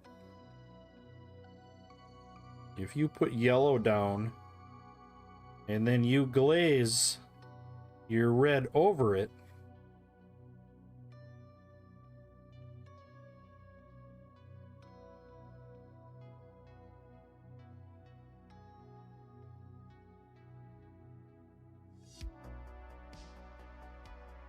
then you will get it to look red and it will be highlighted. But still, it's only going to be as red as whatever color red you're using.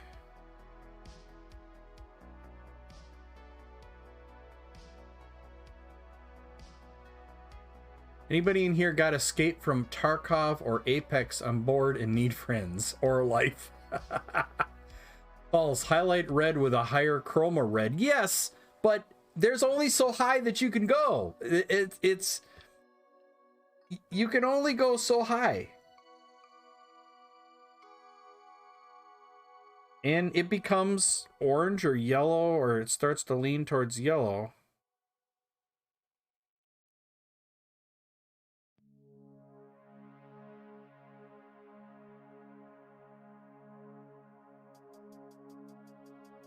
But it's not false, because I said it's only as red as the paint you have.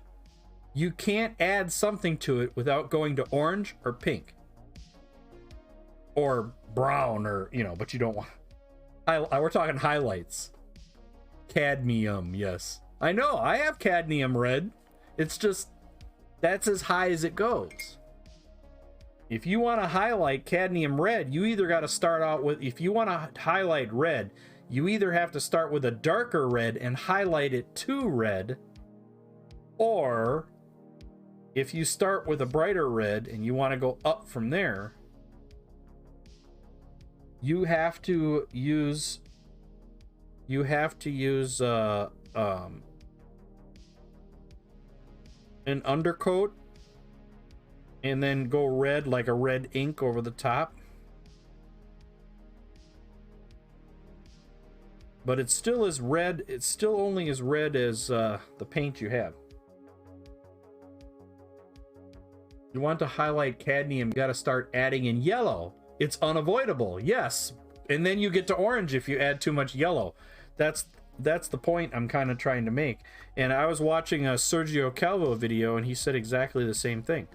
Once you get to a certain point, it becomes orange.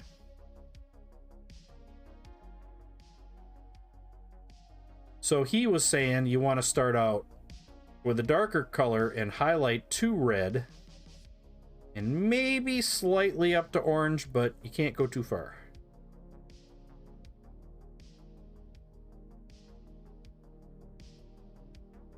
But you can still only go as far as the reddest paint you have in your collection. If that's cadmium red, I have cadmium red. I've got Turidine red too, which is almost to orange. I've got a cadmium red too somewhere. I don't know where it's at. I think it's in my scale set here.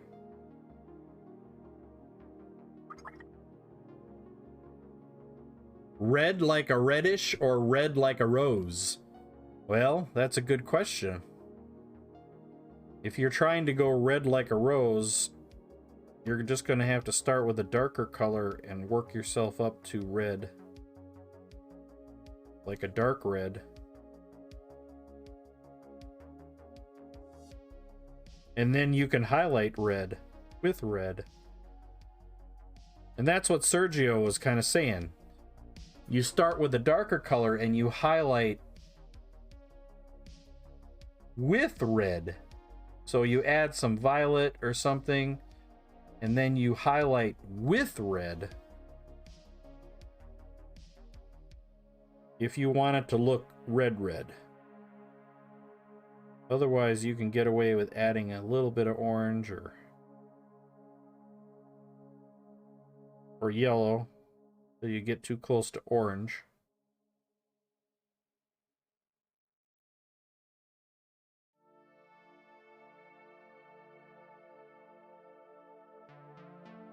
But I'm okay with going a little pink on this one. I'm good with that. Yeah, you want to highlight cadmium? Yeah, you gotta go yellow.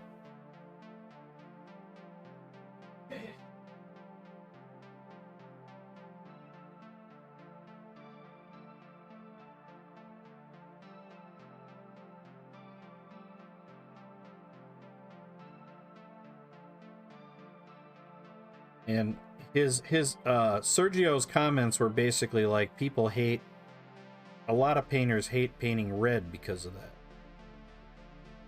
And I get it.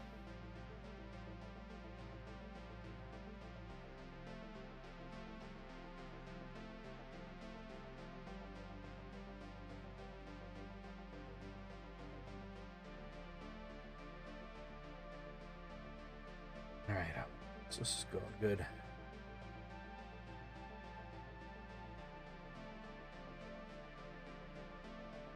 Learned that early, just experimenting with different shades of red cloth. Yeah. Start with a cool red and work up to a warm red. Yeah. It's only like the reddest red I thought I have a scale 75 that's a cadmium.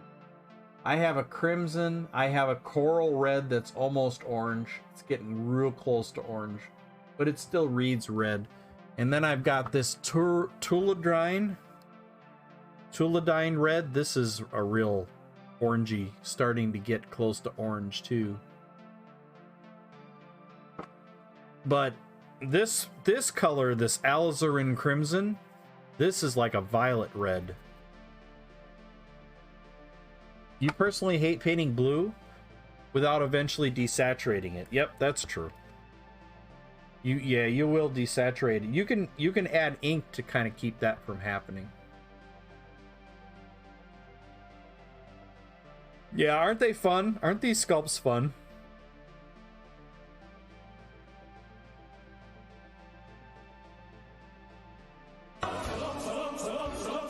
Black Skull, so long, my friend. Gonna jump off for tonight. My system is demanding I restart for some crappy update. All right, Black Skull, take care. Have a good night. So, yeah, these are so much fun. I think I'm gonna get the set of these. I really like them. I'm gonna get the set to print myself.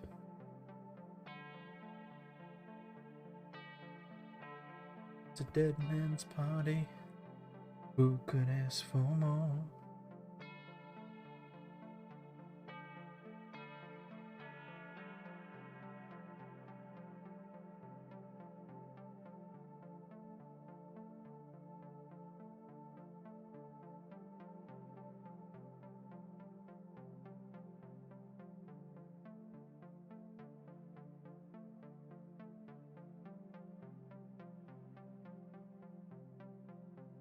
It's just like when I hear this song and I can only picture Back to School with Rodney Dangerfield.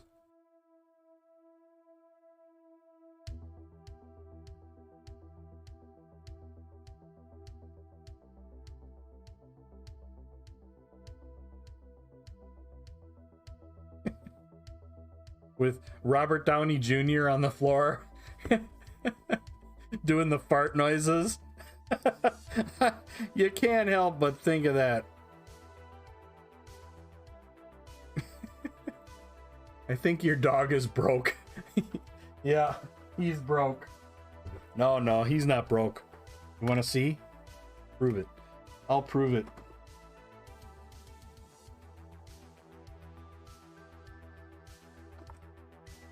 The triple Lindy.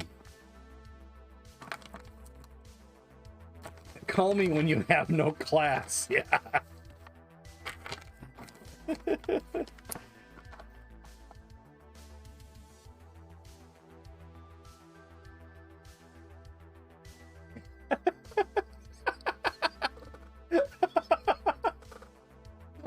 I told you he wasn't broke.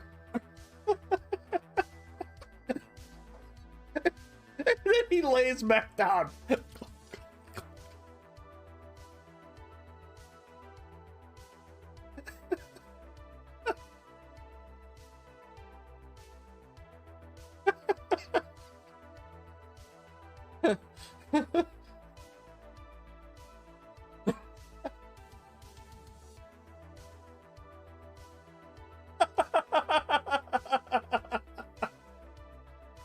You were sitting at home listening to the Beatle albums. Ah, ah.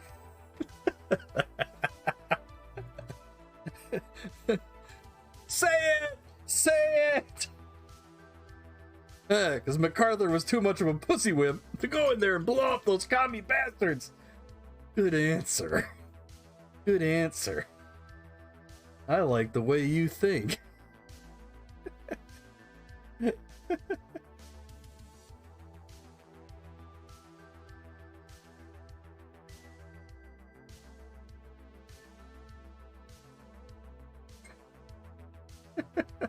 How are things? We're doing well. Yeah, that's efficient snacking, isn't it? Yeah, he just sticks his head up, grabs the snack, and then puts his head back down as he goes.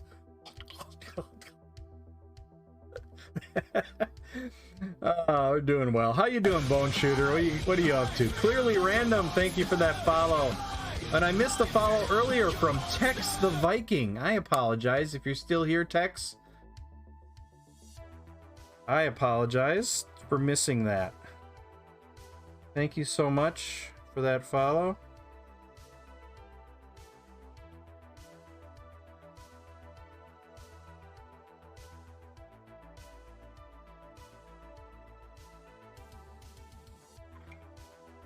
Thank you, Mrs. Meow. Gonna head off, sleepy. Get some rest.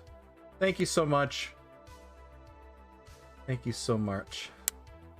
Revan Geek, the triple Lindy. What dive is he gonna do? The triple Lindy. Is that hard? It's impossible.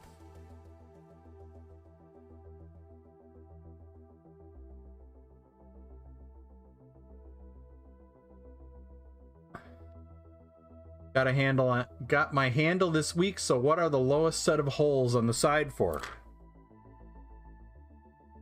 They are for when you're working on smaller models that you kind of want to balance.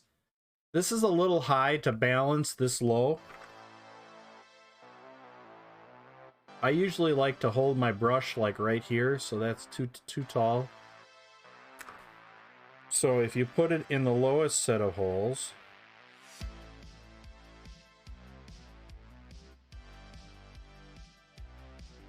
now you have your balancing point, and you can still spin it.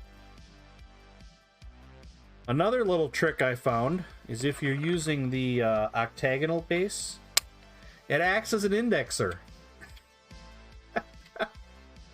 See that?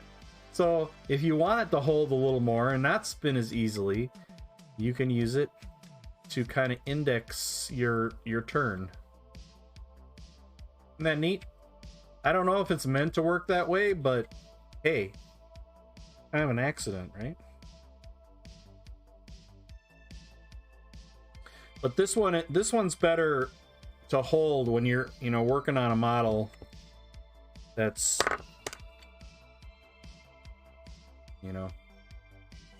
So now I've got my pivot point, my hold point here, and I can still spin this and paint. That's how I always use it for my pinky. And the, you know, if you look at a hobby holder, you know, it's got the same pinky thing. And there are two versions of this, a long one and a short one. So the short one on the hobby holder only goes up to about there. About half this size. It's a fidget spinner. I like it better than I like this better than the hobby holder. If I had a choice, if I had to give up one, I'd give this up long before. I'd give the hobby holder up long before this one. I like this one. Nice. Just thought they were a little... Never seen a handle that low before. Yeah. I kind of questioned it at first too. And then I was like, oh, now I kind of like this.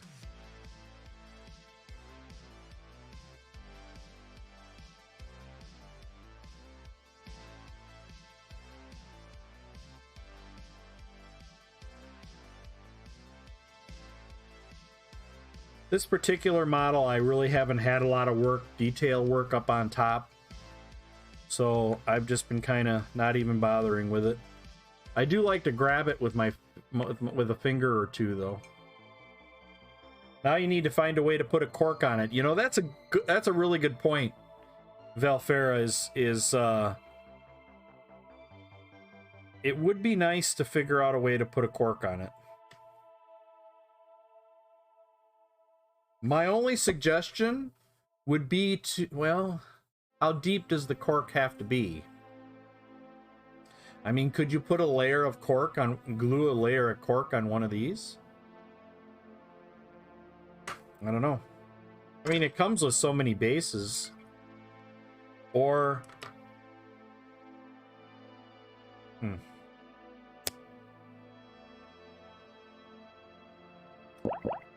Yeah. Say no more, I will do it. Maze Blitz is here. The creator of the holding artifact. You know, that's a really good point, Maze Blitz, that Valfera makes. There are occasions where a cork, a way to do a cork in one of these is really good. Magnet on a cork, just get polarity right. Yeah. But I don't know, how deep does the cork have to be, though, to really grab onto something? Are you talking about, like, you pin your heads? Right, like, when you're doing heads, like on a Space Marine, people will pin them. And that doesn't have to be very deep. But if you're working on something that... Like, let's say... I was working on... this... frog, and I put a pin, you know, you see how it doesn't go on any base real well, and I had to use this because the bottle cap fit inside of here. But if I didn't have any other choice, I would have had to put a pin, and then I would have wanted a deeper pin.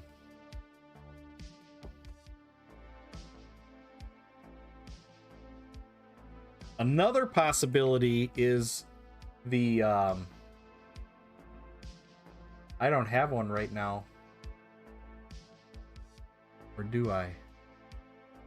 No, I don't. Another possibility is to have one with the standard plinth pin size. Like a wooden dowel that's the size of a standard plinth. Like this, I think, has one. So let me pull the bottom off of this. All right, there it is. See that hole there? That is the standard size of most bust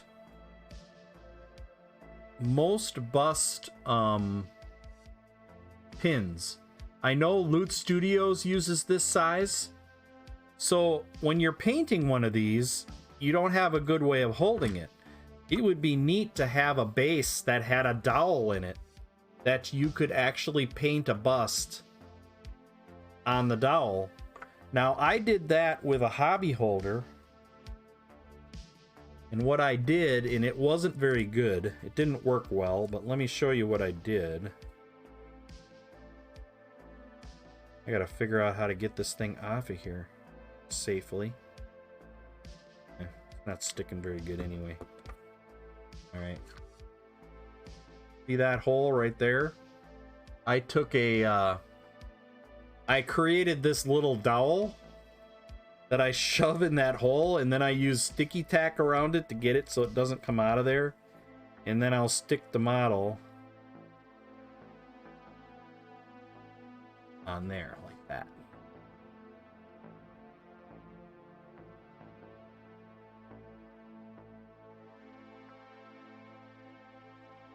So that could be a possibility as well. Because I know Loot Studios uses this same size for this whole thing. This one's a little long now. I mean, it would probably be shorter would be better. So, but this didn't work very well. It didn't stay in there very well.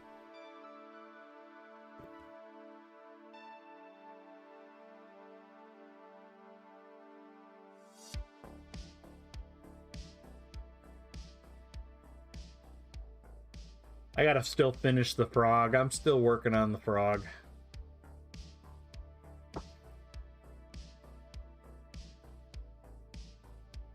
Yeah, this was Mary Fix-It and Grit. I don't really think... I'm not sure if I really finished this one or not. I just kind of didn't really give up on it. I just kind of got sick of it. Just thoughts for future stuff. Yeah, I think those are great ideas. I wish I would have thought of that while he was developing that.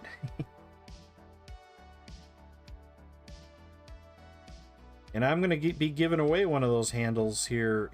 Not tomorrow, but the Sunday after.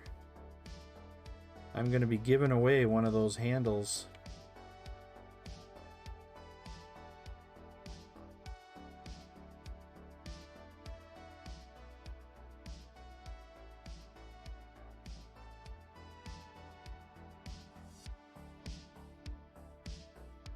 And if you are interested in getting one of those, !Foxbite and head out to Amazon.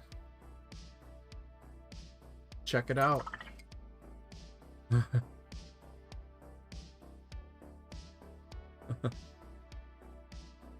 You are my quality manager and the consultant. You better apply. How many axolotls you doing for littles? Just the two. I only have the two. Although I did get an email today with the ability to download a third one. They sent me an email asking if I wanted to do another one. I haven't downloaded it yet. I got these from Mongos. I didn't print these myself. But I'm enjoying painting it. These are fun. My handle arrives Monday. I'm gonna mod it as soon as it left. I can't believe I'm gonna mod it as soon as it arrives. What are you modding, Quandom? Handle purchase, Grim Nation. You guys are all gonna have one by the time my giveaway comes around. I know Black Skull got one. I think I know that Terra from Terra got one.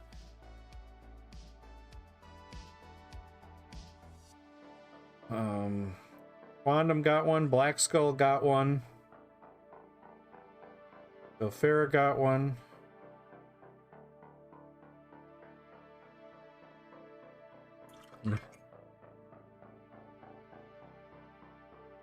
Cora got one. The idea is too good to pass up. It is. It's a great idea. There was one review out on Amazon that somebody was saying that, oh, when a big base is on there, it doesn't hold on when you tip it upside down and shake it, it comes off. Well, yeah, it's a magnet. What do you want it to do? You want it to be a rare earth magnet that holds on like nothing? But I mean, it was just kind of dumb. I mean, yeah, if you shake this hard enough, it's gonna come off. And I can't shake mine. There. I can't shake this hard enough to get it off. But I mean, and even if you have to hold the model upside down, you know, yeah, you can grab it and still hold a model upside down, and it's got plenty of grip space.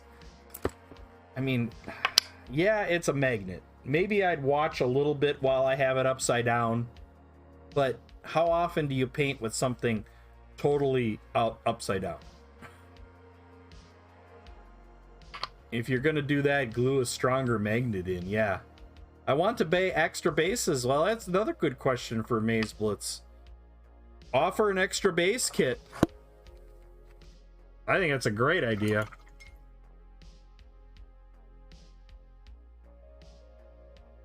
I think that's a great idea, Maze Blitz. Take note on that one too.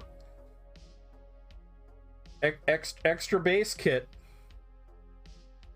Maybe offer 6 of, I don't know, 3 and 3. 6, another set of 3, more DLC. Oh no, more DLC. Downloadable content, look out. Oh, that's awesome. That's great.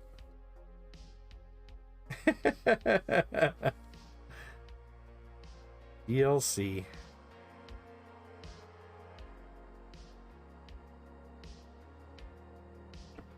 I mean, oil painters like Grim Nation and Wapple, they would want to have a ton of bases because they're constantly switching between models.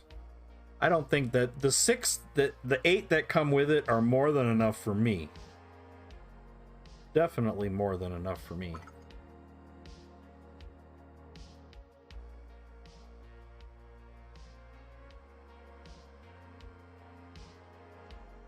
Well, there you go.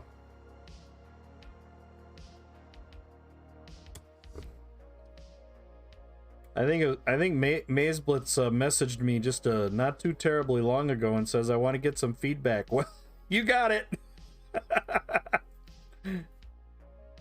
And if anybody, you know, if you really like the product and everything, go give a positive review out of Amazon. That would really help Maze Blitz too.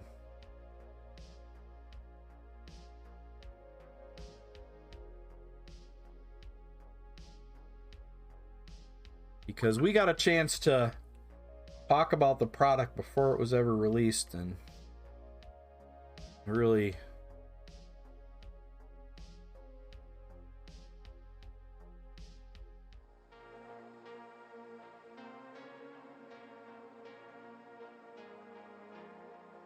liked having that opportunity.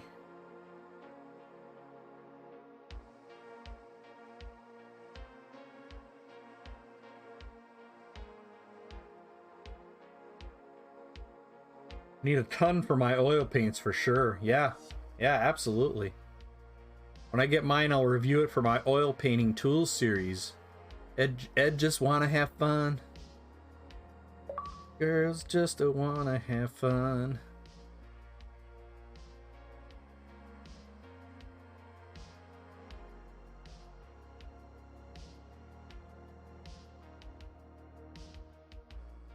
You know, I'm almost thinking about doing this blade in these fun colors too. I'm thinking about doing the blade in the same yellow as the body because there's not a ton of yellow on here. So I could do the blade in the yellow and do the cross member in the blue or maybe the magenta. Well, I did magenta on the handle. I could do a combination of blue and magenta. I think that would be kind of fun. Who wants to do traditional old stuff when you got fun colors to work with?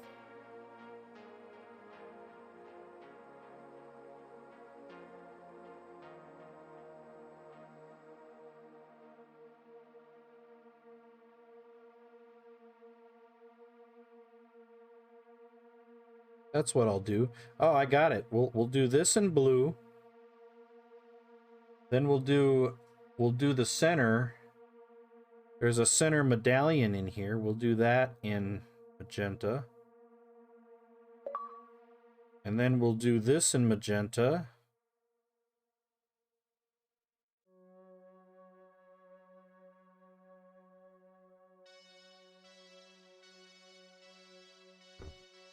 Like that. Oh, that's gonna be awesome.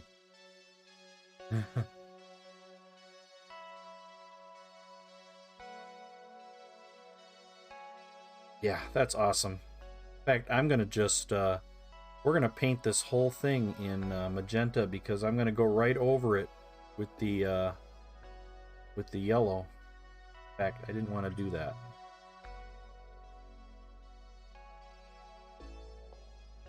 I didn't want to do that.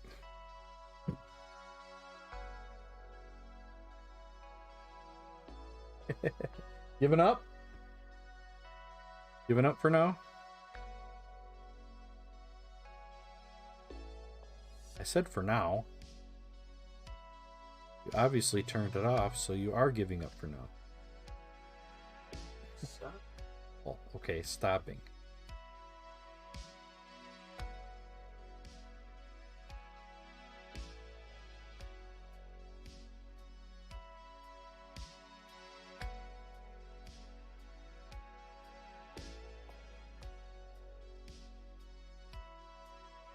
So we're going to paint magenta on here. I'm going to show you why here in a second. I know, it's Saturday night.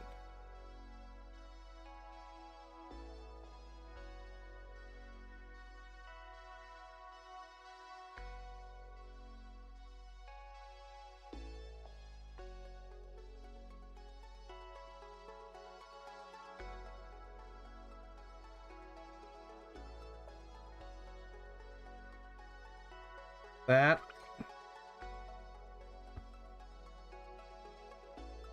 And we're going to take a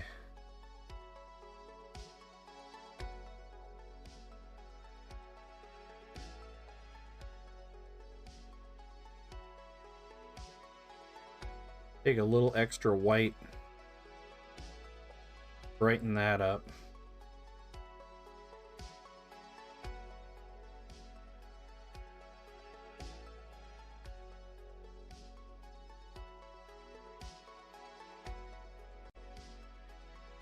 And then we're going to do something cool. I'm going to take an airbrush.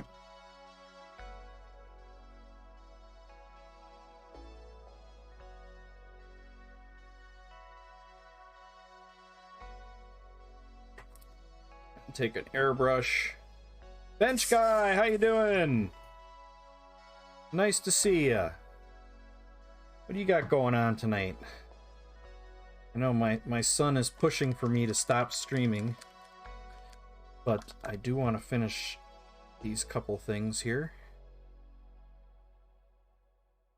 So we're just going to put some of that warm yellow that I used earlier, mix that up.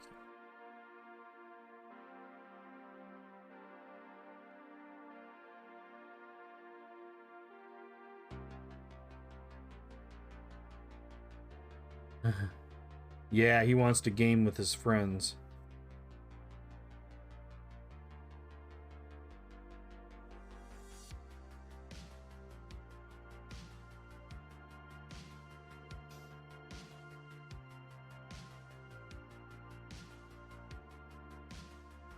Well, that did not do what I wanted it to do at all.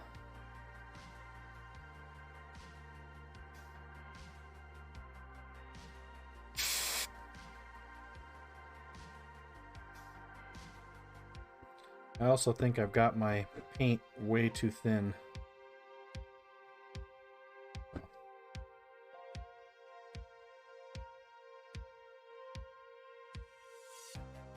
All right, we gotta fix this somehow.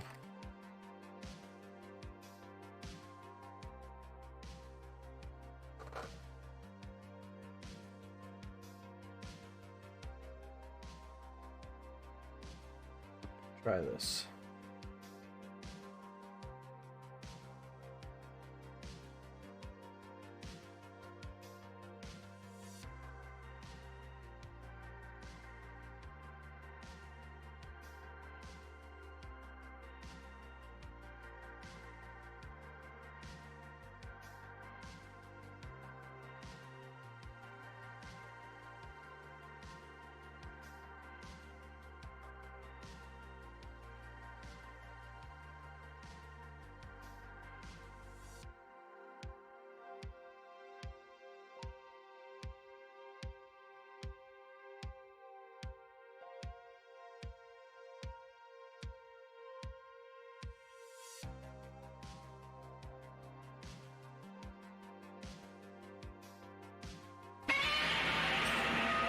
Oh man, Skelly Bee!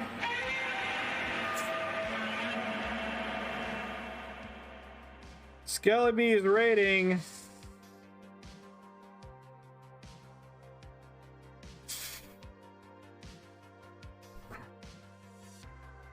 Skelly Bee, how you doing? Thank you for bringing your people here. Runic Raccoon, how are you?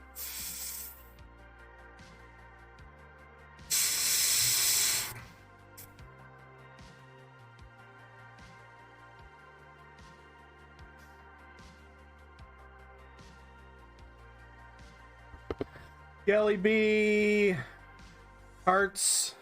Wait a second. How you do that? I can't remember. Heart.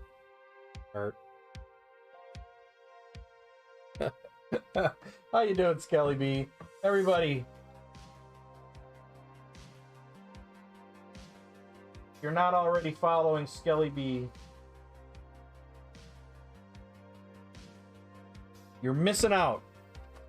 You're missing out on a fantastic painter, great person, so please go and give Skelly Bee a follow. Painted a bloody master. Shout out to Skelly Bee. Just been lurking building Warcry minis. I bought one of those painting handles. It's supposed to arrive on Monday. Man. My goodness, we just had Maze Blitz in here. And it sounds like we've got so many people who have gotten those from here. Well, going to assume my question got lost in the raid, so Monstered in. So Ed, what are your thoughts on these new Scale 75 drop paints for the airbrush? I don't need them. I know how to mix my paints in the airbrush pretty easily now. So it's not something I'm terribly interested in.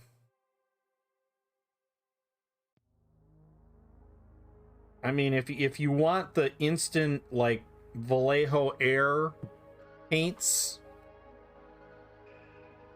then I would say they're probably a good idea. If you're an air paint kind of person,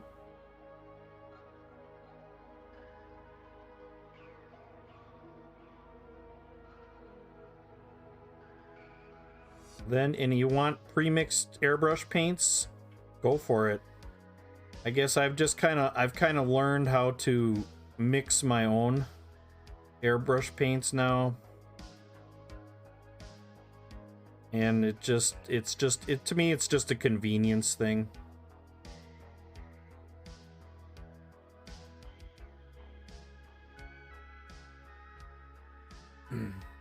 I'm here. Thank you guys for the support. I love to create things and bring you joy. Jedi Master. Our pleasure. It's nice to be a part of a process to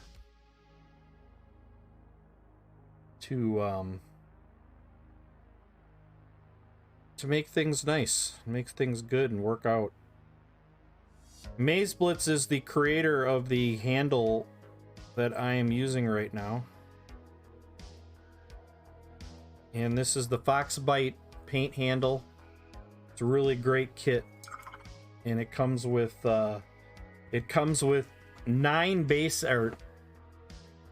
bases in total. 3 of the round, 3 of the hexagonal smalls, and then a large hexagonal and a large round, which I have somewhere here.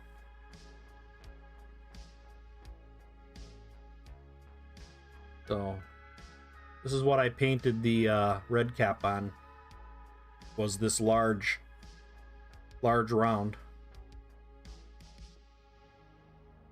Oh man, but yeah, everybody, again, go check out Skelly Bee.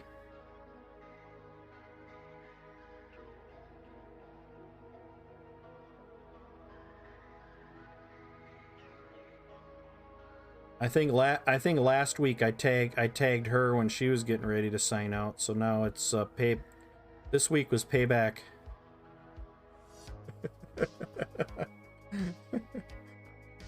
Whiskey does not go with guacamole and chips.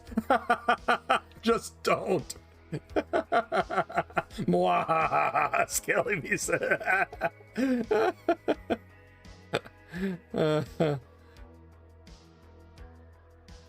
Mwahaha, maniacal laugh. Oh man.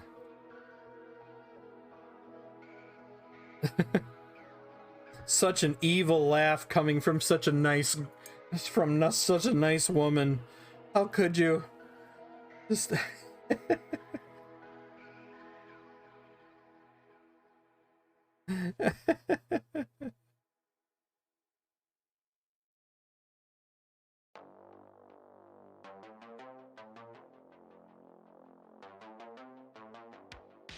I knew Skelly Bee had a little bit of an evil side right there.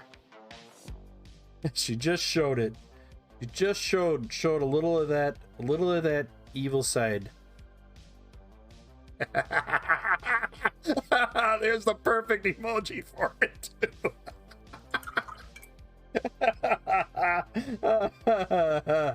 There's the perfect emoji for it right there. That's awesome.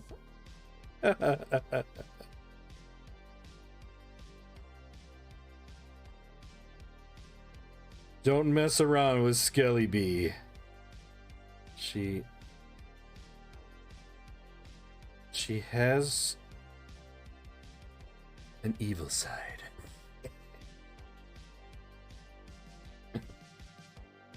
That was definitely payback. I deserved it. It's like, I think there are 3 or 4 of us that end right around at the same time, and we're always battling on which one's gonna end up.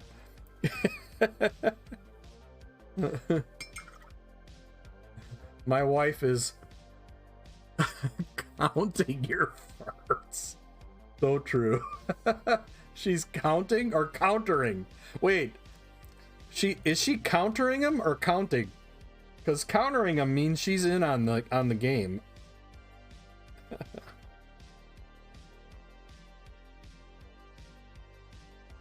Sorry, Aaron, I just got raided. I won't be too much longer, but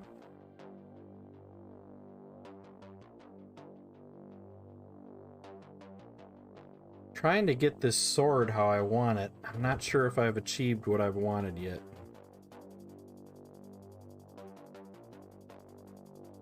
I had a vision for this colored sword. I'm not sure if I'm getting there or not.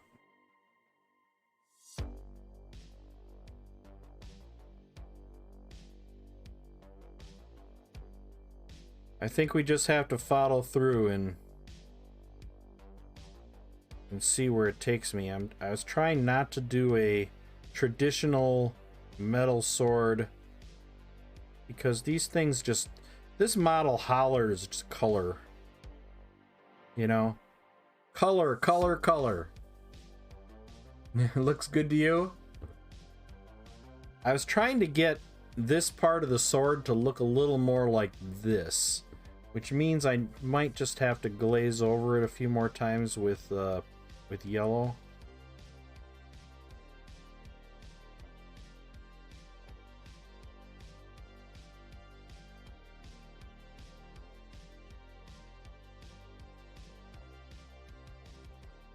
That.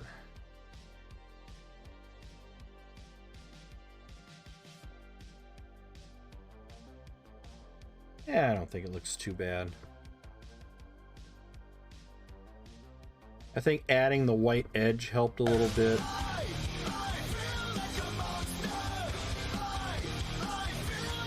Graham, thank you for that follow. Welcome to the Monster Den. How you doing tonight?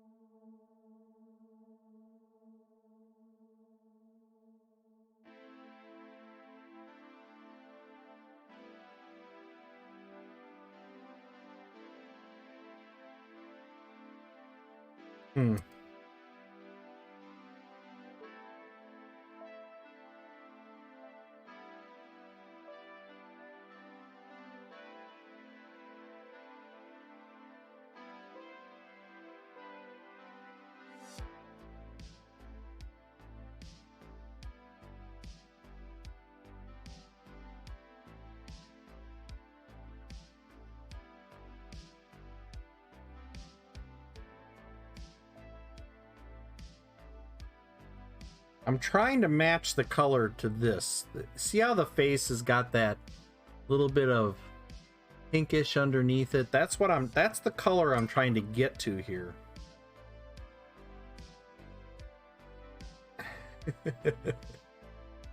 Too smart. We got a contest here going on.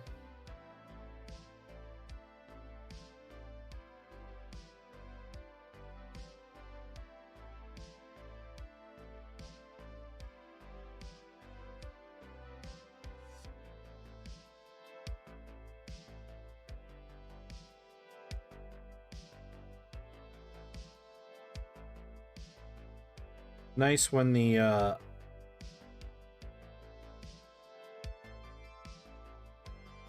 models have the nice fluted edge there to run your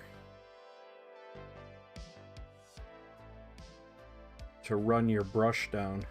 So it's kind of nice. Oh, it was burnt sienna. That's what I used. Yeah. I don't know. We'll have to keep playing around with it. It's not exactly what I wanted it to look like, but it's getting closer.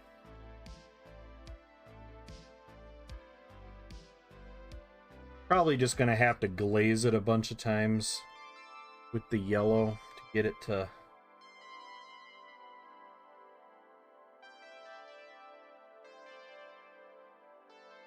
soften up the way I want it. So I'm looking to get that softness that the face has. And I did the face with an airbrush, which probably means I'm not gonna 100% get there. But we'll keep trying.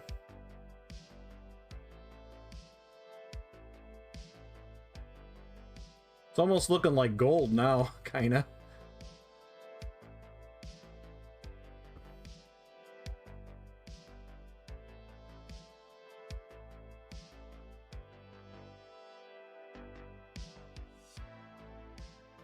On the underside, I'm just going to just give it a little bit of a glaze.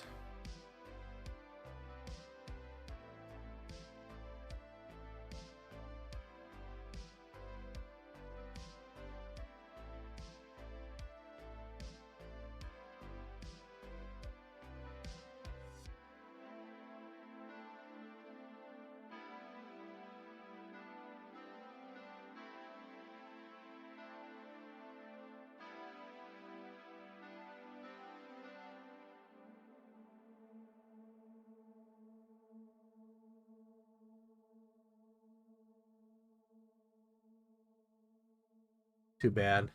Arta Michael, how you doing? Never get used to coyote howls. What are you hearing? Some like, we get them here on occasion too. We've had some announcements from our city saying that coyotes. I live like a half a block from a river,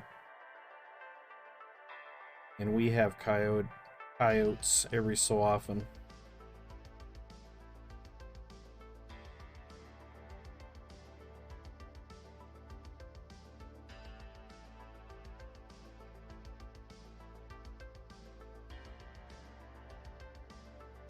The on-air sign from when I'm streaming works wonders. My adult live-in children are in terror of appearing on stream and won't come in. Wow, you've found the the magic way to keep them out, huh? Gotta run, Skelly B. Thank you so much. Again, if you're not following the beautiful and talented Skelly B, please go and give Skelly B a follow and watch.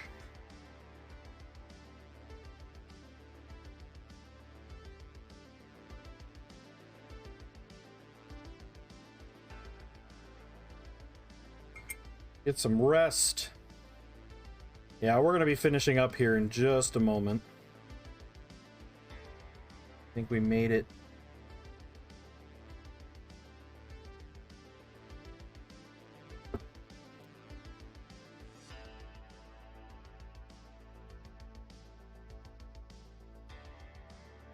Otis still lives.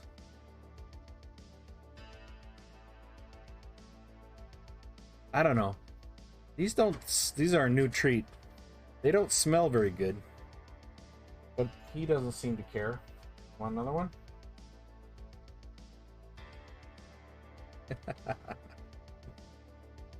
Couple more? Alright. Alright, folks. I think we've reached the end. I'm really liking these. I want to paint the whole series now, because I really like them. They're so much fun to paint. And you can really go crazy. They go great with bright colors. And you know how much I love bright color painting. Yeah, hey Reiner, how you doing? They're just so much fun. And they've got these nice surfaces, yet they're a small model. You know, normally you got to go up to a 54 millimeter or 72 millimeter in order to get a model that allows you to practice these techniques. But look at this, 32 millimeter, and I had plenty of room to do some blending, some highlights, a little bit of OSL, you know, the practice on the face and on the shading. Did some object lighting here. You know, enough room to do the little lightning bolt effect on the ball there. It's a great mini at its size for how many techniques you can squeeze into this little thing. And the same thing with this one. Lots of great techniques, lots of great practice. You know, your cleanness and your you know, how brush control, all those kind of things. Really great models for that, and I'm very impressed. You know, it's so difficult to paint some small models sometimes. They just stink. I mean, some of the small Reaper models, there's not a lot of room on this thing to do a whole lot except for on the cape. You know, that's why every model has a cape, because it's the only thing that's fun to paint. You know, you're not going to get any wet blending done on something like this. I did wet blending on this one. So, or even airbrushing. I did some airbrushing earlier on it too. So, Ryan, are we going to be seeing you at Adepticon this year? I hope.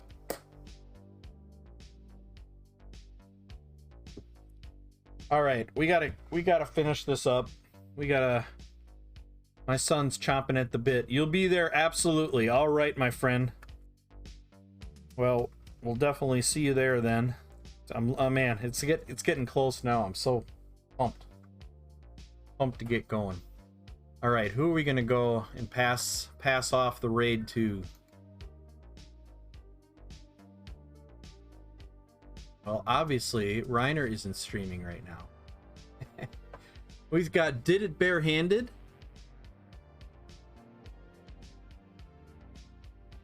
Yeah, I think we're going to send you over to Did It Barehanded. What a wacky and fun, high energy. That's what you guys need for 11 o'clock at night. You need some high energy from Did It Barehanded. So that's where we're going to go. And I want to take this time. Thank you all for being friends. You are all awesome. I appreciate you all.